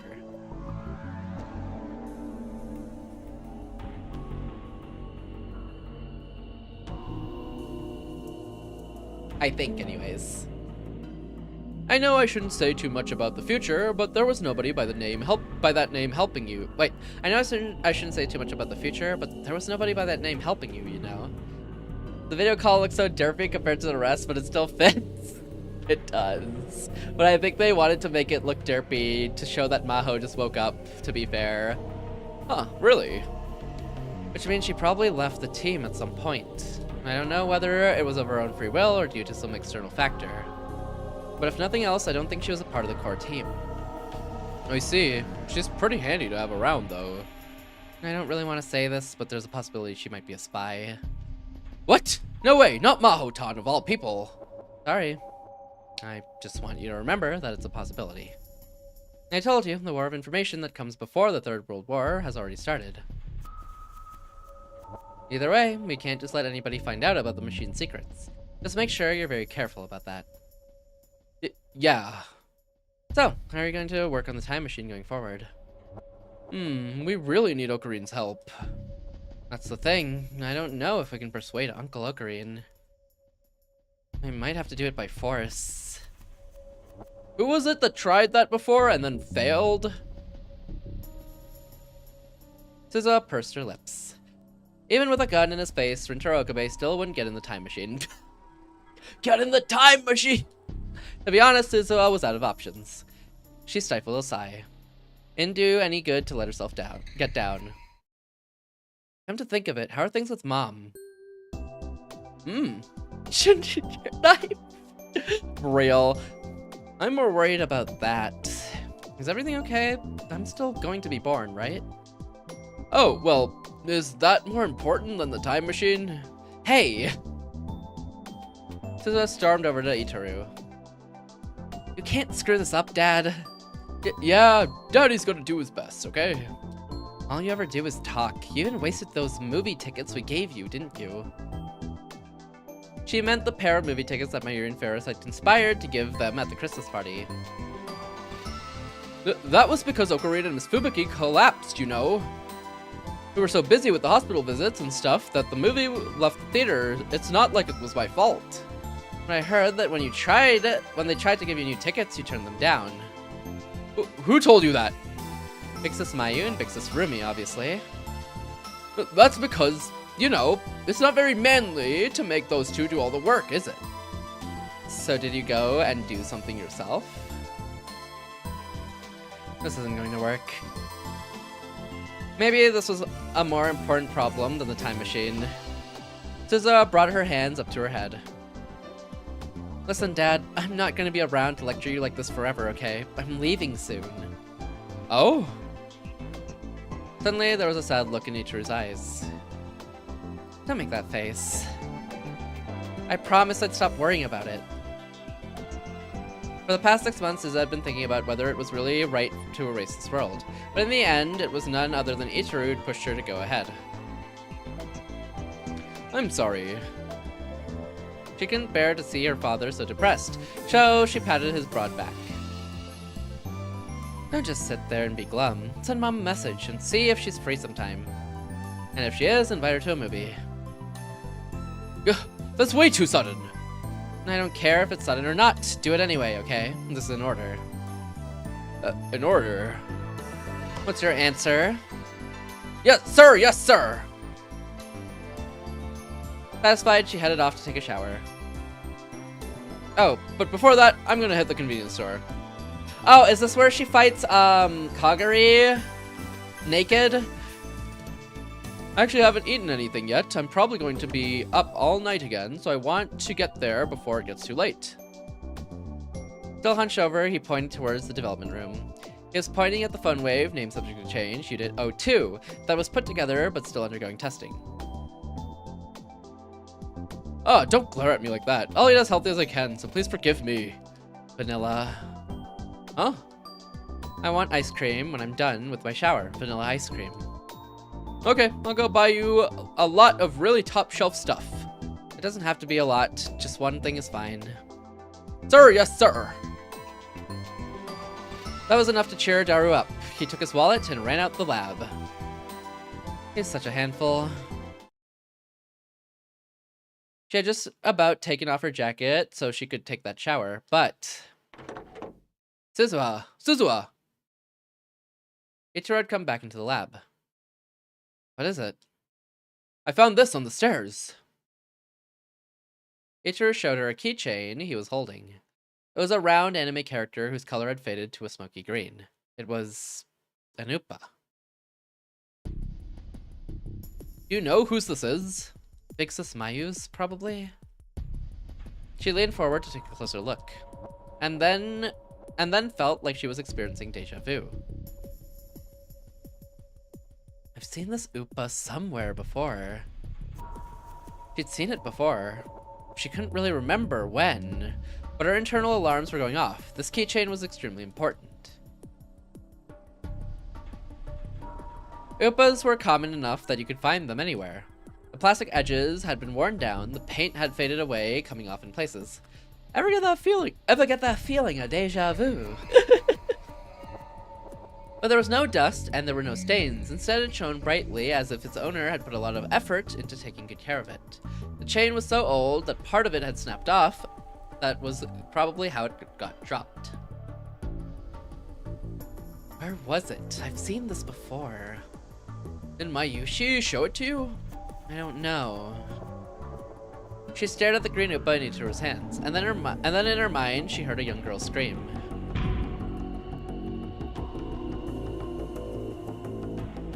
This is Mommy's Upa keychain. I'm giving it to you. Take good care of it, okay?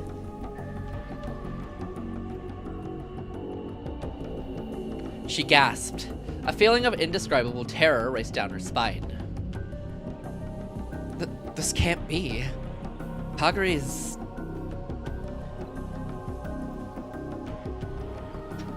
That was when she'd last seen it. August 13th, 2036. The day she'd gone into the time machine.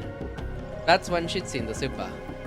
It was older and more worn now, but the more she remembered that day, the more certain she became. This was the Upa that Mayuri had given to Kaguri. She had seen Kaguri holding it and crying to herself many times before. Kaguri? You mean future Miss Mayu's daughter? Yeah. Did you find her? No, but she knows where I am. What do you mean? She's watching this lab. Satisfied, she headed off to take a shower. Ever since then, her careful efforts to defend the time machine have paid off, and she hadn't seen any signs of Kaguri. But she'd never thought she'd be watching the lab. No, it would have been obvious if I'd given it any thought. She's trying to stop us from reaching Steins Gate. She doesn't want this world to end. Which means she's watching not just me, but you too. Huh, me? Well, I don't think your life is in danger, probably. If you believe what we know about about how world lines work, you live until at least 2036. But she might come to interfere with your research, so we can't reach Steins Gate. A lot of bad things had happened around Suzuha, Ichiru, and Rintaro Okabe. There was some possibility that the final target was Ichiru. From now on, just to be safe, lock the door whenever I'm not around. Oh, okay, got it. Even if Uncle Ocarina, Mom, or Big Sis Mayu are here, don't leave it open. It might not help much, but make sure you use the door chain too. You know, Ocarina and Mayushi are one thing, but if I did that when I was alone with Amaneshi, don't you think that'd give her the wrong idea? Ah, that's true. Well, that makes her not like me. My whole family could be in trouble. Suzuha groaned softly, unsure of what to do. If you'd only gotten to be your boyfriend sooner, there wouldn't be a problem. Wait, we're back to that! Just be careful, okay? Suzuha decided to keep the green Upa keychain. She softly ran her fingertips over it as she stared at it. Hey, Suzuha, Kaguri-tan's not related to Mayushi, but she's still her daughter, right? That's right. Somebody raised by Mayushi grow up to be the kind of person who'd assault someone? I just can't imagine it. From what you've told me, I'd expect her to be a kind, easygoing, and cute little girl. And I wish that was what had happened. Yeah, I thought that was how she turned out too. But now, she's probably... From what she'd seen at the radio building, she could tell Kagari had definitely received professional combat training. It wasn't just the simple self-defense techniques that she'd learned from Suzuha when she was a child. As she'd grown up, she'd been taught the cold techniques of a killer. There was no way to know where she'd been, or what she'd been doing ever since she'd gone missing in 1998.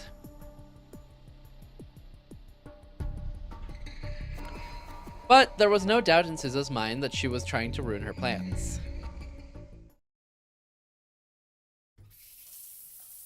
Suzuha sighed as she took her shower. This doesn't... Oh god. I have my finger on the button again! Since it was summer, she'd set the water temperature low. It was barely any hotter than tap water.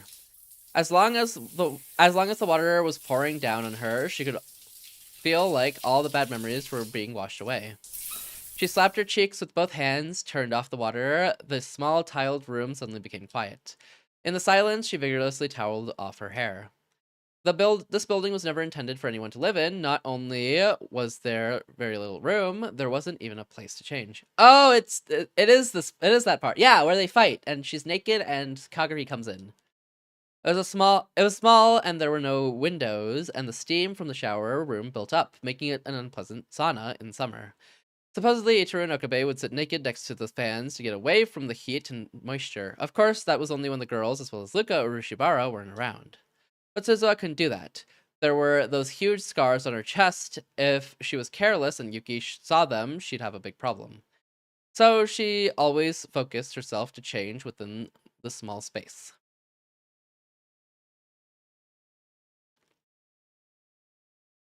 Forced to change here. The second she left the shower room, she realized something was wrong. The lights were off in the part behind the curtain where the lab room was. She was sure she had left all the lab lights on when she'd gone to take a shower. She didn't remember turning them off. Still completely naked, she flung open the curtain. She dropped to the floor, ready to move. She could tell by the light from the shower room that there was no one else there. She didn't hear any breathing, and she didn't feel any other presence. Did Dad come back? And when he'd left, he'd turned off the lights? No, that couldn't be right. She looked around the room and saw that things had been moved in a way that an amateur wouldn't be able to notice. Ichiru's computer desk, the sofa area, the bookshelves, even the mini kitchen. Someone had gone through them all. From the look of it, the same was probably true of the development room. Suzuha glanced over all the areas where she kept her guns. The closest was the sofa that she'd use as a bed. She wanted to have one easily available, as if she was attacked while she slept, so she could cut out the back of one of the sofa cushions and a hidden suppressed semi-automatic pistol in it. Oh, why did I press that? Don't worry about that. It was just a .32 caliber for self-defense, so it wouldn't do much damage unless you had really good aim. But it was small and relatively quiet, which made it the best choice for a place like this. Suzuha tensed all of her muscles, coiled like a spring, and slowly moved towards the sofa without making a sound. As she did, she tried to notice any changes in the surrounding area. There was a small sound in the development room. It was a tiny, tiny creaking of the floor, to which you'd usually pay no mind. But that was more than enough for Suzuha. In an instant, she moved from quiet to action. She cleared the distance to the sofa in a single moment and quickly drew her gun. She held it ready and slipped into the shadow of the refrigerator. From this position, she could barely see into the development room.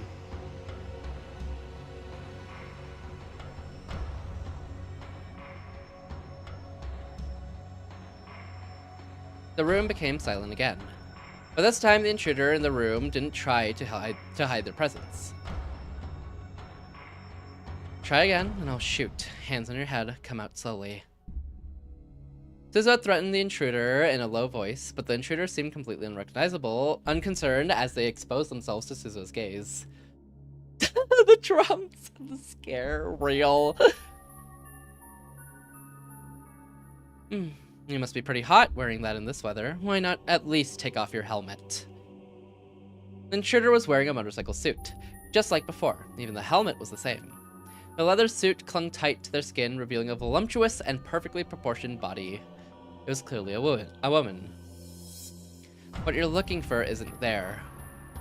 It's in my pocket. Suzuha pointed toward the entrance to the shower room. The shirt she'd just taken off was lying there on the floor. The girl in the motorcycle suit turned her head, but because the face mask was down, Suzuha couldn't read her expression. You should know better than to drop it. Drop that. It's something Mommy gave you. Right, Kaguri? The second she spoke, Kaguri Shino was the first to move. She drew a deglossed military knife that she must have been hiding behind her back and closed the gap between herself and Suzuha in an instant. Suzuha pointed the gun at her legs and pulled the trigger, carefully aiming away from her vitals. She heard the small pop of a suppressed 32 and saw Kaguri lose her balance and fall. Or she thought she did, but it was a feint. She'd only pretended to lose her balance. In fact, she'd changed directions and was heading for the shower room. It seemed her first goal was what she'd come to get. Huh? After firing only one shot, Suzuha realized. Even at .32, should have had more recoil than this. She fired again, but Kaguri didn't even flinch for a moment. A blank. How? At some point, all the bullets in Suzuha's gun had been swapped with blanks. That instant panic was all it took. Kaguri reached out for the shirt on the floor in front of the shower room. No way. Suzuha gave up on firing and flung the gun at Kaguri. There was a dull thud as the hard barrel slammed into her neck. Caught off balance, she staggered before she could grab the shirt. Ah! She could hear Kaguri's voice for the first time from within the helmet. Suzuha jumped. She kicked the off-balance Kaguri as hard as she could with her toned, muscled legs. This was no time to hold back. Kaguri went flying all the way to the edge of the room. They had to have broken a few ribs. Suzuha jumped toward her to continue her attack. But with terrifying speed, Kaguri leapt off the ground and charged at Suzuha. There wasn't enough time to come to a full stop.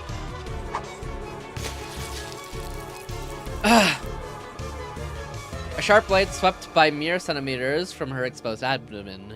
If she'd pulled back even a few tenths of a second later, the knife would have fatally sliced open her gut. You bee! The blood rushed to Suzuha's head. Kaguri was serious. She was planning to kill her. There was no hesitation in her movements. Suzuha leaped back and searched for something she could use as a weapon. But the other guns were probably no different. There was a good chance that they'd all had their ammo swapped with blanks too. It was even possible that all her self-defense knives had been taken too, which left... There were several knives carefully stored in the kitchen. Yuki had brought them over to use in teaching the other girls how to cook. But Kaguri had evidently noticed them as well, and she was moving to keep Suzuha from reaching them. Huh, looks like you've had a lot of practice. It's hard to believe you're the same girl who'd spent all her time sobbing inside the time machine. And I'm surprised. Suzuha kept her distance from Kaguri as she slowly moved along the wall. Her competitive drive burned even brighter as she tried to come up with a way to overcome her disadvantage. Here, Kaguri, this is what you're after, right? She picked up her shirt from in front of the shower room and took the green keychain out of its pockets. What's wrong? Come and get it. Her fingers moved as if to crush it. Hey chat, you have an old dog that's deaf. If he wakes up from a nap at 4:30 a.m. and pees on the floor, then goes back to sleep like you did nothing wrong, do you kill him or him softly?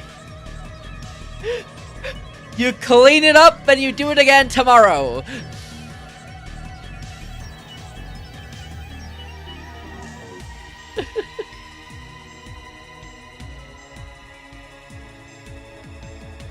She could see a Kaguri twitch for the first time. She could detect a hint of emotion beyond the helmet. And in an instant, she threw it at Kaguri's stomach. The keychain flew in a slow arc like she was tossing it to a friend. Kill him it is. He's lived 16 years for he's crazy! Leave him alone! Omni-Man? We can be bees. If something they loved was thrown like that, even the fiercest warrior would instinctively reach out both hands to grab it. Kagura was no exception. She carefully held her mother's memento in both her empty left hand and the right hand that still clutched the knife. Using that slow arc of the keychain as camouflage, Suzuha ran at her in a straight line. Her right fist connected hard with Kaguri's stomach. Then her left fist smashed Kaguri's head to the side. Ugh. Kaguri's body fell to the ground, her right shoulder taking the brunt of the fall. Suzuha could hear the sound of her joint dislocating. The knife slipped from her grasp. Suzuha got behind her and mounted her, twisting her right arm mercilessly. At the same time, she slipped her own left arm around Kaguri's neck and squeezed hard. Ugh. She could hear something like a moan from Kaguri's throat.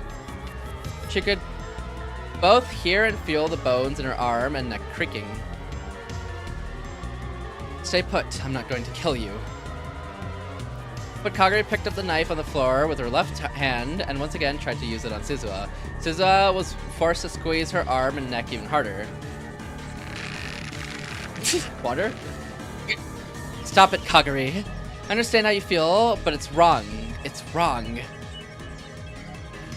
But Kaguri didn't stop. If anything, she tried even harder to pull Suzuha away. But what kind of training did she get? Even in all the battles she'd been in, this much pressure on two different spots was enough to get even the toughest soldiers to submit or fall unconscious. Terrified, Suzuha squeezed even harder. At this rate, she wouldn't simply knock her out. She would really kill Kaguri. But if she stopped Kaguri would kill her. What should she do? Suzuha, it hurts. It hurts. And then she heard a sad, weak voice from inside the helmet. It startled her, and she relaxed both her arms. But that was just what Kaguri had hoped for. The knife came very close to cutting Suzuha's left arm. When she let go to dodge it, Kaguri shook her off and kicked at her hips with both legs. Suzuha was slammed back hard into a computer desk, and for a moment she couldn't breathe. She fell to the floor, and the printer and monitor crashed mercilessly into her naked body.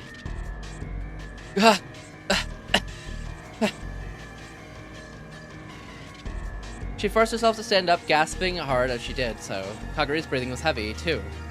Her right arm was pointed at an impossible direction and hanging limp. She wouldn't be able to use it for a while, probably. But her left arm was still holding the knife. You've learned some dirty tricks, haven't you? Suzuha glared at Kaguri's face, not that she could see what it looked like behind that helmet. The two of them fell silent as they tried to catch their breath. The tension in the air was so thick that it was difficult to move a muscle. Sweat rolled down her forehead and into her eye, but she still didn't blink as she waited for Kaguri to make her next move.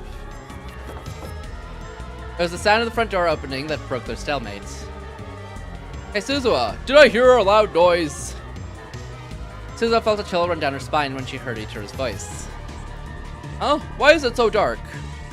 No, Dad, stay back! She yelled at the exact same instant he turned on the lights. The sudden brightness was enough to make Suzuha flinch for an instant. Kaguri was wearing a full face helmet that made all the difference. She leapt towards Ichiro just a moment before Suzuha. Oh! Kaguri's black knife went up to his throat. Dad! Kaguri spun around behind him, using Ichiro's huge body as a shield. Suzuha staggered toward him, gritting her teeth. Let go, Kaguri. Lay one finger on Dad, and I don't care who you are, Kaguri, I'll kill you. But Kaguri remained silent as she headed outside the door with her hostage. And then in the next moment, she shoved him forward. Ah! Ichiro lost his balance and fell towards Suzuha. Suzuha fell to the ground underneath his weight. Ichiro just barely managed to support himself with his arms and legs to keep from crushing her. Move! Suzuha tried to shove him off using a little force that she may have intended. More force than she may have intended. But Ichiro was so huge, it would take him a moment to get up. This is why I told you to lose weight! What? She was getting away. She somehow managed to crawl out from underneath him and quickly tried to follow after him. After Kagari. Suzuha, wear this! Ichiro was still lying on the ground as he tossed the naked Suzuha her shirt. She grabbed it and quickly put it on, then ran outside. But when she looked around the street, the girl in the motorcycle leathers wasn't there. There was no way to even know where she'd gone. You got away. It would be dangerous to run around trying to find her now. There was a chance Ichiro would be attacked while she wasn't at the lab. Was that Kagari-tan?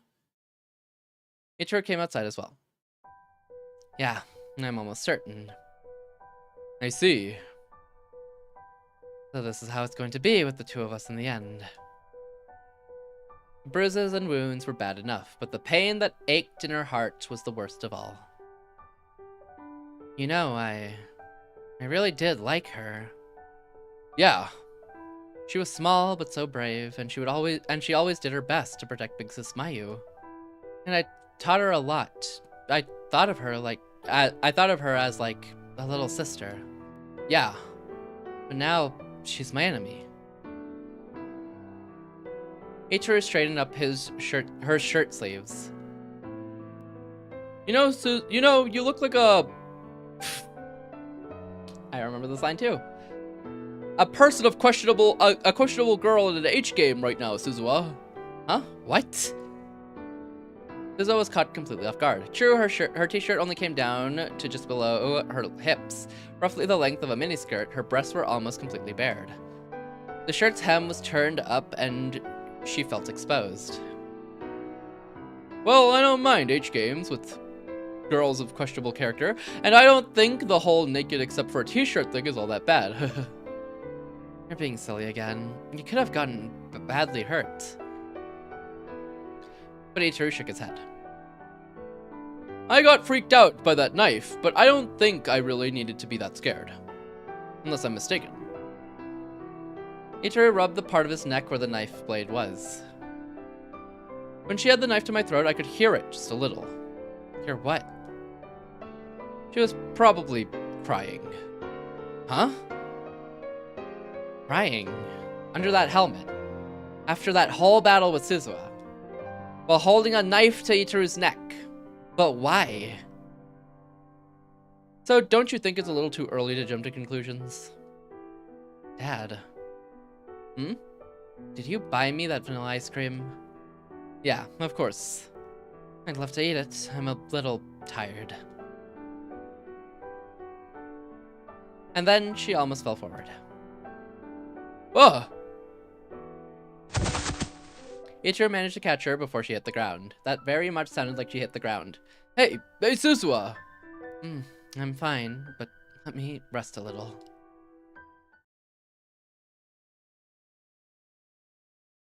That was all she had the energy to say.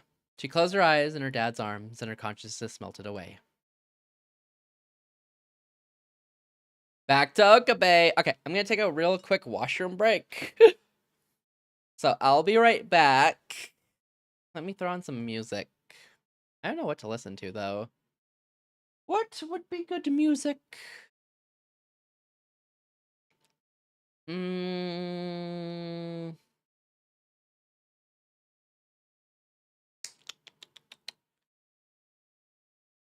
You can just say you're gonna play a quick ARAM. It's fine. That is like 25 minutes. There is no quick in ARAM. I have to pee so bad. And I was waiting for the scene to end, and it just kept going. I'm like, Suzuha's perspective ends soon, right? Right? It never did. Okay. Here, Fade, I got the bottle for you. I can't do a bottle. It's too cursed. Let's listen to this song.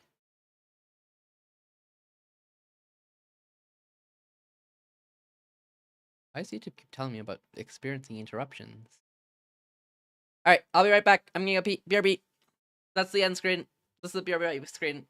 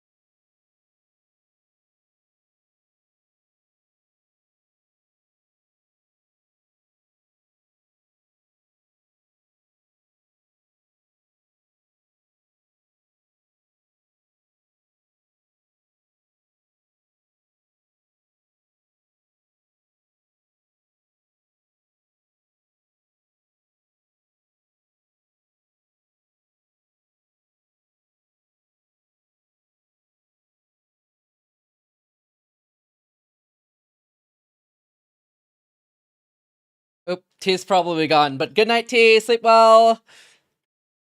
Get good rest. I'm back. Guys, it's not as late as I thought it is. It's only 3 a.m. We can totally beat the game.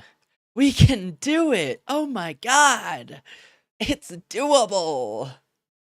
I'm cooked. I'm so cooked. I'm so cooked. Thank you. Yes, Wonder. What's up? What's wrong? What's the matter? What's happening? Oh wait, did I mute the game? No. We'll fade. It is certain? Well, I guess if it's certain. Sus, wait, but it's certain, Wonder. Come on. When July came, the sun shone even harder on eastern Japan. Summer was truly here. The news had been saying for days that the heat island effect might make this the hottest summer in years. Yeah, but it's coming from you. Well, you know, the best source is yourself, is what they always say. They always say that, right? The best source you can have is yourself. They don't say that. They always say that. I'm a primary source. The news had been saying for days that the heat island effect might make this the hottest summer in years. The tunnel effect!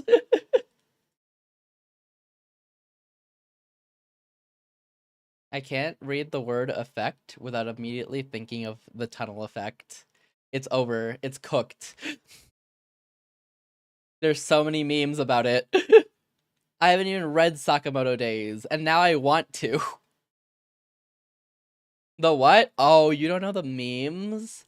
Okay, how much do you care if I give you a little bit of spoilers?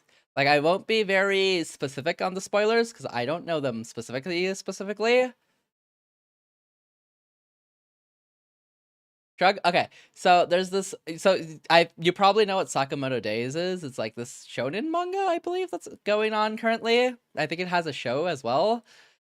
Pretty much one of the characters that was supposed to die to a character that's meant to be like super strong and like the strongest ever, they lived because of something called the tunnel effect, which means the particles didn't actually like hit him, or like one of the particles affected him, but then the rest missed or something, and that's how he lived. So it was, everyone's memeing that and making memes of that. So with the JJK thing, it's with JJK, it's like X person lived because of the tunnel effect, or other things as well. Okay, I heard about that before, but not from okay, yes, it originated from there, and then it got memed to like everything. And then on the first Sunday in July, the arrival lobbies at the international terminal of Narita Airport was filled with foreigners and Japanese passengers returning home. Look at all these people. I think there's more now than there were a minute ago. I didn't expect the airport to be this busy on a Sunday, yeah? A real quantum principle repurposed into anime pseudoscience. That's crazy! Don't miss her, my Yuri Ferris. You know how tiny she is. The three of us were waiting for someone here.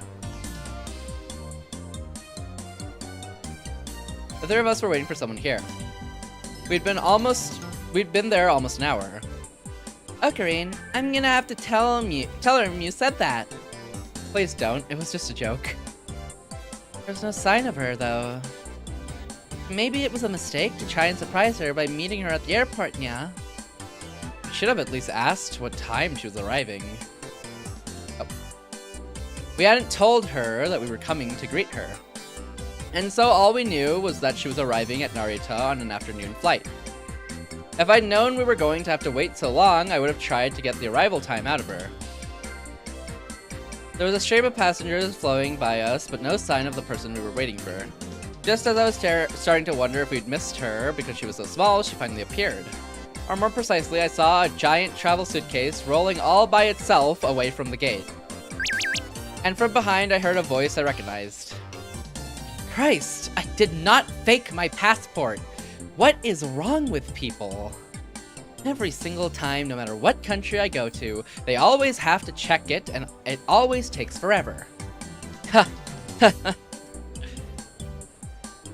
I walked up to the suitcases and gave it a pat. Heyyo. Huh? Stop being short! Maho had been leaning forward and pushing the suitcases as hard as she could. Her mouth hung open when she saw me. What? It's been a while. I'm glad you were able to make it past customs. You look really pale. You okay? Of course I'm okay. Wait, never mind that. What are you doing here? You told me you were arriving this afternoon, so I decided to come surprise you. You did. Thanks. For some reason, her voice became really weird the moment she saw me. Was my being here really that much of a surprise? But you know, I told you I can get to Akihabara Station on my own and to meet me there.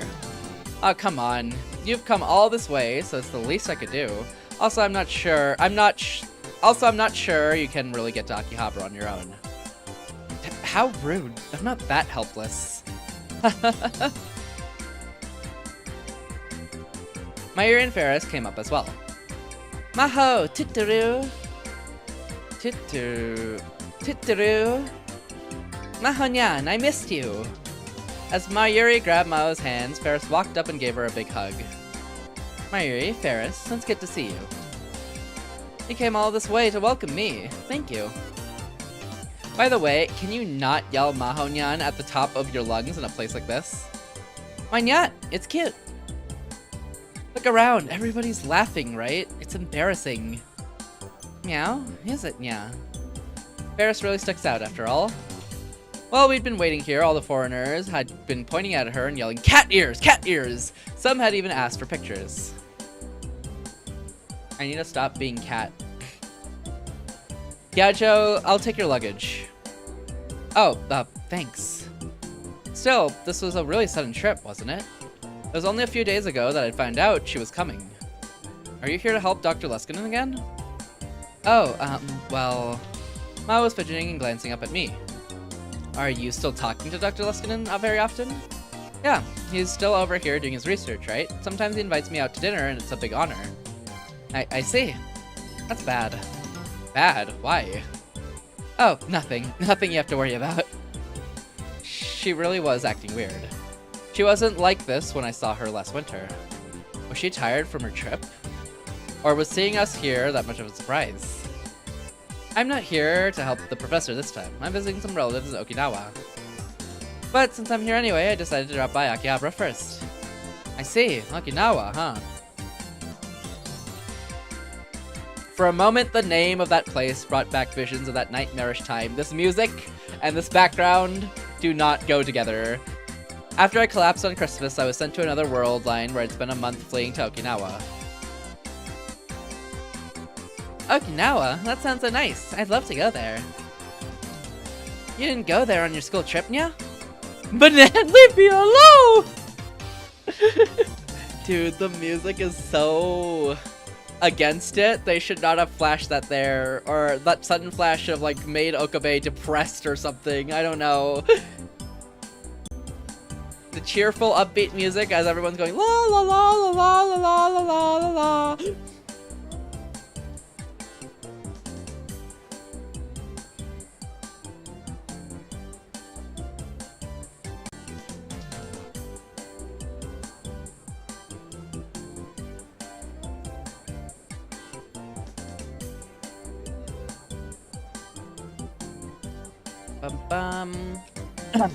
You didn't go there on your school trip, nya? We went to Hokkaido. I went to Hawaii, nya? Wow, a foreign country. Aloha. Putting aside the girls and their talk of school trips. So Heyyo, you're not staying in Tokyo that long? Huh? Yeah, I guess I wouldn't be. You're right. Do you have a hotel in Akihabara, nya? Not yet. I'm gonna go look for a cheap business hotel. Then come stay at my place. You can use the same room you used before, nya? What? But I couldn't. I really couldn't. Don't worry nya about it. I'm always happy to have you, nya. But I really couldn't. Then how about this, nya? You can stay for free, but in exchange, you have to do a little bit of work at my cafe, nya. Your cafe? Make Queen Nyan Square, right? You can't mean that place where they wear the cat ears. That's right, yeah. All my cat-eared maids are busy with Kamima preparations right now, yeah. They come to me crying and asking for time off, yeah. In other words, there's a serious shortage of cat-eared maids, yeah. That's right, yeah. So how about it, Mahon, yeah? How about it, yeah? I refuse. What? Why not? Wait, can I recommend 2 emotes? Go for it. Hit me! Why? Why? You know why. I wouldn't look good in these things. You sure would. Mayushi, sure you'd look great. No! Wonder, how could you?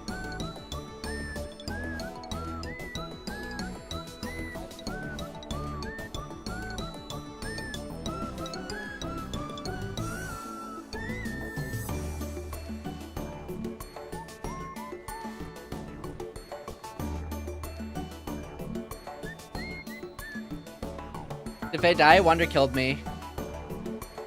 It's all his fault. Hi, Finn. How you doing today? Oh, I'm not signed into 7TV. Weird. Let me fix that. Thank you, Finn. Add. You dropped this, King? Thank you, Finn. The goat. There you go.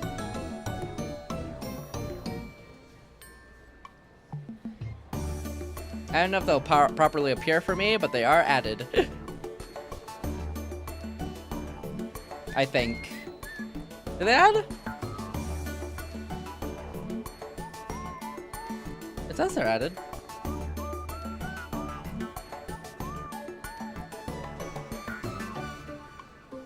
Let me refresh my chat. My one I look at. How you doing today, Finn? Hope you're doing good today. Is it not super late for you? I guess your time zone's a bit back, so it's probably like... What time would it be for you? Midnight? I'm going well. Hey, glad you're going well. It's 2 AM. Oh, okay. Wait. Oh, okay. You're pissed. I see. Oh, not too bad. I got you. Nice. Glad you're going well.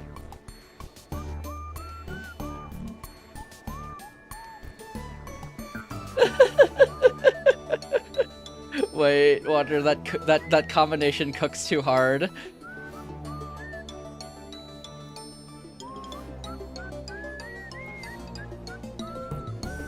I won board games tonight, so don't— Hey! Congratulations on winning board games! You love to hear it. You sure would. You sure would. Mayushi's... Sure, you'd look great. No objections, yeah? Ocarina, you think so too, right, yeah? Yeah, I'm sure she'd get plenty of fans. Fans? I don't like being flattered. I'm not flattering you, though. Middle girl looks pissed. Yeah, they're trying to get her to work at a cat girl maid cafe. Then you need to go to an optometrist and get your eyes checked. Nya, she turned all red. I did not. I think Maho-nyan needs to realize how attractive she is, Nya. She should do it. She should. Hold on, we're peer pressuring. Yep, if Mayushi was a boy, she'd be in love. I'm telling you, that's not true. I think you should probably. I don't know how to say it. Put a little more effort onto your appearance, maybe. If you did, I'm sure you'd look more... I was trying my best not to sound encouraging, but just ended up sounding like a real jerk. Of course, she was annoyed. I'm fine as I am. My job as a scientist is my first priority. But what if you find a guy you really like, Nya? You won't be able to show him how you feel, Nya. I'm fine. I don't think it'll ever happen, so it doesn't worry me. Do people like Steins Gate Zero? I know the anime is controversial. I think people like the anime overall. I think they liked both animes. It's only controversial because I don't think it holds up to the what the original Steins Gate was, but beating the original Steins Gate is already a difficult task on its own. Mixed things about Zero. Zero's so good, I think. I think the anime just doesn't cover enough of Zero, because Zero has like 5 different routes and then a true ending, and each of those routes connect, I think, in some way, as opposed to Steins Gate, the original, which is a bit more linearized. So I think adapting it was a bit harder. But I do like the VN. It's shown a lot of cool endings. I've never heard anyone talk about the games, only the anime. Yeah, I only heard about the games like a year ago, specifically, because one of my streamer friends, Miss Noma, mentioned about the games and how they had different, like, endings compared to the actual, like, anime. She gave a sigh that was a little too deliberate. I'm sorry, the jet lag and the trip have got me a little tired. I know the feeling, yeah. Jet lag is rough, yeah. I've got a limo ready, so you can catnap on the way, yeah. A limo? Ferris had rented a white limo to pick up Maho. Sheesh, she really did go overboard. But thanks to that, Mayuri and I were able to enjoy its big, comfy seats on the way to Narita Airport. You can rest on my lap if you want, nya. Or would you rather rest on Mayushi's lap, nya? Mayushi's okay with that. I'm fine, I'm not a kid. But I can tell you're really tired, though. Are you that busy with work? Well, I've got 2 separate projects going on. 2 projects? You're working on something besides Amadeus? Ah. She quickly put her hands over her mouth. Well, it's classified information. I see. Sorry about that. It was true that American University Labs had a lot of stuff like that going on there. I'd heard there were a lot of industrial spies. If she wasn't careful about what she said, she might get fired or worse. It was a mistake on my part to even ask. Come to think of it, where's Hashida today? He's doing the most important job of his life right now. The most important job of his life. Daru's on a date right now. Not the immediate face shift. Maho's shock was almost comical. I must be really tired. I'm hearing things.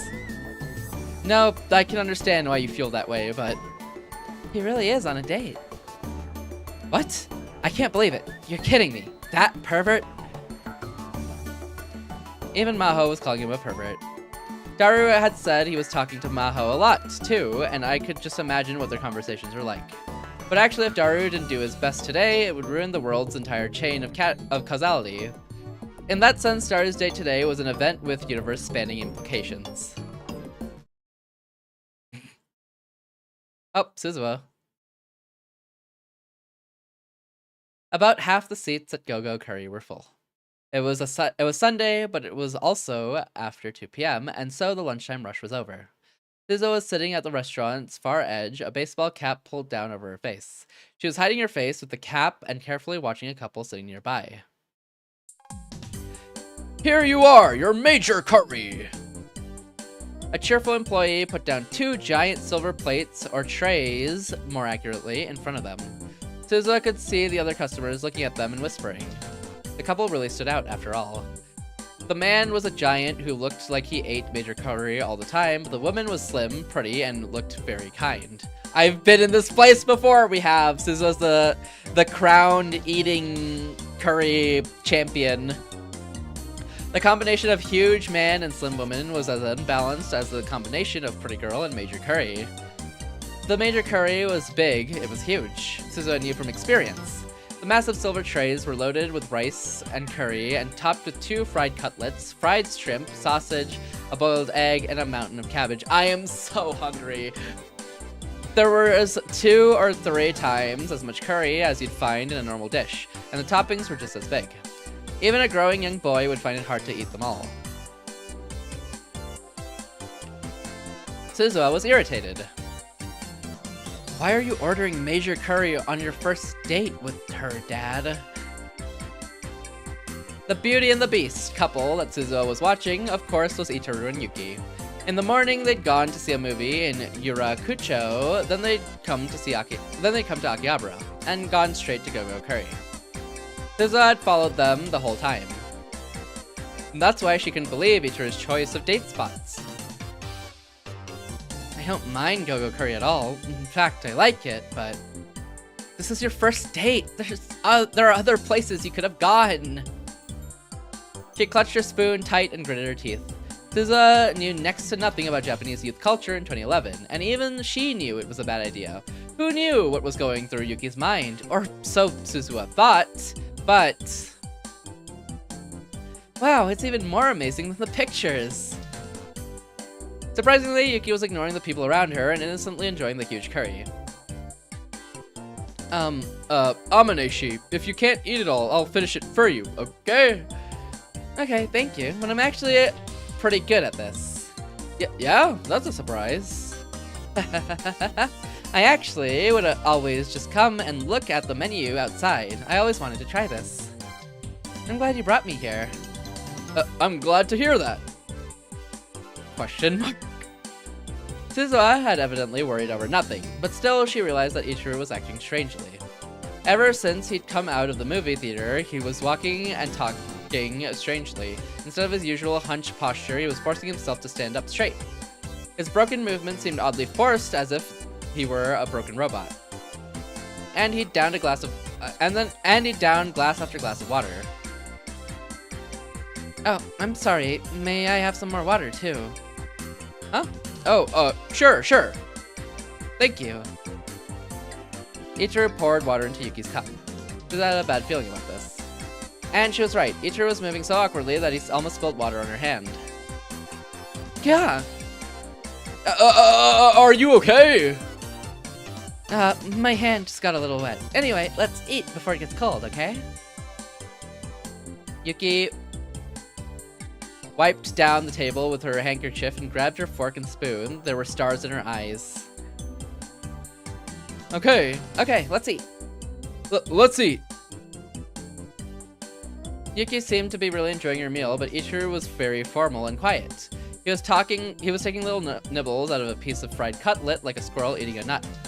The whole time, they weren't saying a word. What are you doing, Dad? Mom's not gonna want to be around you if you're like that. She decided to send him a message on Ryan telling him to get his act together, and she'd just taken out her phone when... Here's your major curry with extra roe. A huge plate was laid on the table in front of her. The other customers started murmuring again. Come to think of it, when she'd followed them into the store, she'd ordered her usual major curry with extra roe, and then forgotten about it. Now everybody was going to focus on her. In a small shop like this, it was suicide. Huh? Just as she expected, her eyes met Yuki. Suzuha, I didn't realize you were here. Oh, yeah, what a coincidence seeing you here, Yuki, brother. You should have said something. No, I didn't even notice you, really. Extra rocks for you, sir. I knew it. I'm like, I swear I've heard somebody call them rocks. Call roe rocks, because I think that's what it is in French, right? She realized that she should probably leave, but she couldn't. It was you! It was you! It couldn't have been me! I feel like it was you! You made the joke! It couldn't have been me. Right? It can't have been me. But she couldn't go without at least taking a bite of the major curry in front of her. Oh, no, it was me. Because I read roe as rocks, because it was R-O-U-X, so it's rocks. I remember now. It was me. Her experiences in the war had left her completely unable to waste food. Serious? Don't look at that. Don't look like that. She felt Yuki and Itaru staring at her as she reluctantly picked up her spoon. Don't look at me like that. Anyway, you two enjoy yourselves. Her only choice was to finish the extra large curry as soon as possible. She couldn't let herself be in the way. But instead, Yuki came over and picked up Suzuha's plate. Huh? Excuse me, can my friend sit with us? Sure, go ahead. He says it's okay. Let's all eat together. Wait. Why? Why? Because you ordered major curry, too. I think we need to have a race. Huh? Hashida can be the judge. And before Suzuha could respond, Yuki had moved her plate over to the table. No, wait. She had no choice but to follow, but before she sat down, she whispered in Yuki's ear. You're on a date, right? Huh? Oh, yeah, I'm on a date. It makes me blush when I say it aloud. Ichiro didn't react at all, even though she was sure he'd overheard that. I've never been on a date, so I don't know how they work, but... Is it normal to have a curry speeding contest with another girl in the middle of a date? I don't really know. But you see it a lot in anime and manga, right? A little sister who doesn't want to lose, her big brother, runs up to the girlfriend and says, let's have a competition. For some reason, Yuki seemed incredibly enthusiastic. Enthused. Suzuha was overwhelmed by her energy. So cute. Real. I don't know anything about that. Is that how it works, brother? Even when she turned to Ichiro for help, he just awkwardly sat there eating his curry like a robot. Brother? He awkwardly turned his head to face her. The rest of him stayed completely still. Did you say something? What's wrong with you? You're acting weird. I am not acting weird. I am not acting weird at all. Question mark? Suzuha glanced back at Yuki. And for the first time, Yuki looked concerned.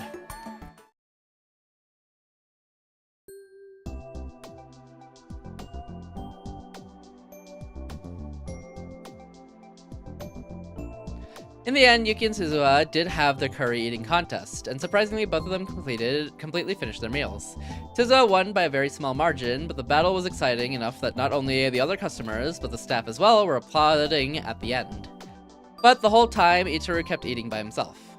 Since this wasn't even a conversation, let alone a date, she sent Ichiro home alone. Part of her wanted to demand Ichiro explain himself right now, but she decided to talk to Yuki instead. Did he ever explain himself? She tried her best to avoid Yuki so far in order to keep her identity a secret, but it was July now. She would be gone from this era very soon. This might be her last chance to talk to Yuki at all. Phew. I'm so glad you were there. Yuki sighed a little after Ichiro left. Maybe I did something to offend him? Hashida doesn't seem to be enjoying being around me. You don't think he was just nervous? But he was having fun talking to me before the movie, you know? But after the movie, he started acting really strange. Oh, it was his sweaty hands. Did I do something wrong?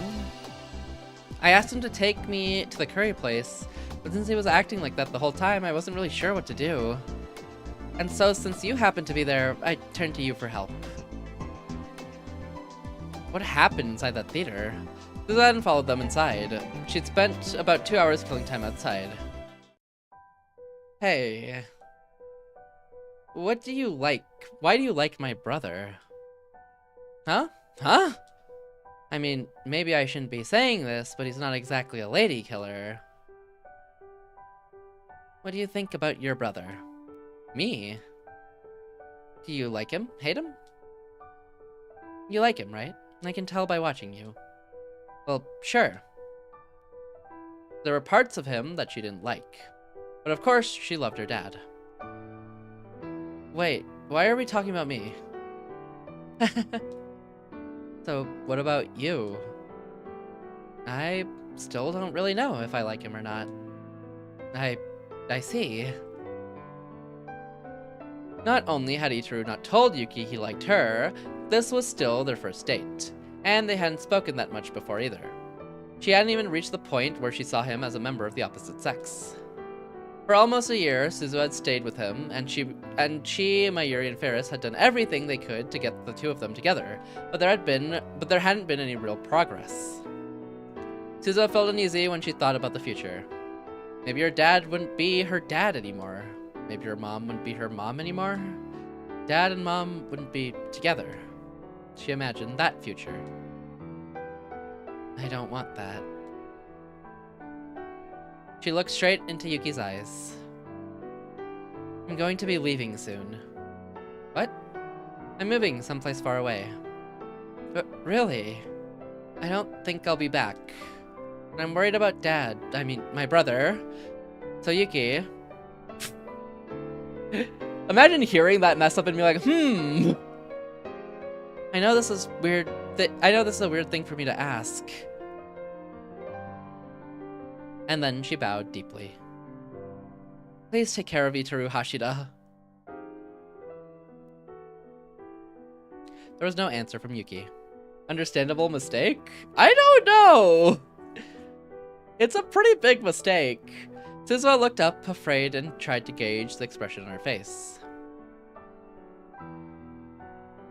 She looked kind of lonely, and kind of sad.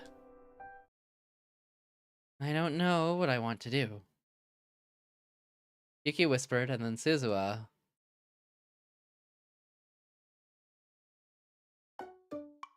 Oh, jeez. What are we going to do? Everything's almost finished, even though it's never even started. As soon as she got back to the lab, she yelled at her useless father. Oh, Suzuha, I'm sorry. The Hashida family is doomed. Stop sitting there feeling sorry for yourself. This isn't funny. Start by explaining why you were acting that way today. You looked so excited when you left this morning, and Mom said you were normal until halfway through the movie. Yeah. So what the hell happened? Well, you see, listen to this. You know how movie theater seats are cramped, right? So I tried to sit as far to the edge as I could so I wouldn't get in Amaneshi's way. And then I heard this crack and the seat almost broke. Oh, that's what it was. What? And then I tried to support myself, so I grabbed the armrest. But it wasn't the armrest, it was Amaneshi's, band.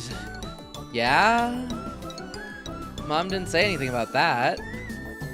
I'm telling the truth, it was so soft, it couldn't have been an armrest. It was a girl's hand. It had to have been. I see. But you see, I've held a lot of 2D girls' hands, but never a real girl's. And what happened then? Amaneshi's so nice, I guess she didn't try to shake it off because she didn't want to hurt me. But you know how fat I am, right? I sweat a lot. She must have gotten soaked, but she didn't say a word. And so I really started to think about that. Oh, I see. That's why you were acting so weird? I'm sure in her mind, Amaneshi was going, "Get off me, you creepy loser pervert." Mom's not like that. In fact, from the way she was acting, she probably thought she'd upset him somehow. The problem was what she'd said. I don't know what I want to do. What did she mean by that?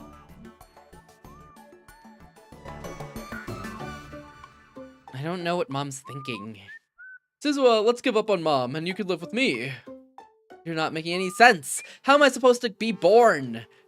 But it's impossible. How come you're not even trying? Even if things look bad, you have to keep going. She grabbed her father by the collar and shook him. If you don't... She remembered how sad Yuki had looked when they'd said goodbye. Otherwise, something awful will happen. Yeah. And then she heard a car park in front of the lab. We're here, Nya. She recognized the voice coming from below the open window. Oh, is that Ferris Khan's voice? Suzuha let go of Itaru's collar and moved over to the window below. She saw a group of people she knew. Rintaro Okabe, Mayuri Shina, Ferris, Nyan Nyan. And Maho Hyajo too. Hyajo's here already. But why is she here with Uncle Ocarine? And then she gave a start and turned back towards the room. Wait, this is bad. We haven't put it away. Oh. Suzuha pointed toward the desk in the development room where the phone wave named something to change Unit 02 was sitting. Oh, crap! Crap! Hide it! Okie dokie. If nothing else, this meant that Maho Hyajo was coming to the Future Gadget Lab. Suzu had hoped that this meant the work on the phone wave would get back on track. Oh. Vega and Altair. It's cooked. It's cooked. It's cooked. There's so much more game.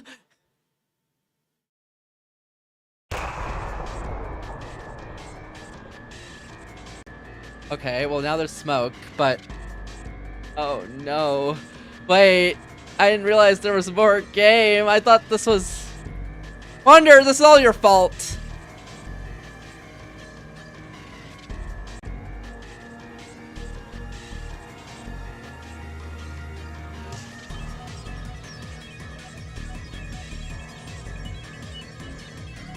Wonder did nothing wrong. Shut your trap!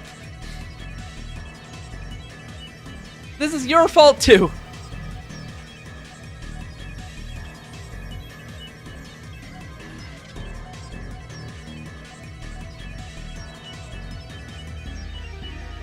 No, that's an uncertain no.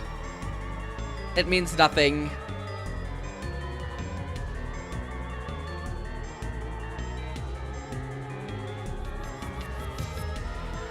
Guys, we're cooked.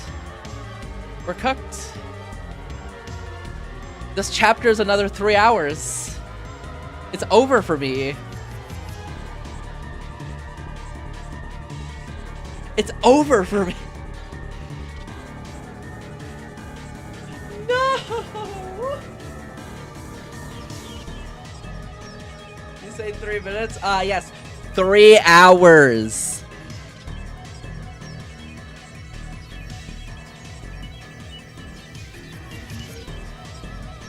Well, how late would that be? 6 a.m. Fade, I know the solution. What's the solution, Wonder? What's the solution, Wonder?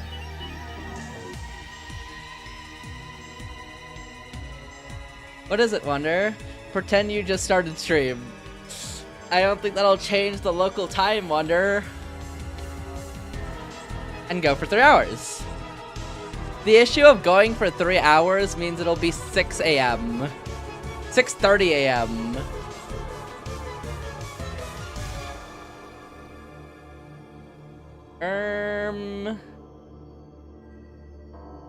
Shrug. He's cooked. I'm cooked. I am cooked. I have a solution. It's called We Give Up. You said you doom scroll up to 7 a.m. Yeah, but I can't be loudly screaming and voice acting till 6 a.m. Doom scrolling is its own thing, because it doesn't, like, make noise. The issue is I live with people. Sigh! What if we... Oh, I don't know anymore. What if we give up? Thoughts? Opinions? I'm cooked.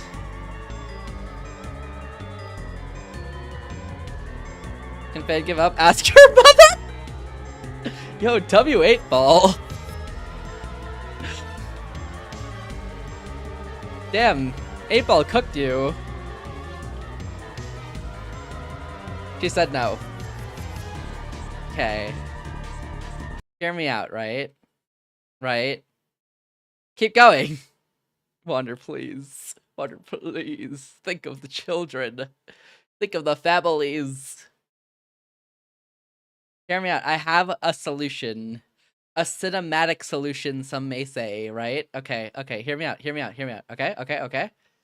So I stream. I end stream soon. Very soon. Right? You know, the rest of the week's already set, so we're cooked there. Okay, okay. Monday, instead of Stellar Blade, we finish up Steins Gate. Confirmed on Monday. Because I'll only have like 4 hours left of the game. So that's like a 5-hour stream. Wait, no, wait. Yes, Monday. Yeah, Monday. Monday, I finish up Steins Gate. Tuesday, Wednesday, we play more Stellar Blade. And then the rest of the week will be the variety week of streams. Right, alright? So Steins Gate still gets finished up. Why did it get so long?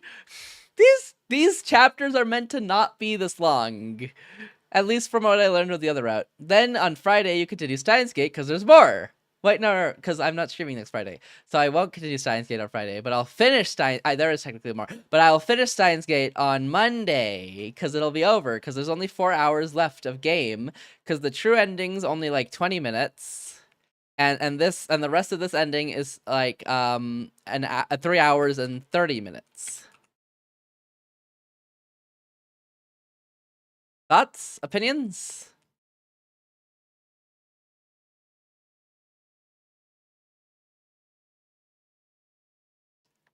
Yeah, the true ending is only like 30 minutes. Wait, is that true? Wait, is that true? Am I lying? Milky Way Crossing. Yeah. Yeah, it's only 30 minutes. Someone took an hour, but you know, it's mostly only it's like an hour. Yeah, it's fine. You know what? That works out perfectly, you know? Or if I keep streaming now, we go... Honestly, it'll be an hour. And then... Okay, actually, I should probably keep streaming now. You know what? Never mind. We'll keep going.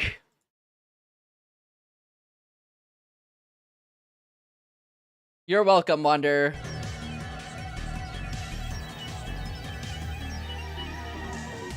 W ma.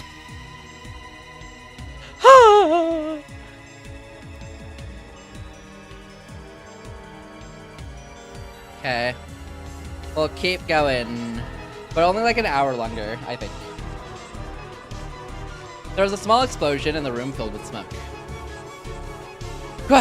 The window! Open the window! Okay. Doki. Maho crawled out into the living room. Itaru rushed to open the window, and she heard a man who was probably the building's owner yell up at them. Hey, Hashida! What was that sound?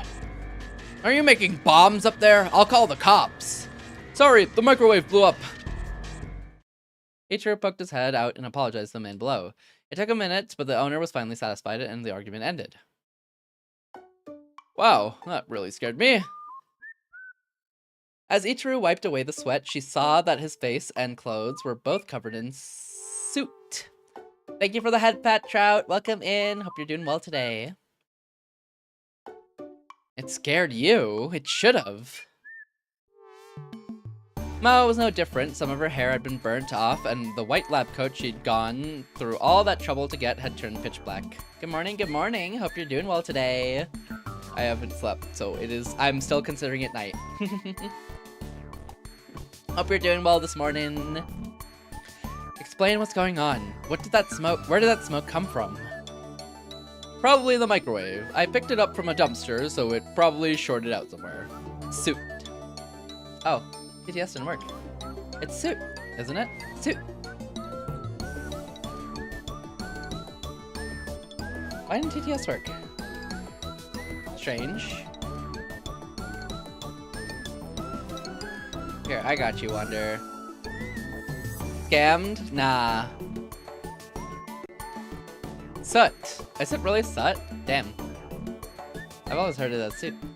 Just got up and got my 3 hours of sleep. Oh, hopefully you can enjoy the weekend. Probably okay. Same as root. Root, suit. What? Oh, cause root?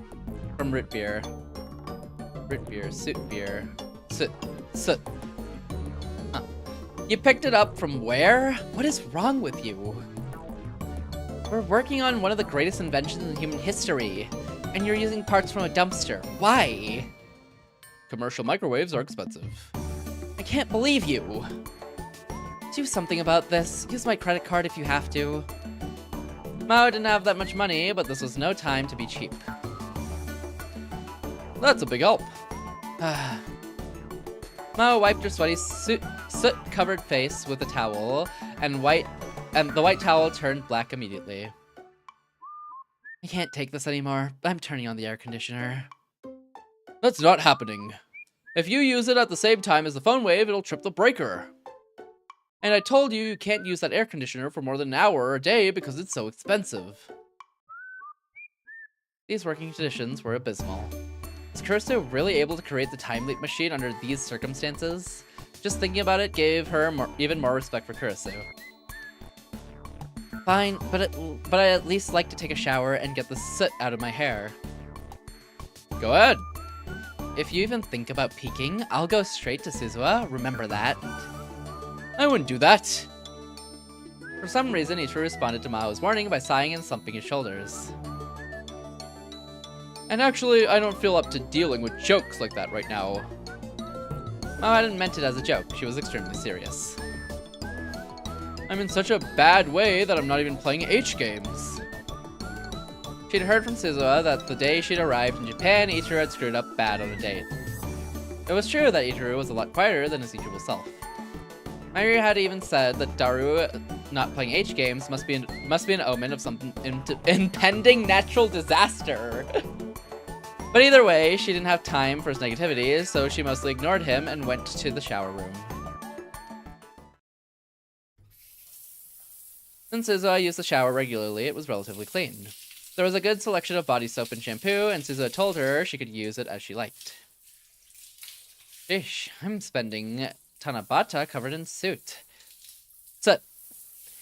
That day was indeed Tanabata.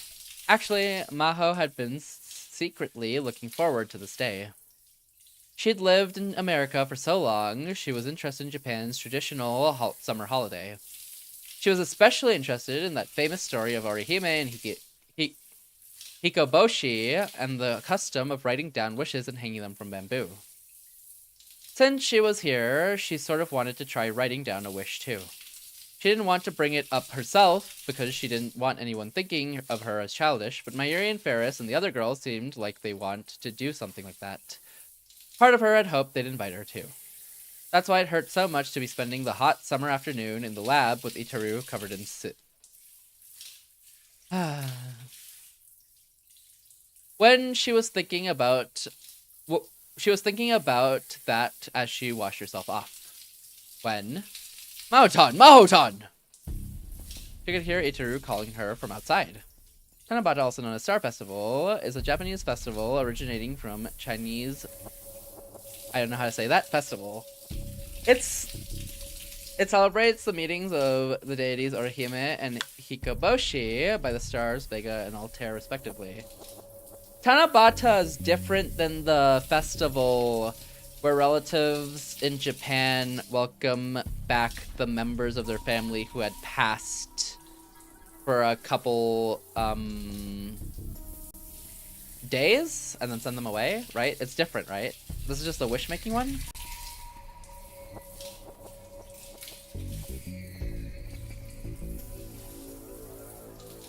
That sounds Chinese. I think it's Japanese also. At least, I mean, I saw it in an anime, so, you know, take my words with multiple grains of salt.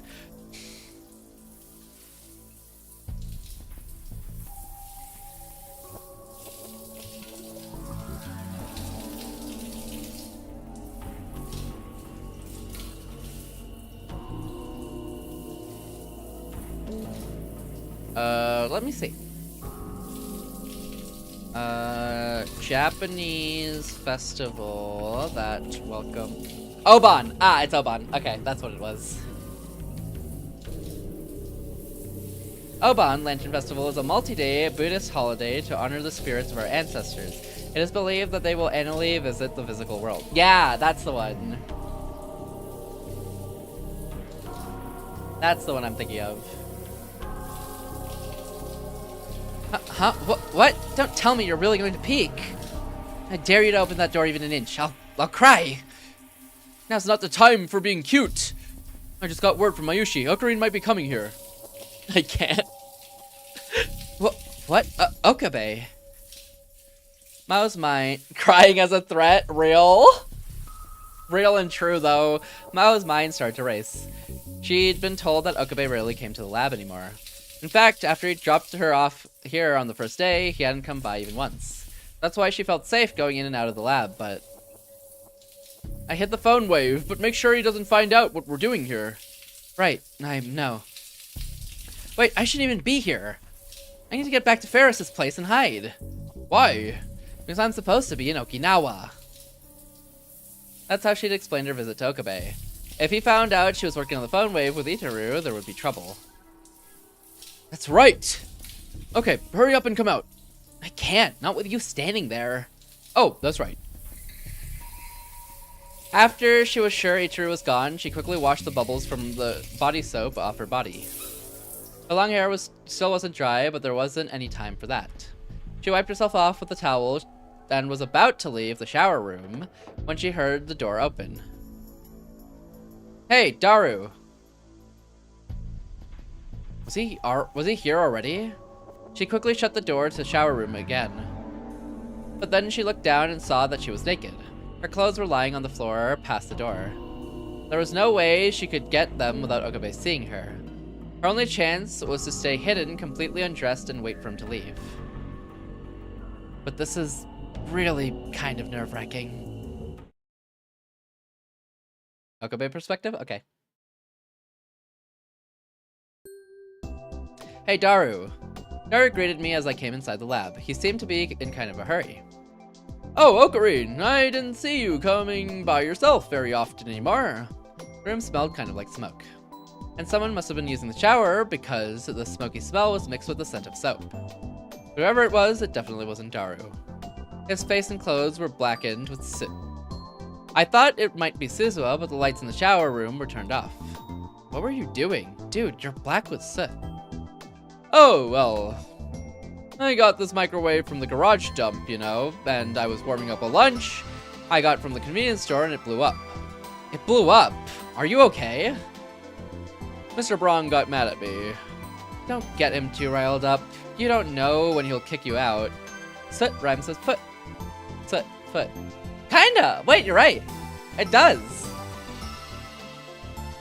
If he does that, you might be okay, but Suzuha will have nowhere to go.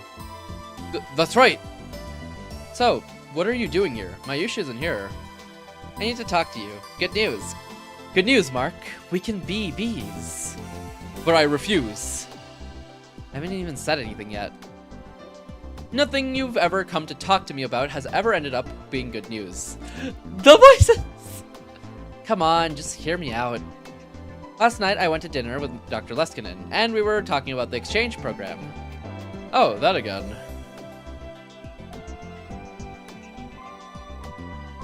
I was keeping in touch with Dr. Leskinen. Of course, the professor knew that Maho was here in Japan. Yesterday, he'd shown me a picture of her taken in Okinawa. I could see her standing in the surf with a blank expression on her face. A friend or family member must have taken it. Dr. Leskinen had been really nice to me, and I talked to him a lot about going to Vtuber. Of course, at a minimum, I need to graduate my current school and pass that exchange exam for Vtuber.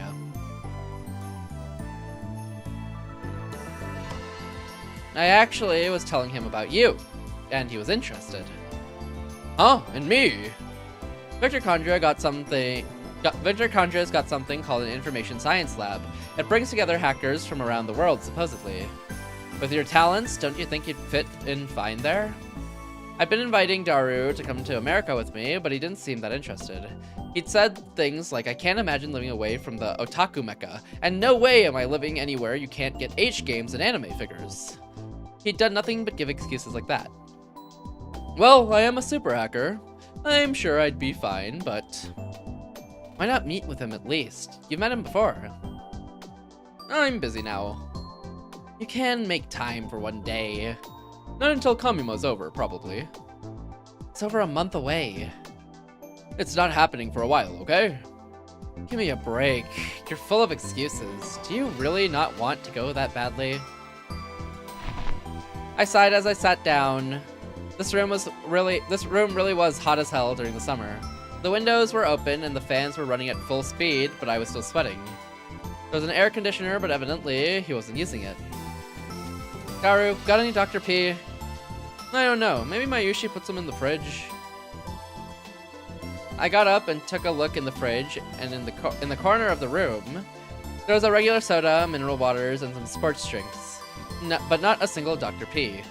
As usual, the freezer was stuffed with juicy fried chicken #1. Oh my god, juicy fried chicken #1! Mayuri really did buy a ton of this stuff. Wait, was there even more than usual? Maybe she'd bought some for Suzuha too? I'm gonna grab a sports drink. Take any except the one that Suzuha already drank out of. I grabbed an unopened bottle and took a big gulp.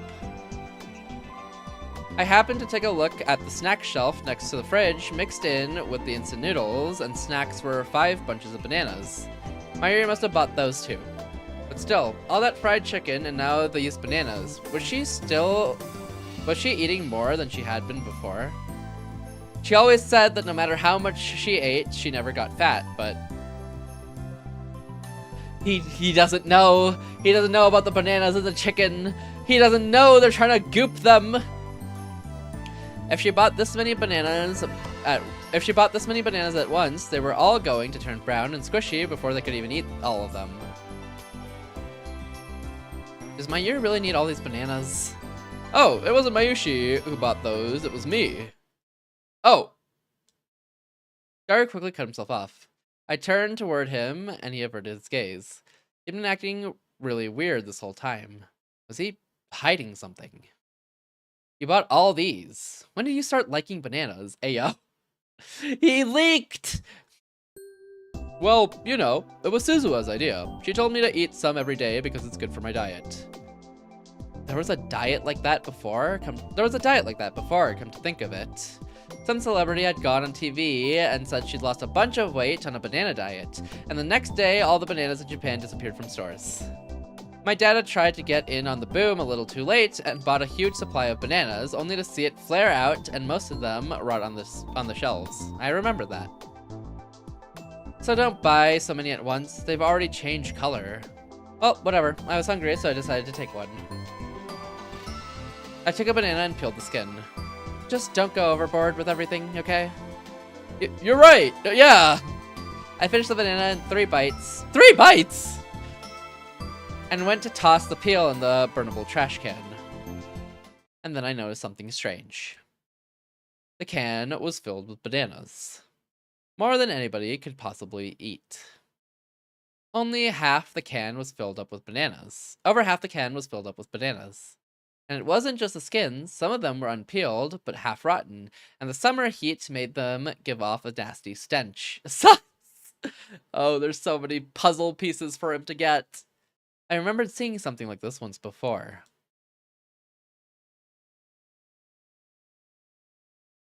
We're making gel nanas again. That's right. It was when I was living here a year ago, doing experiments every day. And then my mind flashed back to the contents of the fridge, and that bizarre stockpile of juicy fried chicken. It couldn't be. I plunged my hands into the garbage can, not caring about the filth. Wait, why are they hiding the machine from Okabe? Because he'll get mad. Okabe wants nobody to time travel. Because it's dangerous. So them building a time machine behind his back is what's happening. Oh, yeah. I punched my hand into the garbage can, not caring about the filth. Wait, Ocarine! Dar was clearly uneasy, but I ignored him. I was right. Under the remains of the bananas, I saw tons of boxes of empty fried chicken. No matter how much Mayuri liked them, or how much of a glutton Daru was, no one could voluntarily eat this much frozen fried chicken every day. I went deeper into the garbage can, and then I found something I didn't want to see. Hey, Daru. What? Bananas and frozen fried chicken. This brings back a lot of memories, doesn't it? Yeah. It must have been about a year ago. We used to do all kinds of experiments like this.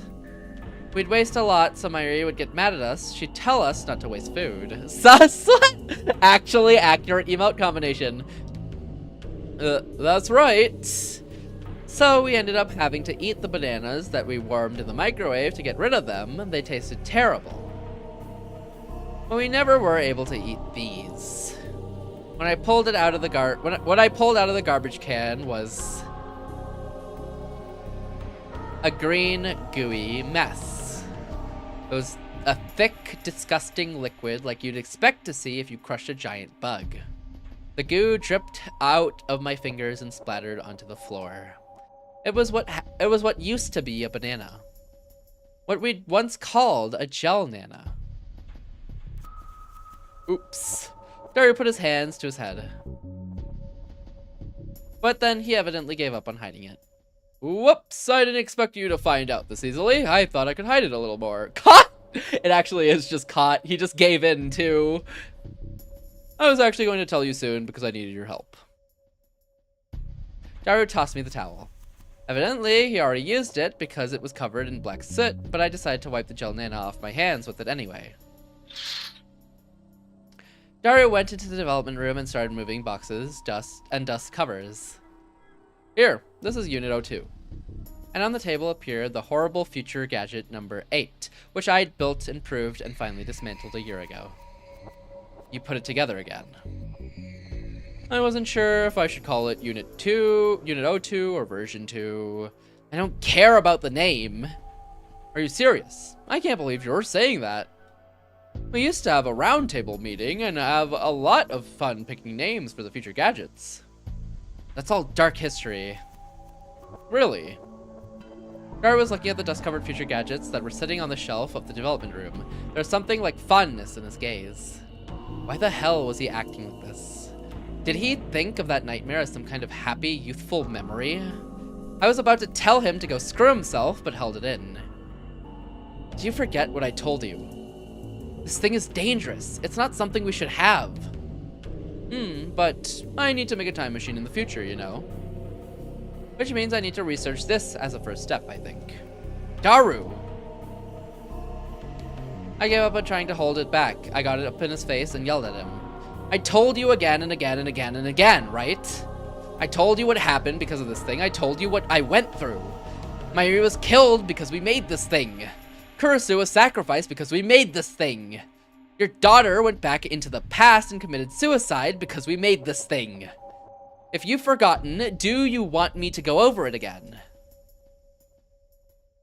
Are you that stupid? Are you so dumb that you won't understand unless you experience it for yourself? You're the one who's being stupid, Rintaro Okabe. I suddenly heard an angry female voice behind me. I looked back and saw Maho Hyajo glaring at me. What? Hyajo? Oh, legal lolly for the win. What happened to your clothes? Her hair. It's tied up. And wait, what are you doing here?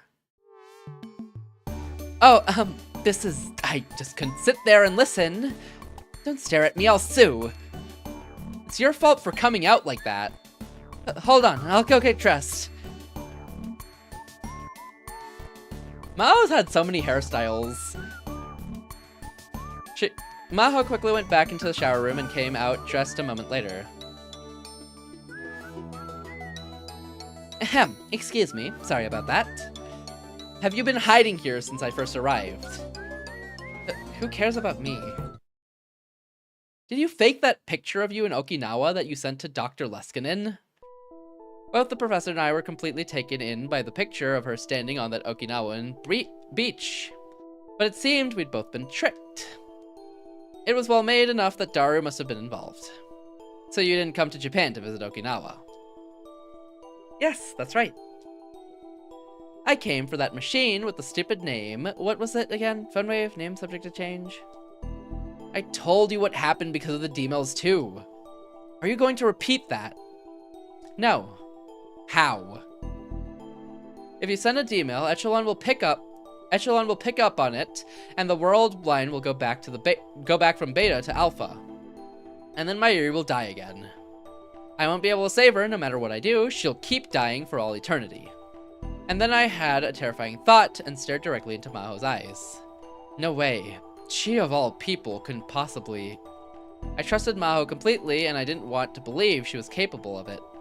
But the terrible machine that I just confronted had drained me of any kind of rationality. A flashback felt like it was going to hit me any second. Images of Kurusu and Mayuri's death were flashing through my mind. And so I said something I never should have said. You aren't trying to bring back the Alpha World line, are you? What?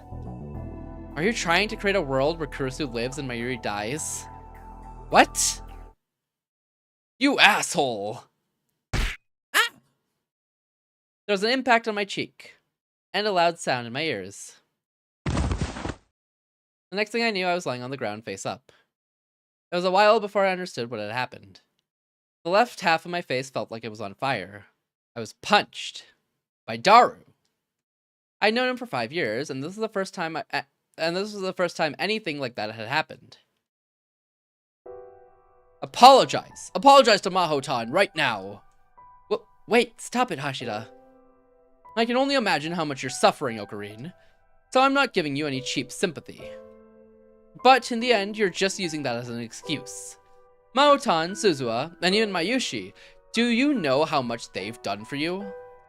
That's enough, stop it. Mao grabbed Daru's body and tried to hold him back. Let me go! He's not going to understand unless I hit him again. That's enough. That's enough. What you just did was enough, so calm down. This time Maho put her hand on Daru's shoulder. I'll explain the rest. Go wash your face or something. Go! He pointed towards the shower room, and Daru finally seemed to get control of himself again. Fine. He looked a little awkward as he lowered his fist.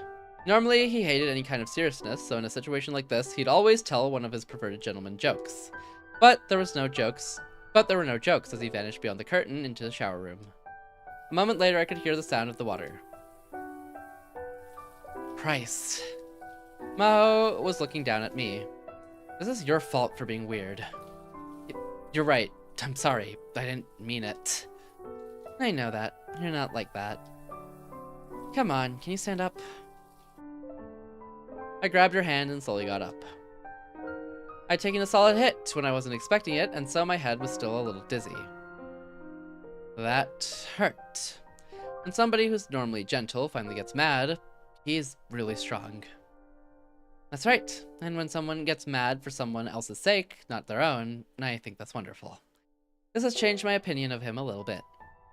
Mao seemed a bit happy as she looked toward the shower room. Only a little bit. Because he's always sexually harassing me. Maybe he's fallen in love with you. Kids do that all the time, you know, tease the girls they like. He's a kid at heart, after all. You've got to be kidding me. Do you want Suzuha to be my daughter? That would be bad, yeah. I chuckled a bit, but quickly stopped and turned to face Maho. The difference between our heights was so great that I was looking down on her. If you want my subjective opinion, this world exists because of Kurusu's choice. Mayuri is safe because of Kurusu. She can live and be happy. I have to protect that. You're a scientist. You're a lot smarter than I am. So you can understand, right? You can understand the laws of the universe. Yeah. Mao nodded quietly nodded. You could call it God, if you wanted to. It's stupid for humans to challenge God. But I tried anyway, and I tried a dozen times more, and then I tried 100 times more after that. And I failed every time. It was all useless. God will never forgive human arrogance. You're right. Mao was looking out the window. It was as if she was thinking back to her homeland and ancestors. God is a popular guy back home, and among the people of Okinawa. I learned those wonderful beliefs from my parents and grandparents too. I'm a scientist, but I would never mess with God. But then... Mao shook her head a little and looked up at me with a piercing gaze. The God you're talking about, that's completely different. Her words were sharp with no room for disagreement. The laws of the universe, those are just the equations that define the world. The wonderful being called God has nothing to do with them, and there's no reason we can't solve them. I was about to respond, but before I could, Maho went inside the development room. I had no choice but to follow her. I'm well aware of the relationship between Echelon and the D-mails and how dangerous it is. Don't worry, we've sealed away the D-mail function for now. What you're concerned about is never going to happen because I won't let it. I'm not letting us go back to the Alpha World Line. Of course, Hashida and I are working on a way to avoid the danger of the D-mail and to neutralize Echelon. But before we start spending resources on that, there's something we have to do first, something personal. Maho tapped on the top of the phone wave Unit 2. What we're researching now is the time leap technology that Yusei Kurusu developed. Then this can only time leap. That's right. He was right. It was looking at a time leap machine, not the phone wave, named subject to change. I could tell they've recreated all the improvements that Kurusu had made to the phone wave. The most obvious was the PC and monitor that were connected to the microwave. And connected to the PC was a headset that looked like a cord covered in electrodes. In this world line, only I knew the details of how the time leap machine was set up, and I hadn't told Daru or Maho about them. In other words, with only some small hints, Maho had managed to create the same thing as Kurusu. To be honest, it's really frustrating. The more research I do, the more I realize that I can never be Kurusu. I can never get as far as digitizing the memory data and transferring it to a cell phone along with the top-down search signals. But I still can't clear the biggest hurdle, even though Kurusu could. The data compression, right? Mao nodded. I just can't solve the mystery of how she managed to compress all those terabytes of data. That was the part that Kurusu had struggled with the most too. But in the end, with Daru's help, she'd been able to do it. Did Kurusu tell you anything about it? She seemed a little unhappy as she asked me that. Asking for the answer meant giving up on finding the solution for herself, and so it meant admitting defeat. Maybe that was really hard for her. Yet she'd chosen to put completing the machine first. But I had no intention of giving her the answer right away. You made me a promise when we last talked, right? That you wouldn't try to save Kurusu Makise using the time machine. That's right. You still intend to keep it. If you don't, I can't help you. Mao didn't answer for a while. Without even looking at her face, I could tell she was being torn apart inside. Of course I do. I promised you, after all. After a long pause, she gave her answer. I couldn't help but laugh. You're a terrible liar. With that look on your face, it's obvious you're not telling the truth. We're done talking. Then I left the development room. I looked toward the shower room, but I could still hear the sound of falling water from within. Daru was showing no signs of being done. Hey, Daru, I was the stupid one. I'm really sorry. I spoke, but there was no answer. Maybe he hadn't heard me. It seemed better for both of us if I apologized tomorrow. I'll be back tomorrow. That was all I said as I headed towards the door. Okabe. Mao followed me. She came up to me so fast she almost slammed into me. Do you think Steins Gate exists? Do you think that there's really another world line in that gap between the Alpha and Beta ones, where Mayuri survives and Kurusu doesn't have to die? If you want to know what happened when I tried to reach it, ask Suzuha. In the end, I couldn't beat fate. Steins Gate is just a stupid delusion. Are you really sure, though? You haven't proven that it doesn't exist, you know. That's just the devil's proof. That's just the devil's proof, though, right? Nobody can prove a negative. That's right. You haven't proven whether it exists or not.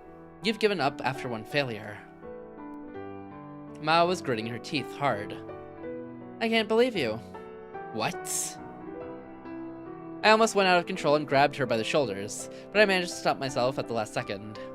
I told you before, right? I tried dozens, no hundreds of times before that. And remember what I said? That's not because of the laws of God, whatever they might be. The world lines, the time machine, Steins Gate. They're all just part of that equation that makes up the world. You failed dozens of times, or hundreds of times. So what? That happens all the time in science. If you fail that many times, when you try 1,000 times, or 1,000,000 times, or 1,000,000,000 times, and then you're certain to find the answer. You don't know anything. You haven't experienced it. That's the only reason why you can say something so irresponsible. No, I've experienced all of that more times than I can count. Failures, setbacks, regrets, and the pain that comes with them. And all because of the genius named Makise Kurisu. Okabe's weak. He is! But to be fair, he also watched his childhood friend die multiple times and then killed Kurisu. Equations don't have feelings. Yeah, but it's always humans who solve them in the end. We were glaring at each other, our faces close enough to kiss. So weak. Wonder what have you seen? Mao's gaze burned into me. For some reason, I couldn't bear to look at her. So I turned away. I turned around without saying a word and tried to head out the door.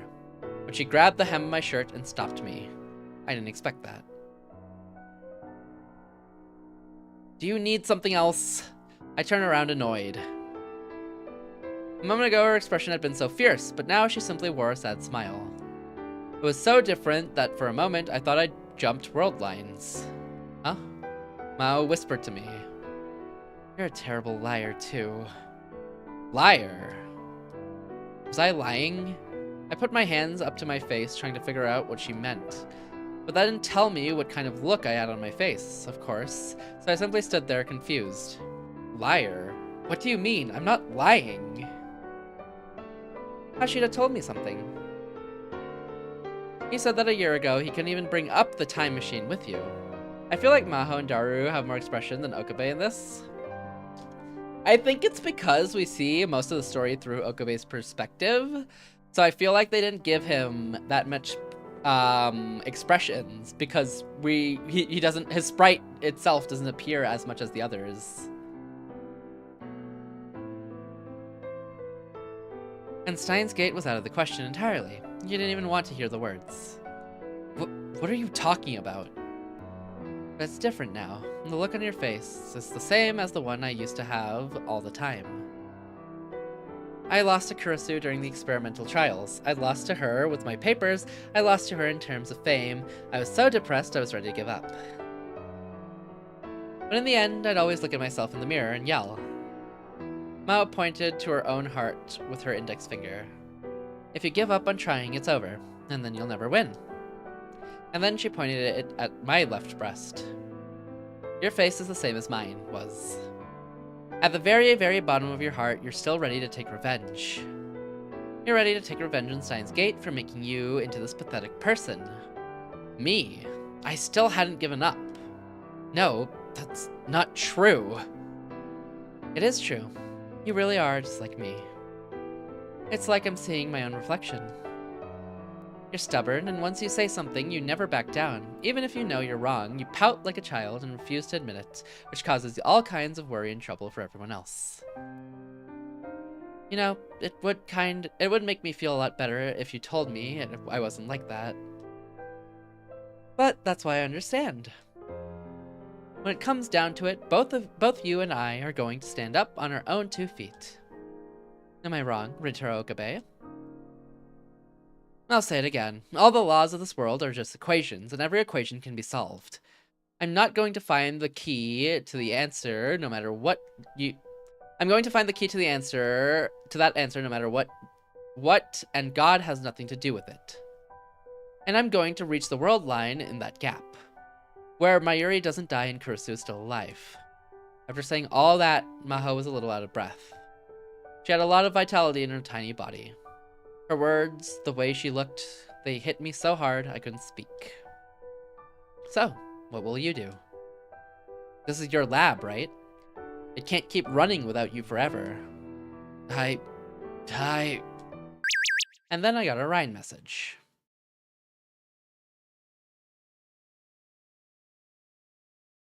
Now of all times.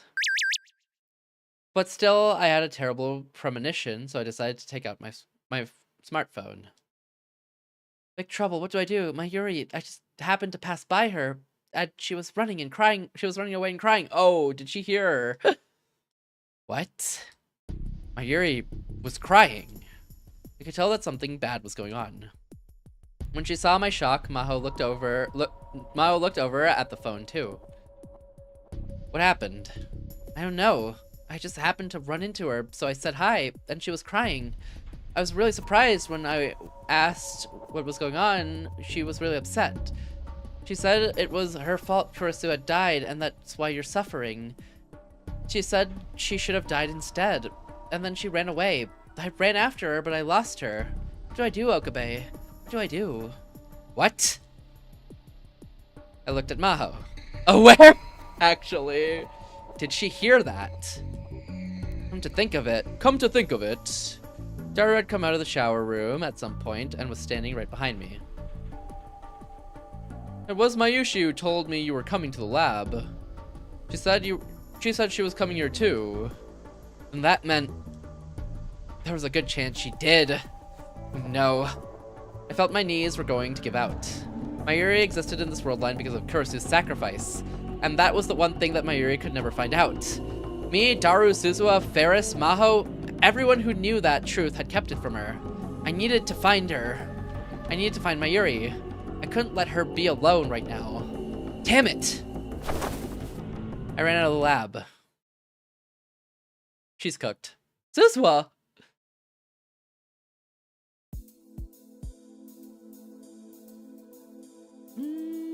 We keep going. It's hot. It's still hot.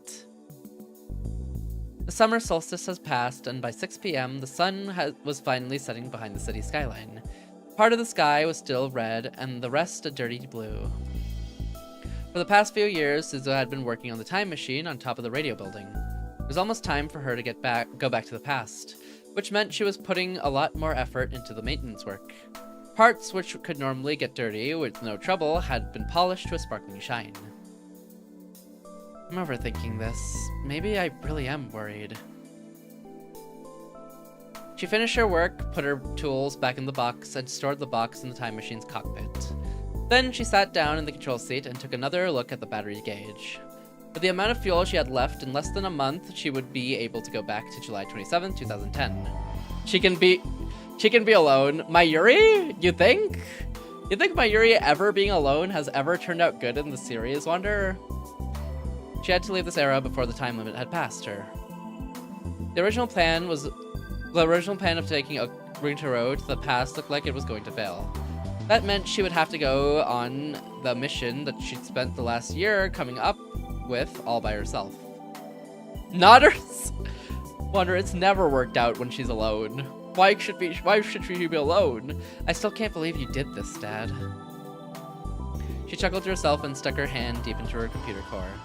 Inside was an external hard drive that clearly belonged to 2011, not 2036. Ichiro had probably put it here when her back was turned. One of the secondary touch panel monitors was displaying a warning that read foreign object detected in the cockpit. These machines were capable of breaking through early 21st century camouflage in less than a second.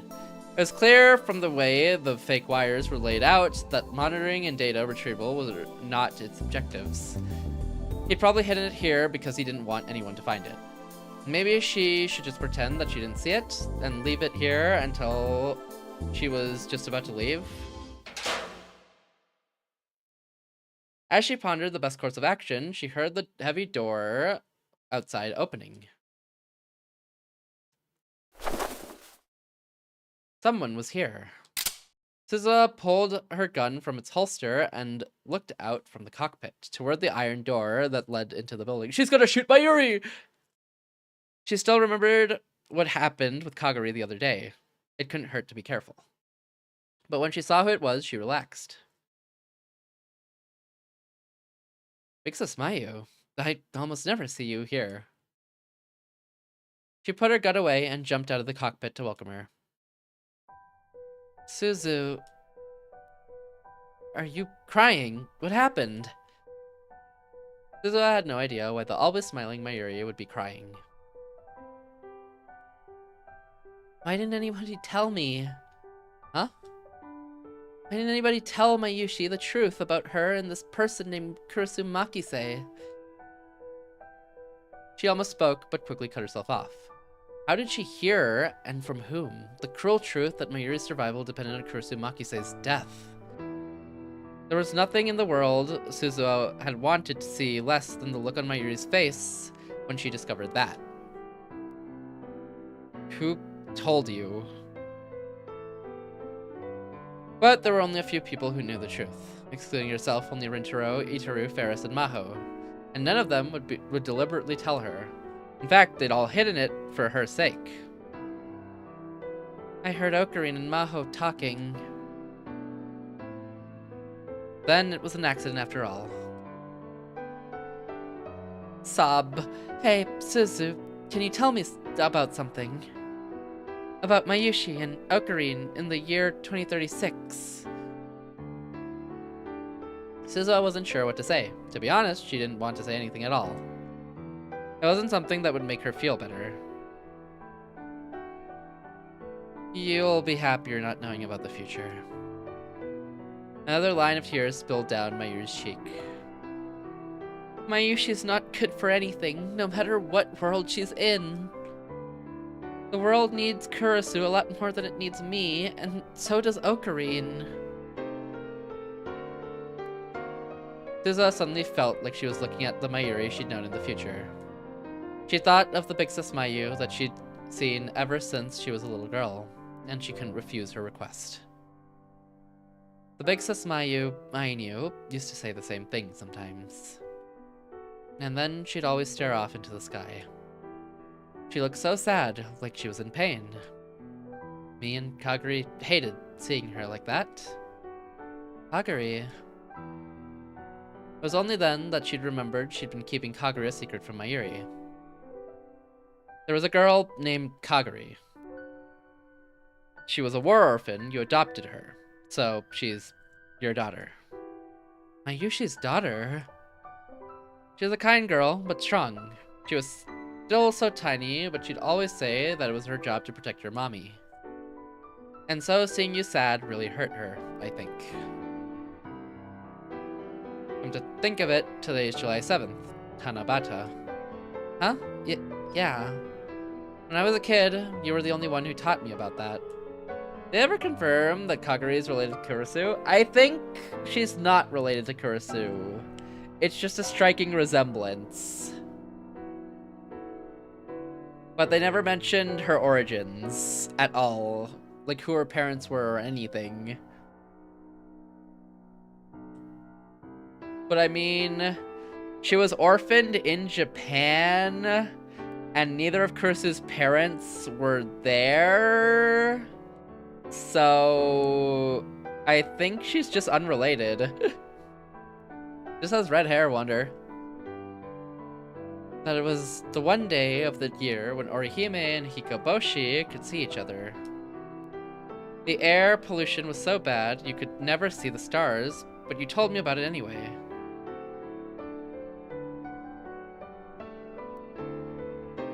Even if the clouds are covering the night sky, the stars aren't gone from this world. They're still shining on the other side. Let's pray together, okay?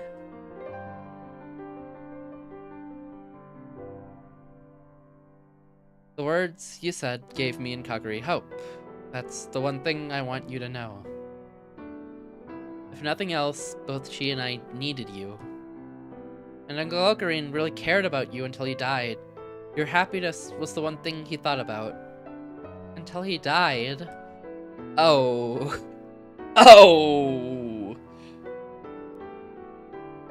Maybe that was another cruel truth for her. But Suzu decided that she would hold nothing back now. That's right. Uncle Ocarine only lives for another 15 years. Side-eye! She's dropping like these different truths, and it's like, oh, crap, oh, you didn't know that either. Oh, again, oh, another one.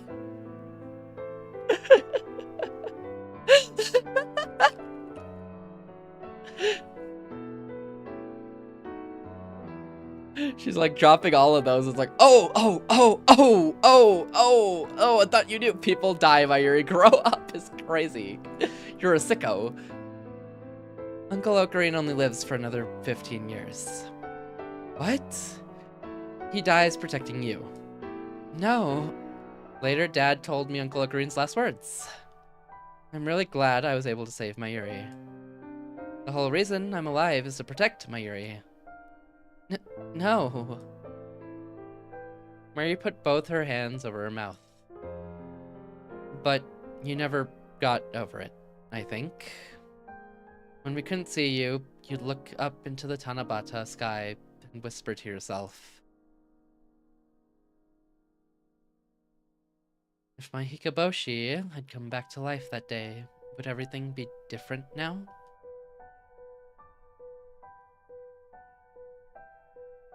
That day, my Hikoboshi, Mayuri was repeating the words to herself. The tears were still pouring down her face, but her sad cries finally came to a stop. She was still shaking, but her voice had gotten quiet. What does that mean? I think I know now. A year ago, I was really angry at Uncle Ocarine. The chance was right in front of him, so why did he give up? Hikoboshi, meaning male star, or cowherd star, is the Japanese name for the star Altair. It is a key figure in the Japanese star festival, Tanabata. You know what's really funny? Or not funny, but like related to that? This chapter is called Vega and Altair. Vega would be Orihime. Yeah. I'm dying! I can't. This is actually making me really sad. Reading Mayuri's words make me very sad. And I don't want to be sad before I sleep. It's cooked. I'm cooked. I noticed when I looked it up. Yeah. Man. The chance was right in front of him, so why did he give it up? And I was really mad at you, too, for stopping him from doing what he needed to do. But after living here for a year, I realized that I was the one who was wrong. Being sad before you sleep is so gutted, though. I don't think it accomplishes very much, Wander. I think now I might be able to talk to Uncle Ocarine. That day... I don't know whether I can change his mind or not, though. It's like flavoring your sleep. I don't know if I want to flavor my sleep. That sounds like a bad thing. As the sun set in the west, the shadow of the time machine lengthened, and Suzua's along with it. I only have one chance left. I think I'm going to bet on those words you said. I'm not going back to the day when Kurusu Makise was killed. I'm going to the day you spoke of. And I'll see if I can grant your wish. Mayushi's wish. Suzua gently rubbed Mayushi's tiny little shoulders. I'm going to believe that's the key to Steins Gate. The key that can open Steins Gate isn't a normal star that's given up on being Hikoboshi. I think only your Hikoboshi can do the job. So basically, my new mission plan is to bring Hikoboshi back to life. Dad would probably call it Operation Altair, or maybe Operation Aquila. Or maybe, since it's bringing Altair and Aquila together, it would be Operation Deneb? I guess I'm not good at coming up with names like he is. Still broken. I got you.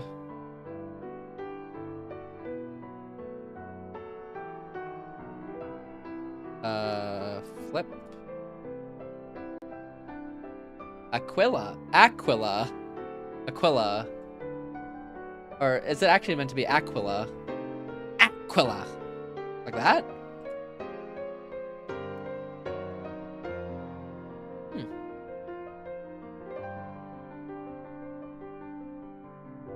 Aquila. I'm pronouncing it the Spanish way. The Spanish way? Spanish. Aquila. Got it. Aquila. Mayuri tried to draw herself up as best as she could on wobbling legs. Hey, Suzu. That operation. Let Mayushi do it. Suzu stared at the girl in front of her, unable to believe what she had just heard.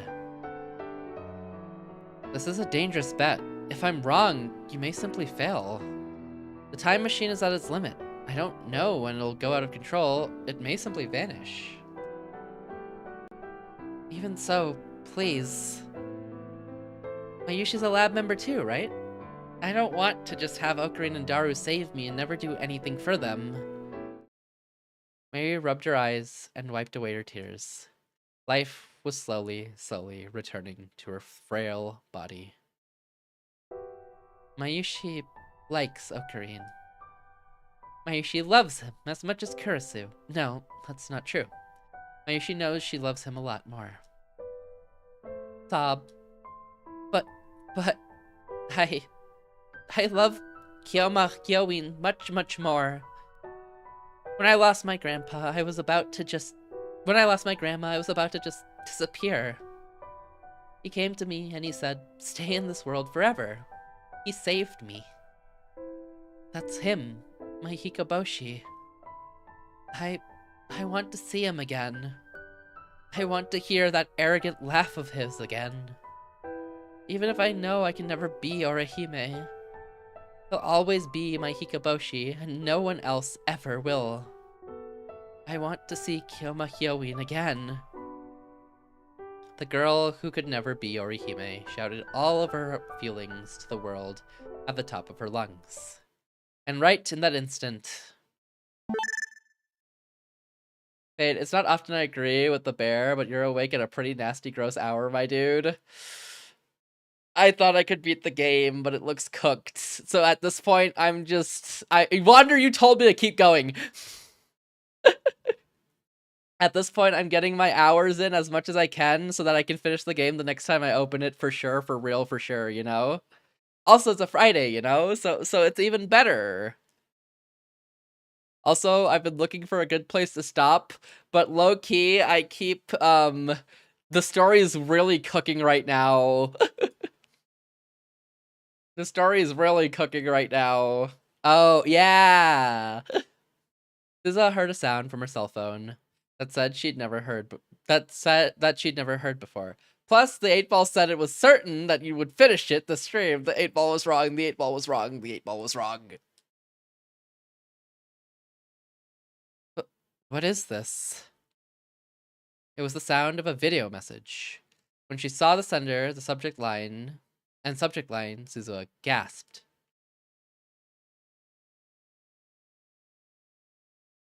This is a video message from the future. Oh, back to Okabe. Angry Okabe. I stuck my hand against the wall of the Vtuber workshop to catch my breath. There was no sign of Mayuri. I'd gone to Mei-Queen Nyan Square and to any shop I could imagine her visiting and had no luck. Okabe. Don't respond to all of them. Maho came back. She was out of breath too. Did you find her? No, I looked around and I can't find her anywhere. Panic was threatening to make me lose control. Where did you go, Mayuri? Daru, did you find her? I'd asked Daru to stay behind and call all of her friends and people she knew. Ocarina, the thing is... What's wrong? The phone's not picking up. I called Mayuri a bunch of times too, but it looks like she's turned off her phone. That's not it. It's not just Mayushi. I can't get a hold of anyone. Actually, my phone's had 0 bars this whole time. What? I took out my own phone. Mine's not getting any service either. Me too. The lab had never suffered from bad signal before. We went up to the roof and even tried holding our phones up to the sky, but the result was the same. It doesn't work on the roof either. I can't get any signal even outside. Daru looked for news on the internet. Thankfully, the internet connection was still active. Hey, there's breaking news! There's an article on the top page of Taboo talking about a large-scale cell phone service outage. Wait, what is this? All cell towers in Akihabara for all carriers have stopped working. All carriers? Is that possible? It didn't seem possible to me, not under normal circumstances anyways. The events of a year ago in the Alpha World line flashed through my mind. That night when Mayuri was mercilessly killed and all the safety I'd ever believed in was stripped away, that night when all the pain began started with a bomb threat at Akihabara Station that had shut down the train system. Someone did this deliberately. Something terrible was about to engulf Akihabara. That was the feeling I had. I tried my best to fight off the flashback. Now wasn't a time to be scared. I needed to find Mayuri. I couldn't leave her alone out there. I gritted my teeth to fight off the trauma I was carrying and raised my head. Daru, the internet's still working, right? Yes, Wander? What's up? What's the matter, Wander? Why are you looking like that?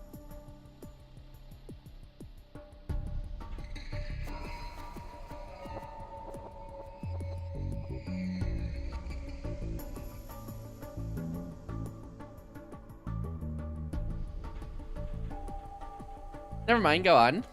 Nuh-uh. You first. Yes, Dumbo?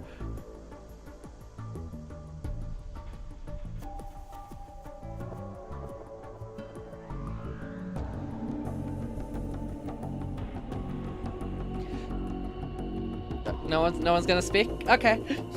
Daru, the internet's still working, right? Oh, yeah, I'm talking to Luca and Amaneshi on Ryan right now.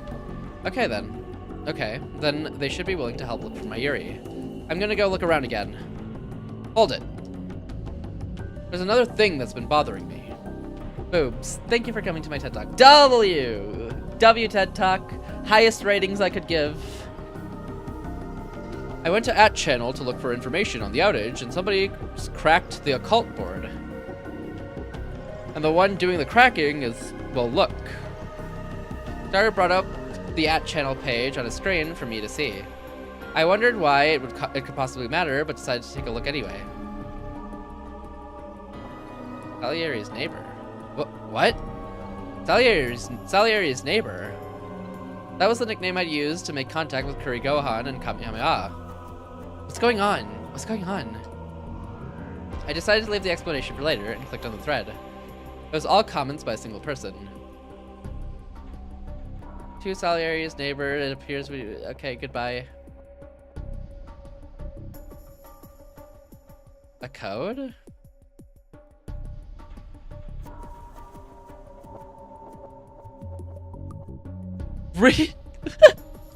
To Salieri's neighbor, it appears that we twins will now be temporarily driven from the place where we belong, so I may not be able to come back here anymore. Our Father in Heaven has developed a way to force open our most secret places. Now we shall become good children, his children, who cannot tell lies. And thus we will be forced to tell him of the secrets of controlling time, and where those secrets lie. It is a great sorrow to me that I cannot protect the secrets. I had hoped we could be good friends, but this is probably goodbye. So lastly, I'd like you to pass a message to the person I respect the most. I've always regarded myself as an essentially ordinary intellect. Tell her that she was always the person I wanted it to be. Tell her that she was the real Amadeus. Oh, thanks for the jacket, boss. Oh, wait. Ooh. Kuri Gohan and Kamehameha. They unlocked her memories! The first comment had gone up an hour ago. After that, it was just an endless string of meaningless numbers and letters. What's this supposed to mean? Ma was looking at the screen from the side and evidently sensed that something was amiss from the text. I answered her. Amadeus. What? This is Amadeus Kurisu. Something happened to Kurisu. This was some kind of message. She was trying to contact me with it. The secret to controlling time. That's the time machine. Information about the time machine leaked to someone. Wait, how does Amadeus know about the time machine? Did you tell her, Ocarine? Did I? I didn't think I told her when I was a tester, but there was no time to think about that now. Gajo, can you access Amadeus? It's against the rules, but I guess now's not the time to worry about that, is it? Hashida, can I use your computer? Mao took Daru's seat and used his PC to access the Brain Science Institute's computers. She put in her ID, Salieri, and her password. She pushed the enter key, but Amadeus didn't appear. This is what usually happens. What's going on? This isn't what usually happens. Confused, she typed a series of commands into the PC with a speed that rivaled Daru's. But no matter what she did, the Amadeus program didn't appear on her screen. When she'd finished accessing every server at the Institute, she stared at the computer and bit her lip. What's going on here? This is impossible. What happened? It's gone. Amadeus's program and all the memory data, just gone. Just like the message from Kurigo on Kamehameha. Daru, hack it. Not just the Brain Science Institute, force open every little bit of data Victor Kandria has. Everything from servers to individual PCs. Okie dokie. Yajo, help him please. Right. But the answer was the same. Not only the Amadeus Kursu, but the Maho as well, were nowhere to be found on the Victor Kandria servers. There was no trace of them. Their very existence had been erased. Did they move them somewhere else? It's impossible. The only person with that level of administrator privilege for the Amadeus system is Dr. Leskinen. Dr. Leskinen. My mind flashed to the message from Kurigo on Kamehameha.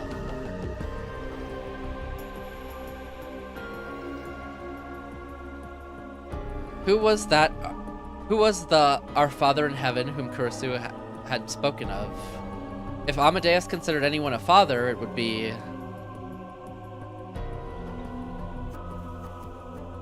No way. Did Dr. Leskinen do it?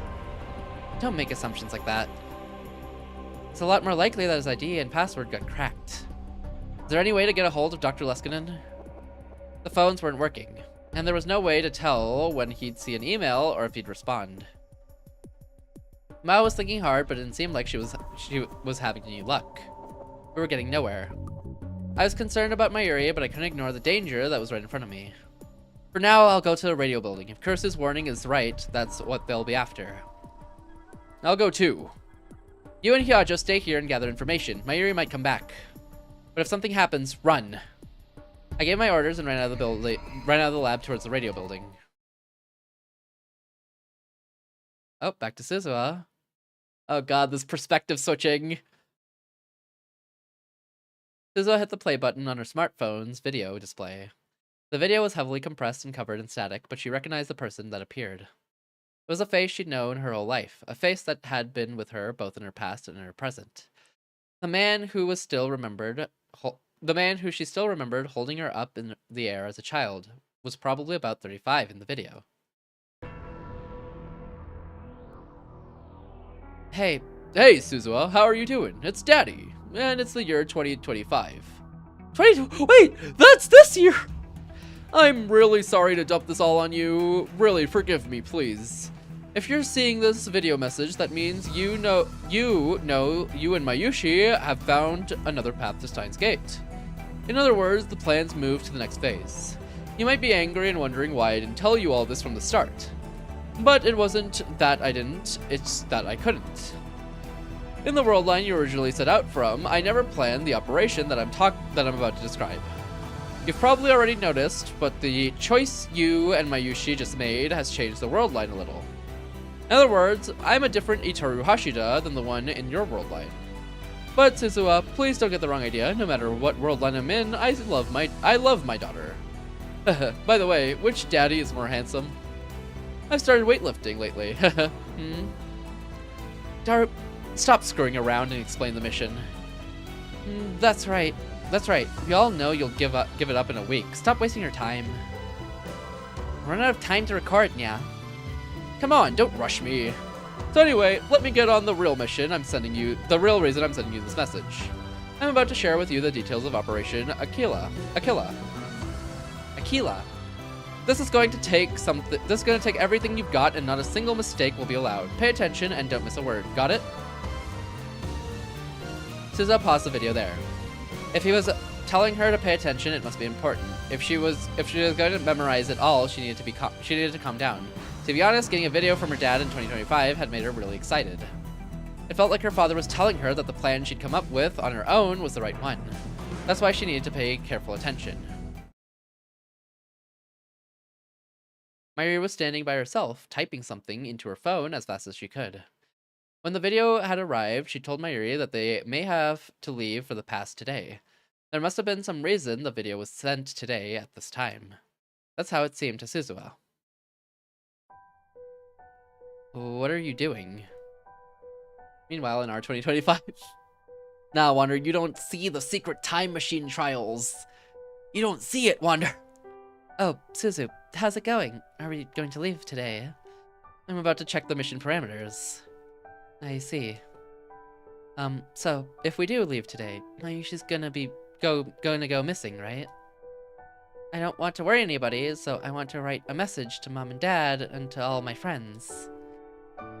I hope you've got time to at least tell Uncle Ocarine in person. She would be done going over the mission and deciding on a course of action by sunset, probably. I wrote a message to Ocarine too, so it's okay. Just a message? Yeah. Mayuri smiled and nodded. There were no more tears in her eyes, but you could still see wet lines drawn down her soft pink cheeks. It's kind of embarrassing. But you know, I wrote this message and then I realized maybe I can't send it. So now I'm not sure what to do. Why? I can't get a signal. Maybe this is a dead zone? You can't get a signal. Suzuha looked at the screen of Mayuri's phone. There wasn't a signal bar on the antenna. That's strange. You can always get a signal up here. Suzuha took out her own phone to double check. Mine too. When she saw that Mayuri was using a different cell carrier than her, she frowned. I've got a bad feeling about this. She told Mayuri to hide behind the time machine and silently moved up against the iron door leading to the stairs.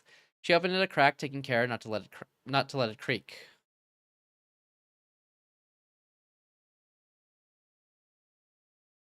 She looked inside the building. It was as quiet as ever. There was nothing on the floor below but a room for events and some storerooms, so on weekdays like this, it was always quiet. I imagine it. She tilted her head sideways as she softly tried to close the door. Mod check. Yeah! Where did you come from? At Mayuri's scream, she turned around just in time to see armed agents in camouflage jumping over the fence. One of them had grabbed Mayuri. Ah! You caused this, Wander. This is all because you made that one joke about Mayuri in the first game. One of them had grabbed Mayuri. They climbed up the walls. Suzuha deeply regretted her mistake. She was well aware that someone could try to come up the walls, but the video from her dad had made her so excited she'd lowered her guard. There were about 30 men all carrying some small assault rifles. It wasn't a joke, it was just an observation, and you know what it caused, Wander. I like how that's continued to be the theme.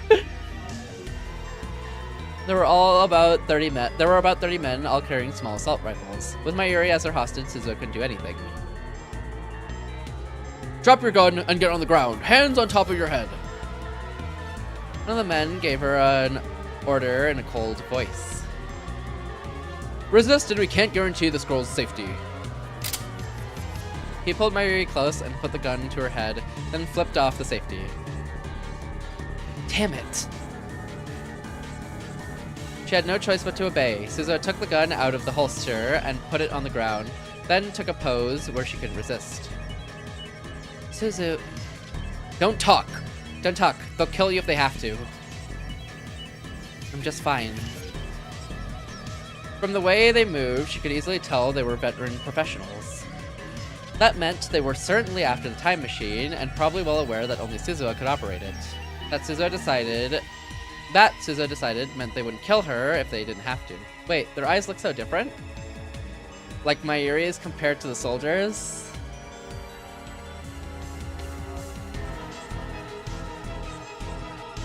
Yeah. The soldiers got the small been through too much eyes. And Mayuri's got the anime. Yeah, they look too realistic. I think they tend to draw their soldiers really realistic in Steins Gate, from what I've noticed. The man who spoke to her first, who was probably the leader, knelt down next to her.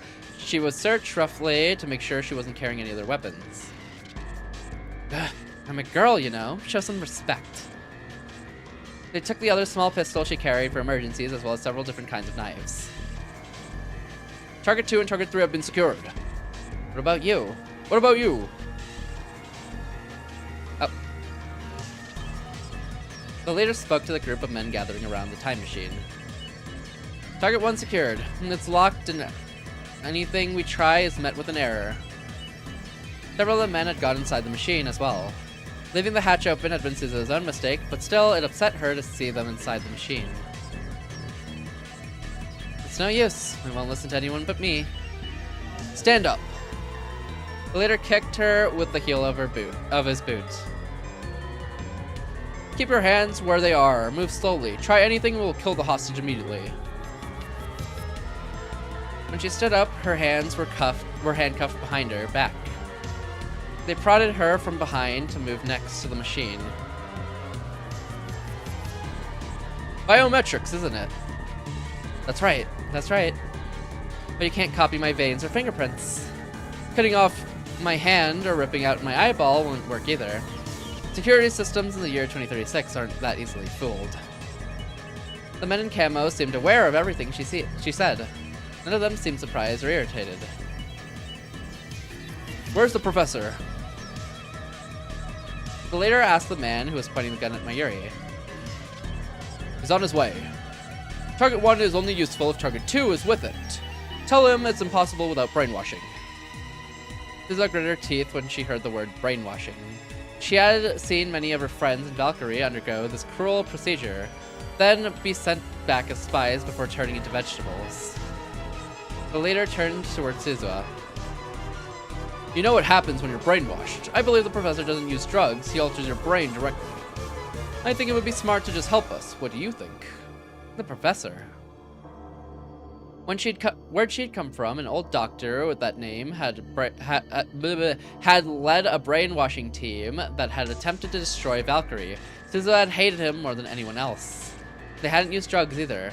It was safe to assume that both professors were the same person. Fine.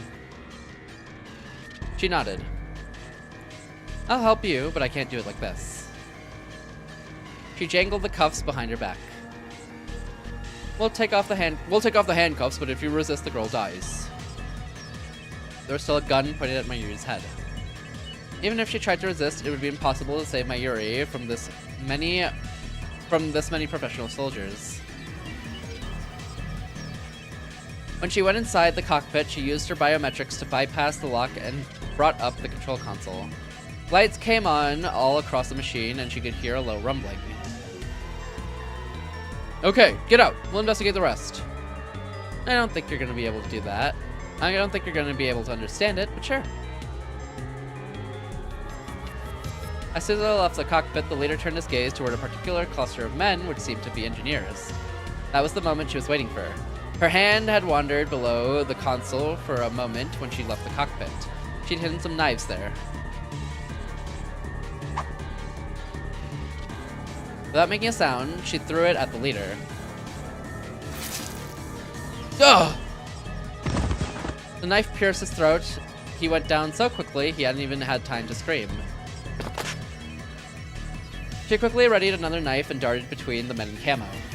Her target was the man pointing a gun at Mayuri's head. Then what was that gun? It was like a little noise you make. It wasn't like a scream. It was like a shock gah. You know, he couldn't scream out the pain. It was a gah. You know. She drove her hips low to the ground. In an instant, she moved behind him and slit his throat. All right. Blood poured out onto an astonished Mayuri, but there was no time to worry about her. She grabbed his rifle and fired a few shots to force them to the ground, and grabbed Mayuri's hand and ran behind the machine. The plan had gone well so far, but she had seriously underestimated how well trained these men were. The second in command quickly moved to the front and worked to reestablish control. All she had was a knife and the gun she'd stolen, and she needed to protect Mayuri, a non-combatant. She was still facing more than 25 active enemies. Whatever the right way to get out of this was, she couldn't find it. The time machine was still active. She couldn't escape because she couldn't leave it here. One of the men fired several rounds toward her, which bounced off the side of the machine. Uh-oh. Ah! Ah! And then Mayuri's head flew back as if she'd been struck. A spurt of blood came out. Princess Mayu! Ah! Ah! Her cute face was turning blood red. Oh! Is she cooked? One of the rounds had grazed her after it ricocheted. Okay, grazed isn't bad. She was clutching herself with her arms, and her expression was completely blank. Her tiny body was shaking. Suzuha couldn't blame her. She fired back at the enemy, but they kept drawing closer. I've been through a lot of fights, but I don't think I've ever seen things get this bad. The time machine's maintenance hatch was right in front of her. When she saw that it was there, she visualized her last option in her mind. If I open that, I can blow the machine up from within. If she did that, all her plans would be ruined. The path to Time's Gate would be forever closed. But that didn't mean she was cold-blooded enough to sacrifice Mayuri here. If the world line was going to converge, maybe Mayuri would die here at all. But what her father had said during his video message bothered her.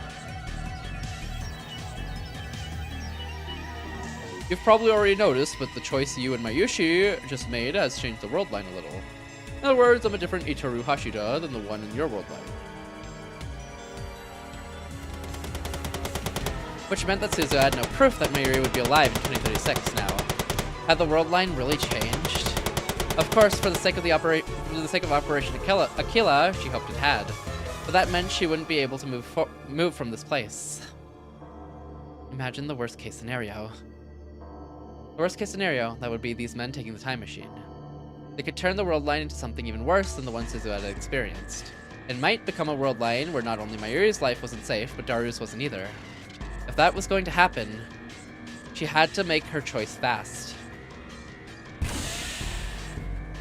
She kept a careful eye on the men. As soon as she saw an opening, she opened the maintenance hatch's biometric lock. She could see part of the engine, which was still giving off a quiet rumble. She turned her gun sights on it. Fortunately, the unit that created the Kerr black hole still wasn't active. Even if she blew up the machine here, it probably wouldn't cause serious damage to the space-time continuum. What up, Kaiser? As soon as she saw that, she went to pull the trigger. No. And Mayuri's voice stopped her. Don't destroy it. Don't stop me. I've already made my decision. Suzu. Mayuri had stopped her once before, and once again, she hesitated for just another instant. On the battlefield, that instant can decide your fate. She took a quick look around again, and then she froze. Mixed in with the men in camo was a girl in a dark motorcycle suit and helmet. Her! Kagari! Was it Kagari who had leaked this place's location to them? She was well aware of Kagari's abilities after their 2 battles. If she wasn't completely in control of herself, she'd be killed instantly. She talked to herself. I'll have to give up on my own survival. How many would she have to take with her in order to give Mayuri a chance to escape? Right now, the only thing she could afford to think about was getting Mayuri back to Rintaro Okabe. But just when she'd made her decision, she felt Kagari staring at her, or more precisely, the blood dripping down Mayuri's forehead. And just after that, Kagari did something she hadn't expected at all. Cherry! Thank you for the raid! How was your stream? Welcome in, raiders. If you don't know me, my channel is Fadelessword. Most people use Fade or Fadeless. I stream variety games and story games, right? I mentioned it as platform for all RPGs and other things as well. How was your stream, Cherry? I saw you were playing a demo for a game. How was it? If you haven't already, please go check out Cherry. Cherry is super cool, and we've raided into her a couple times before. They tend to do a lot of variety games, a lot of demo games, also some hand cam streams as well with some Lego builds and some knitting and stuff as well. So if you haven't already, please go check out Cherry. Go show her some support. Press that follow button at the top of chat, plus that link in chat as well. Go show her some support. always a comfy stream to hang out with. I very much recommend hanging out with Cherry. It is so chill and always great. We played 9 demos. Oh, I saw one of them. Hope it was fun. Hope you had a good stream. I'm glad it was good. Thank you for the shout out. Of course, thank you so much for the raid. I really appreciate it. Go check out Cherry if you haven't already. I highly recommend giving Cherry a follow and watching her streams. They're always super comfy, and she has very amazing music tastes. We have very similar music tastes, and I absolutely love just listening to the songs Cherry puts up, and I'm like, damn, these are good. But yes, if you haven't already, please go check Cherry out. Go give her a follow. Go show her some support. How did you enjoy the games? How was it? We're currently playing Steins Gate Zero. This will be spoilers for the original Steins Gate and the Steins Gate Zero stories. So, you know, look out for those if you were interested in knowing those stories. But yeah, we're cooked. My goal was to beat the game. I'm cooked. I don't even think I'll beat this ending today. I didn't realize it was long. Shared music taste, best taste. Yes, it's so good. It was good. There were some amazing games. I'm super excited for the release. Oh, let's go. Which was your favorite out of them? Or which was, since you did 9, let's go top 3. What was your top 3? Oh no, I didn't realize that there was 7 hours of, how long do you estimate? Oh, remaining? I think about 2 hours. No, 2.5 hours.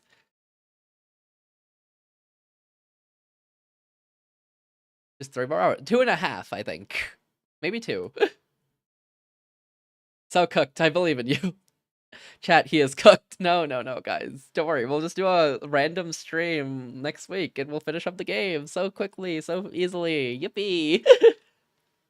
Thank you, Cherry. Also, if you or any of the raiders need to take a break, get some food, get some water, head to bed, I completely understand. It is all good. Do not even worry about it. It's very late for me, so it might be very late for a lot of you. So if you have to take a break or any of that, that is all good. I do not mind one bit. But if you want to listen to some me reading and trying to read words, well, not reading them very well, we're cooking.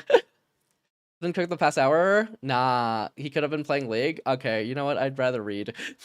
Top 3 demos for me. Dispatch, Date Everything, Lost and Found. Ooh.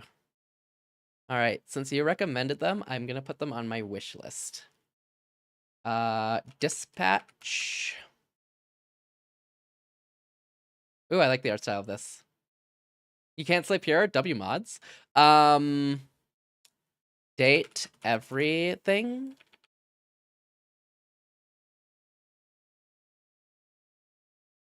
Ooh, this is a cool art style too. And then Lost and Found Co. Welcome in, Utah? Please correct me if I said your name wrong. Oh, I like the comfy art style of Lost and Found. That's so cool. Nice. I'm glad you had a really good time with the demos. I'm glad you're looking forward to a lot of these games. That's so cool to look forward to games. It's so cool. There's like so many games I'm like looking forward to. But they don't have demos yet. So I'm like, oh, please release something. I need something. Look at this dog. Ooh, cool dog. Little fangy for a dog. But hey, dog. Which ones are you looking forward to? Okay, I can't remember the name specifically because it's a very specific name. So let me double check. It's called Rehab Friday with Henry Huxley. That's the one. That's the big one I'm looking forward to.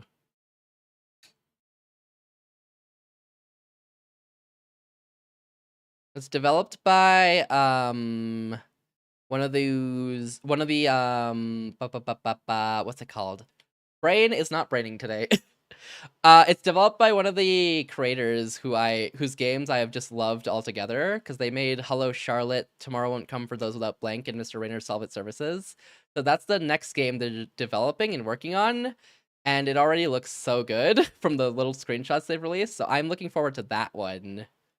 And then I think Sonic Racing looks really cool, but that might be because I just saw Miku and Joker, and also Sonic, and also Metal Sonic being run over by Shadow. The Miku? Yeah, the Miku! But also, I keep getting memes of Metal Sonic running, or no, Shadow running over Metal Sonic and being just the happiest person about it. So, you know, it also makes me interested about that. I've never seen him that happy.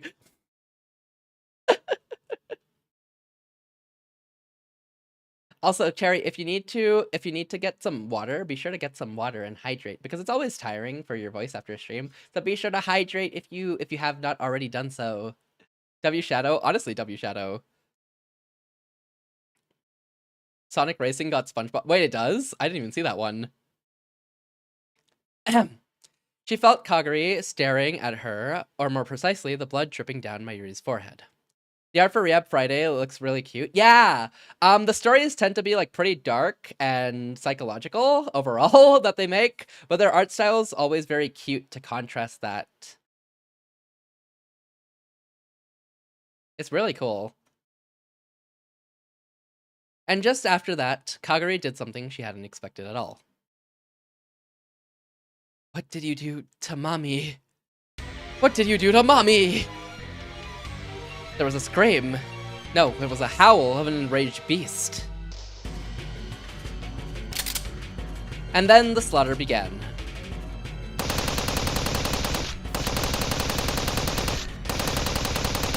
Kaguri grabbed the second-in-command's head with her left hand.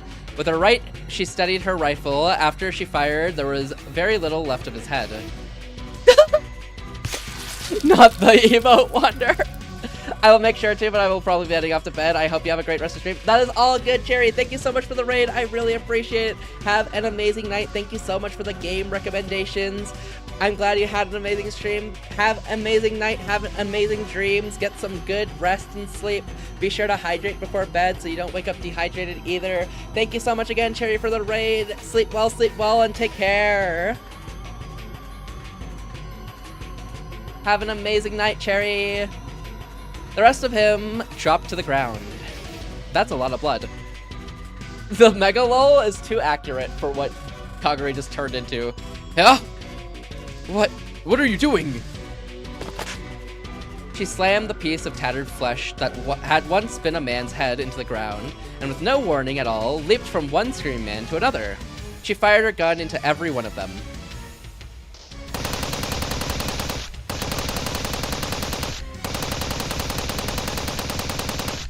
What did you do to mommy? What did you do to mommy? What did you do? Even when her targets were already dead, soaked in a sea of blood, she kept firing until their limbs were blown apart into unrecognizable rags. Some of them tried shooting her to protect themselves, but no matter where she was struck, Kaguri didn't even flinch. Fine! This is fine. This is not fine. When her magazine ran dry, she drew forth long military-style cleavers, holding one in each hand. She used them and her military combat training to slaughter anyone she saw. Their entrails were scattered all over the twilight rooftop, covering her whole body in blood and bits of flesh. Don't look. Cover your ears, too. She held Mayuri's head tight to her chest. Mayuri was shaking from fear, but she did as she was told and clamped her hands down over her ears. Even so, she could possibly still hear the sounds of ripping flesh and shattering bone. She's not even human anymore. Even Suzuha had gone stone cold in shock. During all her time in combat, she'd never seen a one-sided slaughter like this. She'd experienced this when they'd fought, but Kaguri seemed to feel no fear or pain. She simply focused all of her energy on killing her opponent. It was often said that humans unconsciously avoided using all their muscle power to protect their own body. But Kaguri seemed to lack that capability. Just now, she'd stabbed a man who turned to run from her in the back, then tossed his huge body to the ground with only a single arm. Then she kicked his stomach from below and ruptured his organs, killing him. Damn! She's like the Winter Soldier. She is! Wait, you're right! I think she might be better than the Winter Soldier, not gonna lie. Surround her and fire! It's just one girl! Leaked and revealed so far: SpongeBob, SpongeBob Extreme Gear, SpongeBob Krabby Patty, Cart, Bikini Bottom, Course, Leonardo, Teenage Mutant Ninja Turtle, Party Wagon, Cart, Teenage Mutant Ninja Turtle Mayhem, Course, Avatar, Aang, Avatar, The Last Airbender, Extreme Gear, Alex, Minecraft Cart. Huh! That means you're gonna get the game too, because it has Teenage Mutant Ninja Turtles, Jay. Get around to the right. The right! Finally, after several, perhaps a dozen or more of the men had been killed, what remained of the squad started to scream orders to one another. Of course. Damn. Is it time to get into a racing game? With terrifying reflexes, she dodged between their shots and brutally murdered several more. But...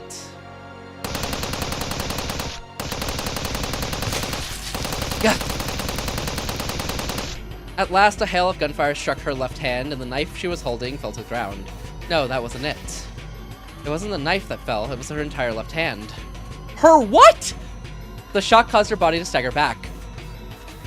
Now fire! What? Damn, this turned very gory very quick. Someone screamed in a voice that lacked any of the pride and bravery of a soldier is supposed to possess. Several more bullets dug into her body. Parts of the motorcycle suit ripped open, and the helmet cracked. Blood that was clearly her own, not that of the men she'd killed, began to pour out. At last, she fell into a pile of corpses. Okay. They must have thought they'd finally had her. One of the survivors pointed a gun down to finish her, and just as he was about to pull the trigger...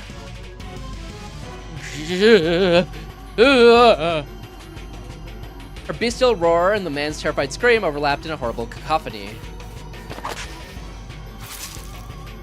She forced herself to leap up and brought the back of the remaining cleaver down on his arm, knocking him back. An instant later, the knife slit his throat and ended his life. All this because Fade failed what QTE? Retreat, retreat! If anything, I succeeded the QTE because we're about to live! The survivors began to flee in terror. It went by so fast, you missed it. Well, if anything, I won. Because we just survived. Been playing Mario Kart World with the girls. It's so fun. It seems fun. It seems like so much chaos, though. It's okay. Don't panic. There's still time. There's nothing to worry about. Suzuo is just fine, and before long, Mayuri will show up at the lab like nothing happened. When I reached the radio building, I realized that many people in the crowd of the pedestrians were holding their phones up to the sky. There was evidently no service near the station either. I took a moment to catch my breath and as I looked up at the radio building. I could hear what sounded like distant explosions. It wasn't just one. The explosions were coming in series. Several of the people around me were glancing at their surroundings, confused by these unfamiliar sounds. And then I realized that was gunfire. I remember the sounds I'd heard during the battle between certain surrounders and the Russian and the Russian military. The sounds were coming from the roof of the radio building. Had I not made it in time? Suzuha! I ran into the radio building. For some reason, the elevator was under maintenance and turned off. I had no choice but to take the stairs. My heart was pounding so fast that I thought it would burst, and I tripped several times due to how tense I was. I stumbled again and again on the stairs. How many times had I come up these stairs feeling like this? Dude, after what we just watched, the massacre we just watched, watching Okabe trip over stairs is crazy. Cursing my lack of endurance, I headed for the top floor. When I got to the 7th floor, I ran into someone I'd hoped I wouldn't see. No, my guess that I'd run into them was right. I wish that I wasn't, but... Dr. Leskinen! Hello, Linvalo! I didn't expect to see you here so early. Dr. Leskinen seemed perturbed when he saw my face. What are you doing here? Calm down for a moment. We can't talk when you're out of breath like that, can we? What are you doing here? What happened to Amadeus? The sampling test I asked you to perform ended 6 months ago. I can't tell you that. That was his answer. Even though Amadeus had disappeared, Leskinen was extremely calm. There was no sign of him trying to deal with the problem, and instead of being in his office, he was here. That was all I needed to know. The message Kursu sent me was true, wasn't it? The father that she'd spoken of was Leskinen after all. What happened to Kurisu and Maho? You're trying to analyze their memory data to extract the information of the time machine, aren't you? Well, that's a surprise. Kurisu told you all that. I thought I was keeping an eye on her. I wonder when she did that. Leskinen seemed truly shocked. Which meant he hadn't noticed that Kurisu wasn't at Chandler, or that she'd spoken to me there. Gun! And then Leskinen took out a gun and pointed it at me. It seems you've learned a little too much. Just who are you? Not the seal gun. A scientist. But science isn't a charity, you see. Are you aware of an American civilian intelligence company called Strategic Focus? Strategic Focus? The American company? Stratfor. I read about them on a conspiracy theory website. Oh. I remembered reading that they acquired top secret information on Russian ballistics, missiles, and even the CIA couldn't get, and then sold it. The result was the destruction of the CIA's reputation. Was Reyes part of the same group or a different group? She is just the American government, I think. Oh shoot, I hit my mic. I think he's Stratfor and she's just part of the American government, the American military specifically. I think anyways. And at the same time, the total reorganization of Russia's military strategy. I guess they were working together on this route, to be fair though, so maybe on this route she's actually part of Stratfor. I'd even heard rumors that the Gulf and Iraq wars, they'd obtain information about the warring countries faster than anyone and spread it as needed.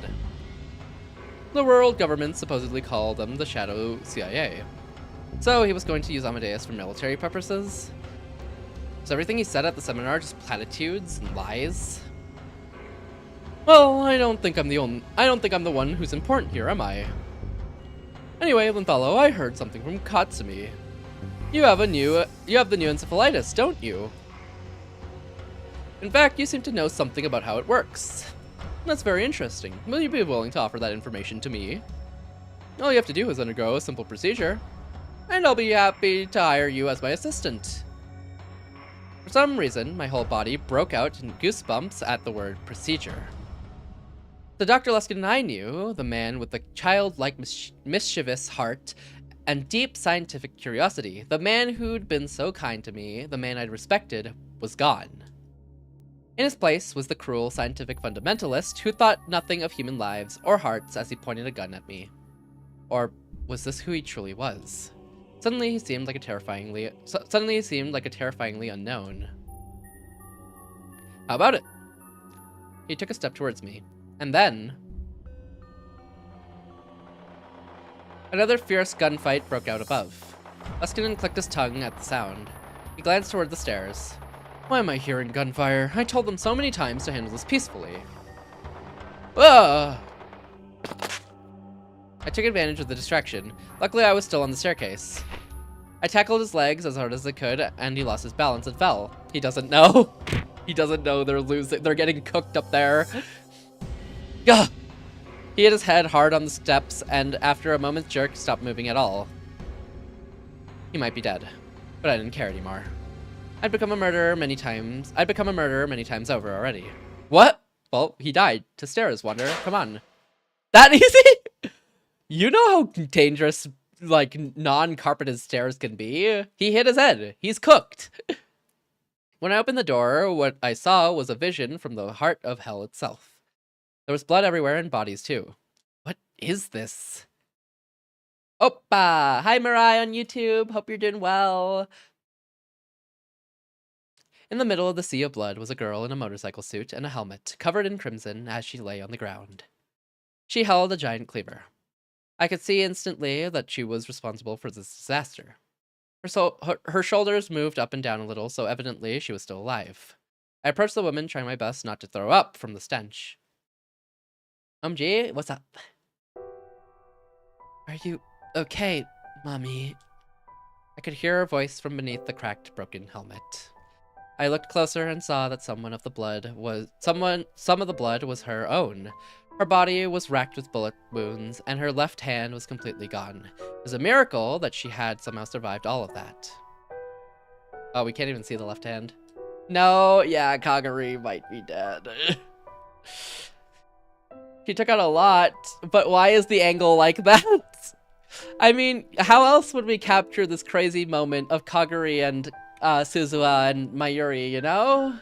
What better angle? She didn't seem to notice me as she slowly crawled through the blood.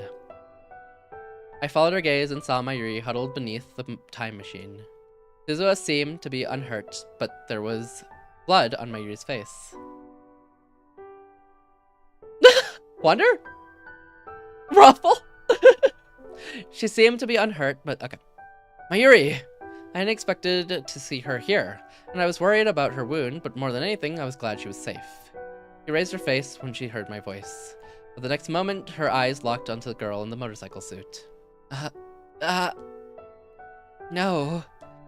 She saw the thing crawling toward her and screamed. Mommy?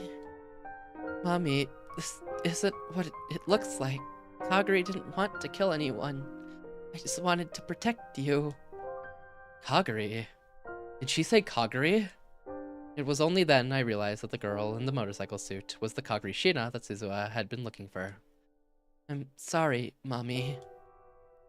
Kagari, that's enough! Suzuha yelled, unable to take any more. Don't move anymore, you'll die! Kagari didn't want to scare you. Really, I mean it. I just had to save you, so please don't hate me. I'm sorry, Mommy. Forgive me. At last, her strength failed, and she collapsed. I returned to my senses and ran to her before Suzuha could get there. Hey, are you okay? Her breathing was wheezy and shallow. One of the bullets had probably pierced her lungs. I thought taking off her helmet would help her breathe, so I put my hand on it to remove it, but she grabbed my hand and pushed it away. No, don't. Don't take it. Not in front of Mommy and Big Sis Suzuha. Please, Okabe. Her voice and the way she talked. I realized who this girl called Kagari Shina was. I looked close and I recognized her face. No, you're... But why? Uncle Ocarine. Is Kagari okay? Suzuha! Stay back! I quickly motioned to Suzuha to keep her distance. Leave her to me. You take care of Mayuri. Is she okay? Check for me.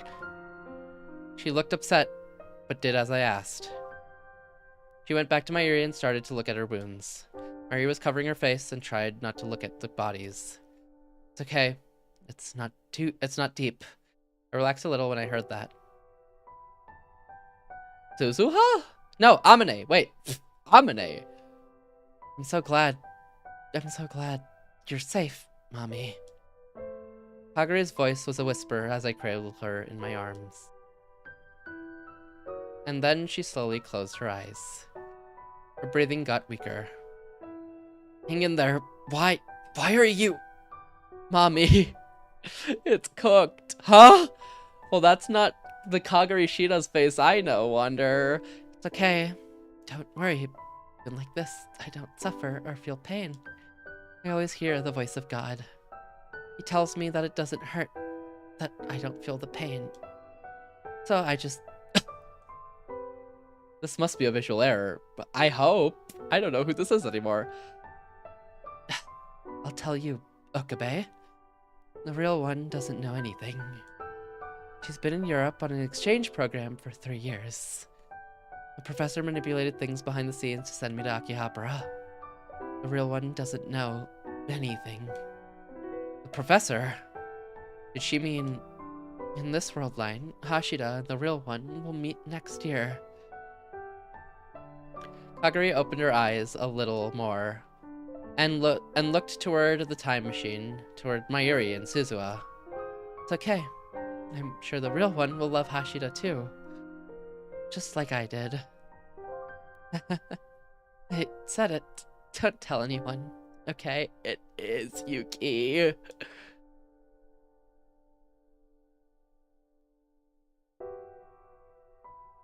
And this time, her smile still shining in her eyes. They closed for real. With one final shudder, the strength left her body. Her life faded away in my hands. There was so much I wanted to ask her. Why had she appeared before us using that name? There were so many things I didn't understand. I don't understand. I think Kagari dyed her hair to look like Yuki and pretend to infiltrate them, pretty much. But Kagari Shina's life ended in that moment. Uncle Ocarine, is Kagari okay? I came back to my senses when I heard her voice. If I told her about Kagari's death, it would cause her a lot of mental stress. That wasn't a good idea. Right now, I needed to do something about the time machine as fast as possible. She's okay. Well, take her to a hospital. I slung Kagari's bloody body around my shoulder and stood up. You shut down the time machine and hide it. The cops will be coming. It's too late. It's too late! Oh, he's alive. What? Before I could open the door, a huge shadow appeared from within. Professor? He wasn't dead. He must have taken a lot of damage to the head because his face wasn't the color of clay and one of his eyes was in focus. This will be a war zone soon. America, Russia, and Japan will have started to move. Once the gears start turning, you can't stop them. That's a crazy arrival theme. It is. If Kagari had only told us sooner, things wouldn't have gotten this bad. Asuka knew about Kagari, which means that I was right. But Suza spoke before I could. You see, so you're the professor. You're the one who brainwashed Kagari, aren't you? Is that true? Is that the kind of person you are? I myself haven't done anything. Asuka didn't try to deny it. 10 years ago, I found a helpless girl in the streets and helped her so she could grow up like this. Helped her? This never would have happened if she'd led a normal life. Could you not yell at me like that? My head is killing me. I'm telling the truth. She made contact with me. It was her plan to get plastic surgery and infiltrate the city. Okay, so she just posed as Yuki. That's all it was. She just posed as Yuki.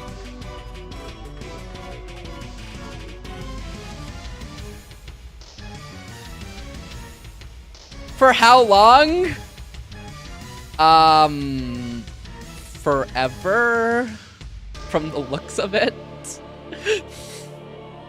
For a very long time, apparently. I guess since she split up from Suzuha, pretty much. And infiltrate the city. Evidently, the voice of God in her head tells her everything she needs to do. At first, I thought she was just a homeless girl making up stories in hopes of getting food. But when I examined her brain and her memories, I found something very interesting and wonderful. The God she spoke of.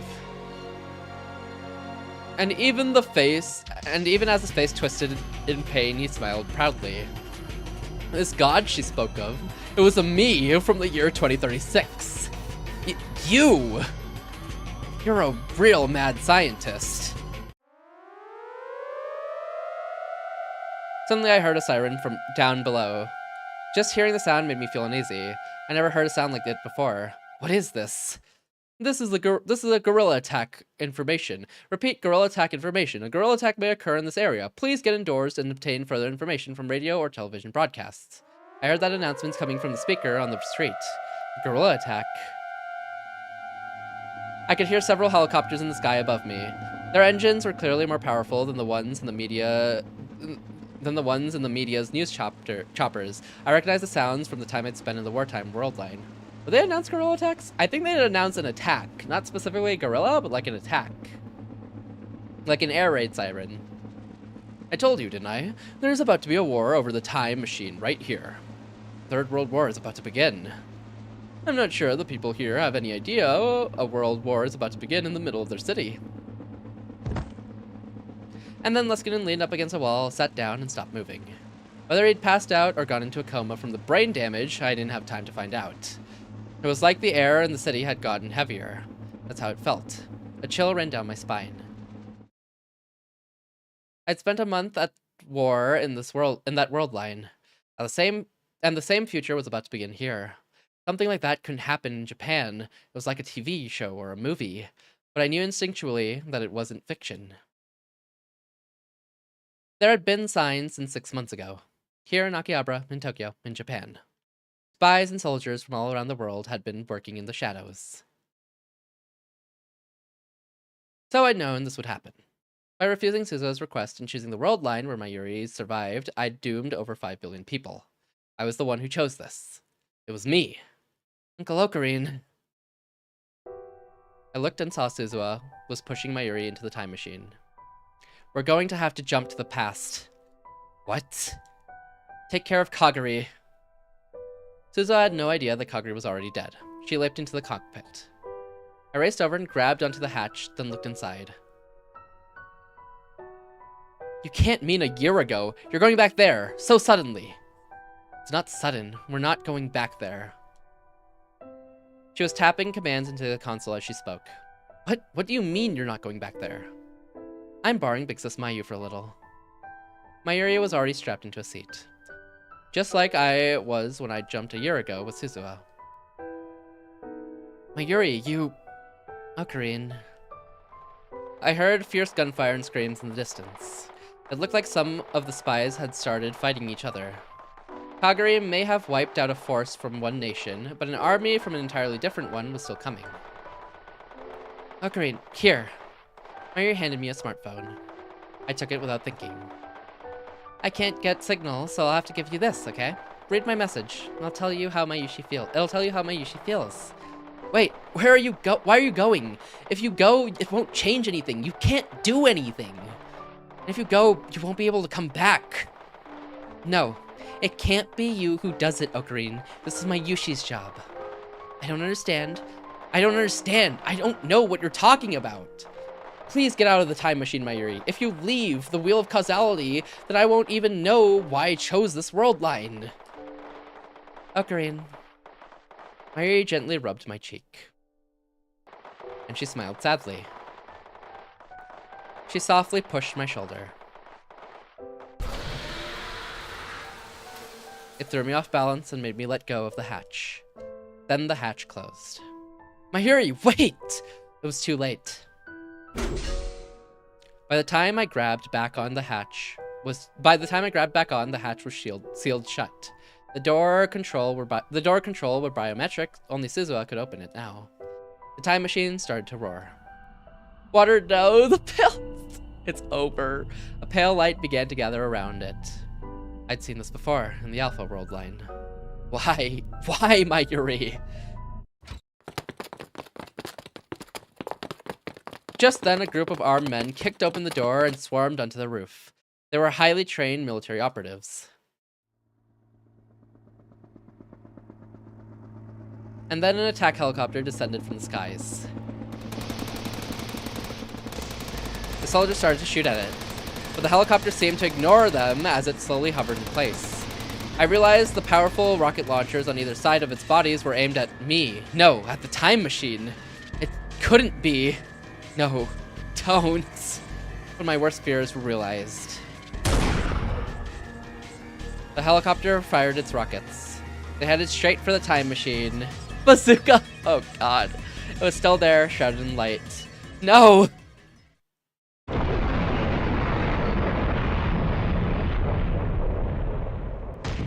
The second I yelled, a powerful blast blew me back. The next thing I knew, I was crawling on the ground. I saw that some of the soldiers had already joined the mountain of corpses on the ground. Some of them were still shooting at the helicopter. I stood up as fast as I could. My whole body felt like it was on fire. My skin was burnt in places. My clothes had been blasted off. No, my own problems didn't matter. What about the time machine? I looked up toward where the time machine had been. If it had jumped in time, it should have been able to avoid the rockets. But...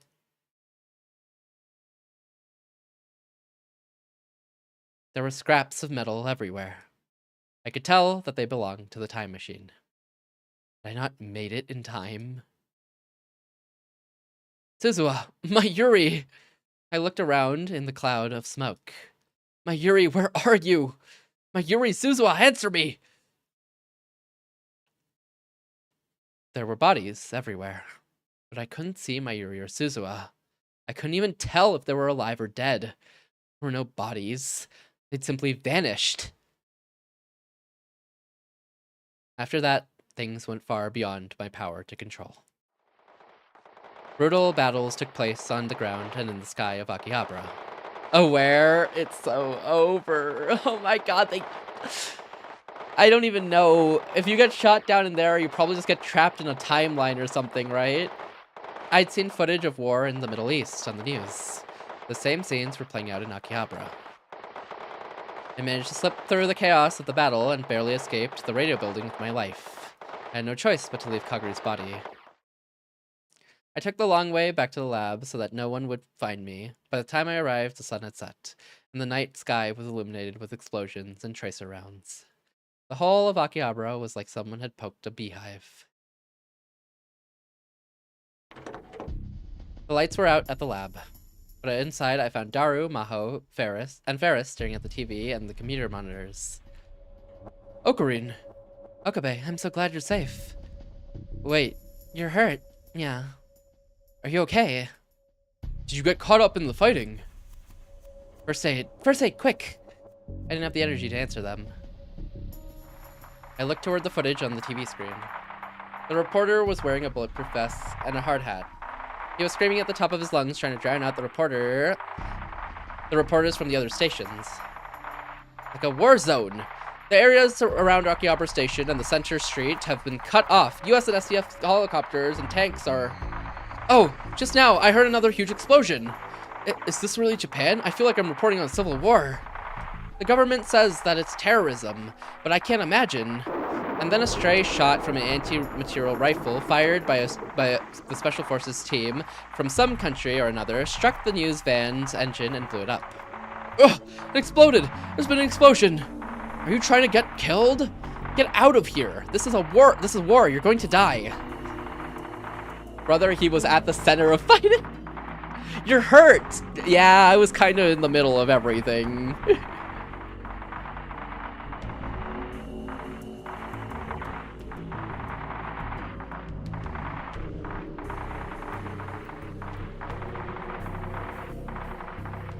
An SDF soldier forced his way onto the screen and yelled at the media to run away. A war with who? Hell if I know! Just after that, I heard another explosion and the video was cut off.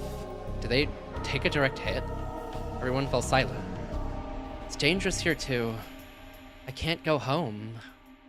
The net's in an uproar. Hey Ocarine, where's Suzuha? And did you find Mayushi? Suzuha and Mayuri are... Suzuha and Mayuri either went back to the past, or they're dead. What? Daru stormed up to me, infuriated. What do you mean? Which is it? An attack helicopter fired a rocket launcher at the time machine. It was destroyed. Suzuha and Mayuri were aboard.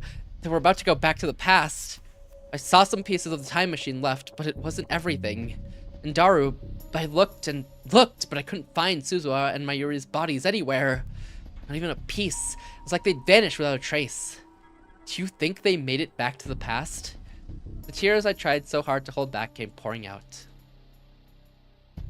Daru fell to his knees. Ferris and Maho were staring at me, eyes wide in shock. Damn it, damn it, damn it!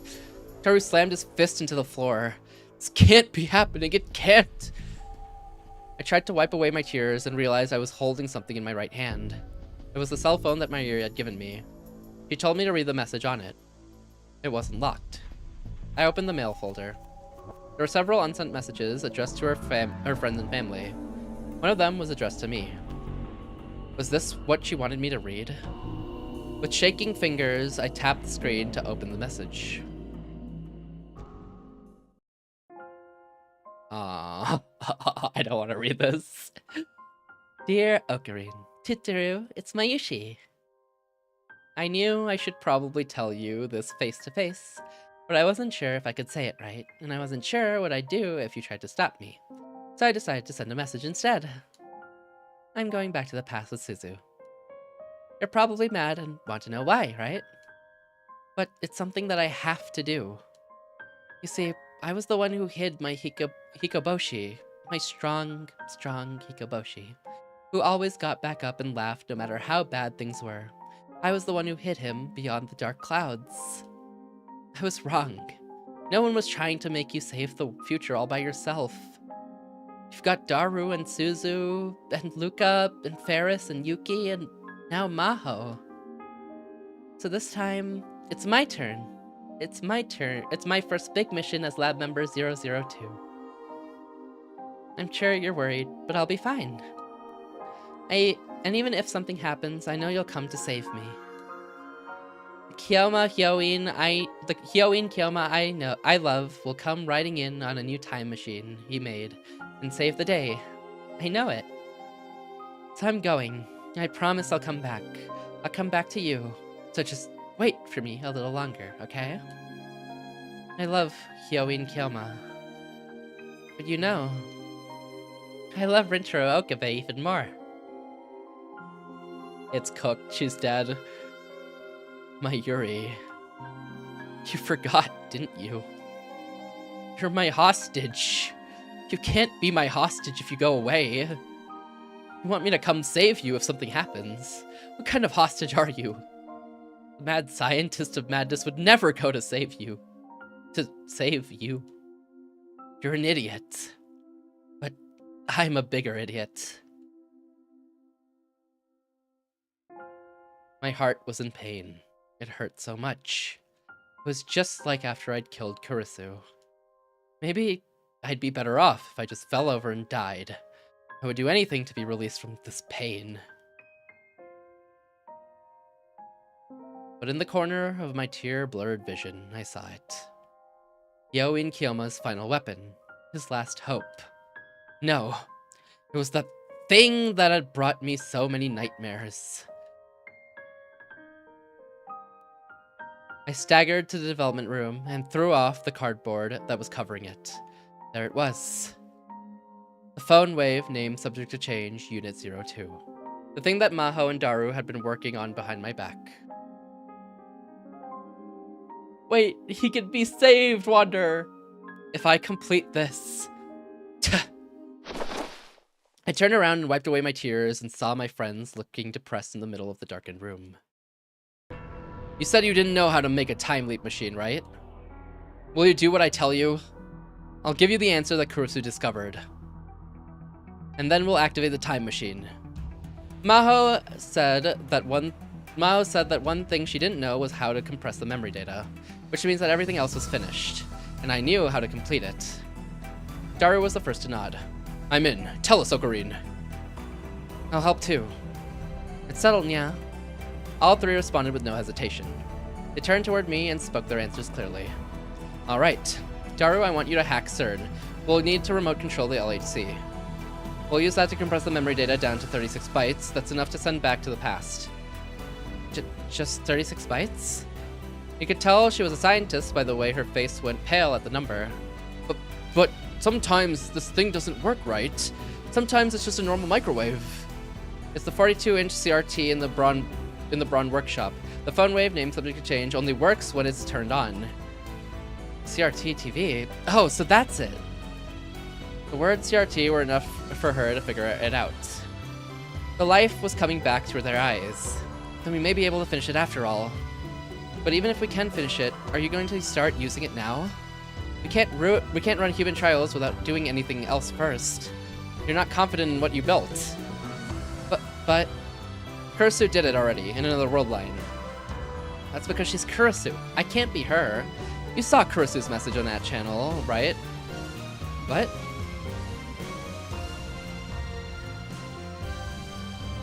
Lastly, I'd like you to pass a message to the person I respect the most. I always regarded myself as an essentially ordinary intellect, and you were always the person I wanted to be. You were the real Amadeus.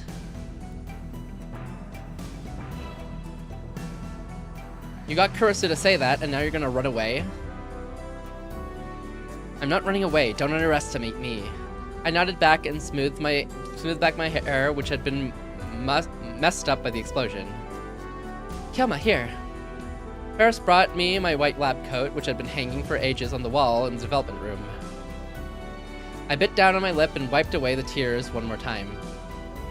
I took the lab coat and slipped my arms through the sleeves.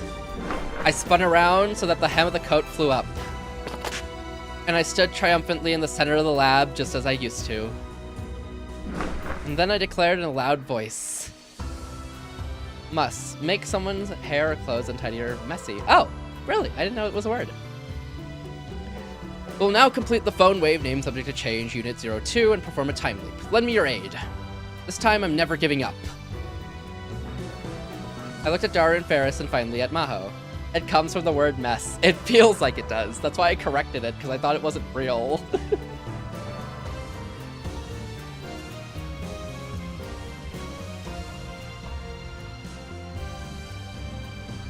Fellas, I think I'm cooked.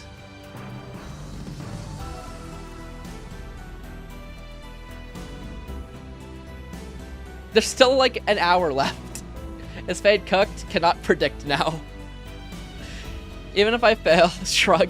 Even if I fail the first dozen times, or the first 100 times, I'll try again 1,000 times, 1,000,000 times, or 1,000,000,000 times. I'll save them all, Suzuha, Mayuri, and Kurisu too. And this is the first step. For the first time in a year, I was back to my old self.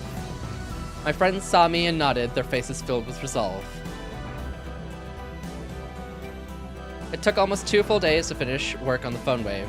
Meanwhile, the chaos in Akihabara continued, and it wasn't safe to go outside. Working on the time leap machine while knowing that the battles might reach us at any minute, or that the special forces team might burst in any time, was a hard job that wore on our nerves. But still, we managed to finish the time machine. I jumped. He jumped!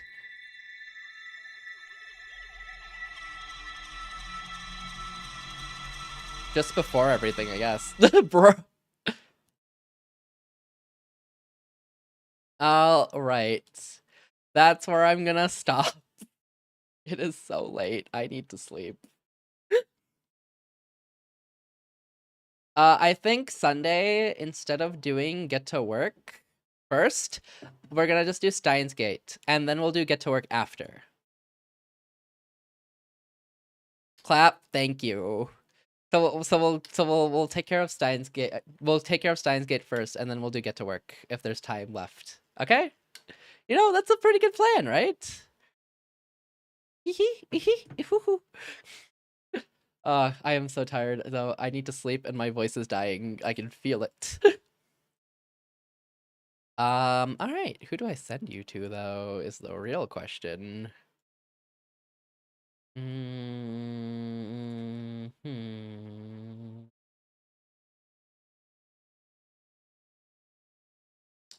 do I send you to?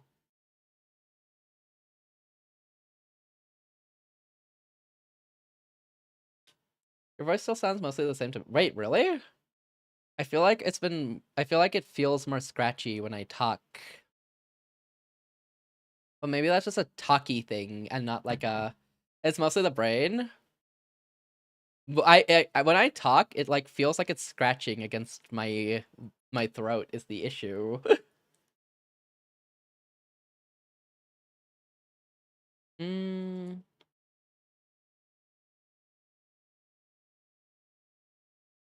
You know better than I do. Yeah, I'm surprised it sounds the same though. That's the interesting part to me, because it feels like it's scratching against my throat. I just didn't know it would sound the same.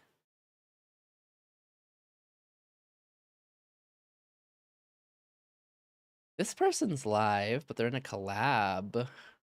But also, I never get to raid them either. But they've been live for 8 hours and 45 minutes. But it doesn't look like they're ending anytime soon, and I never get to raid them. And they just raided me recently, and you know, it's a very good time to raid them. So I'm gonna raid them. I'm gonna raid into Ayuni Aki. Because they raided me yesterday, and I have not had the chance to ever raid them. And they've raided me a few times. So here's the raid message. Here's the sub variant. Feel free to use either one you like. If you don't have my emotes, you can buy them for 80 channel points or sub, whichever one you feel like doing. Thank you for watching on YouTube as well. Very quickly, thank you to Vegetable on Wheels for the offline follow. Thank you to Rose Aviata for the raid. Thank you to Wolfie Luke for the raid. Thank you to Dill for the follow. Thank you for Momoka Moo VT for the raid. Thank you to C12 for the follow. Thank you to Momoka for the follow. Thank you to Kismet for the follow.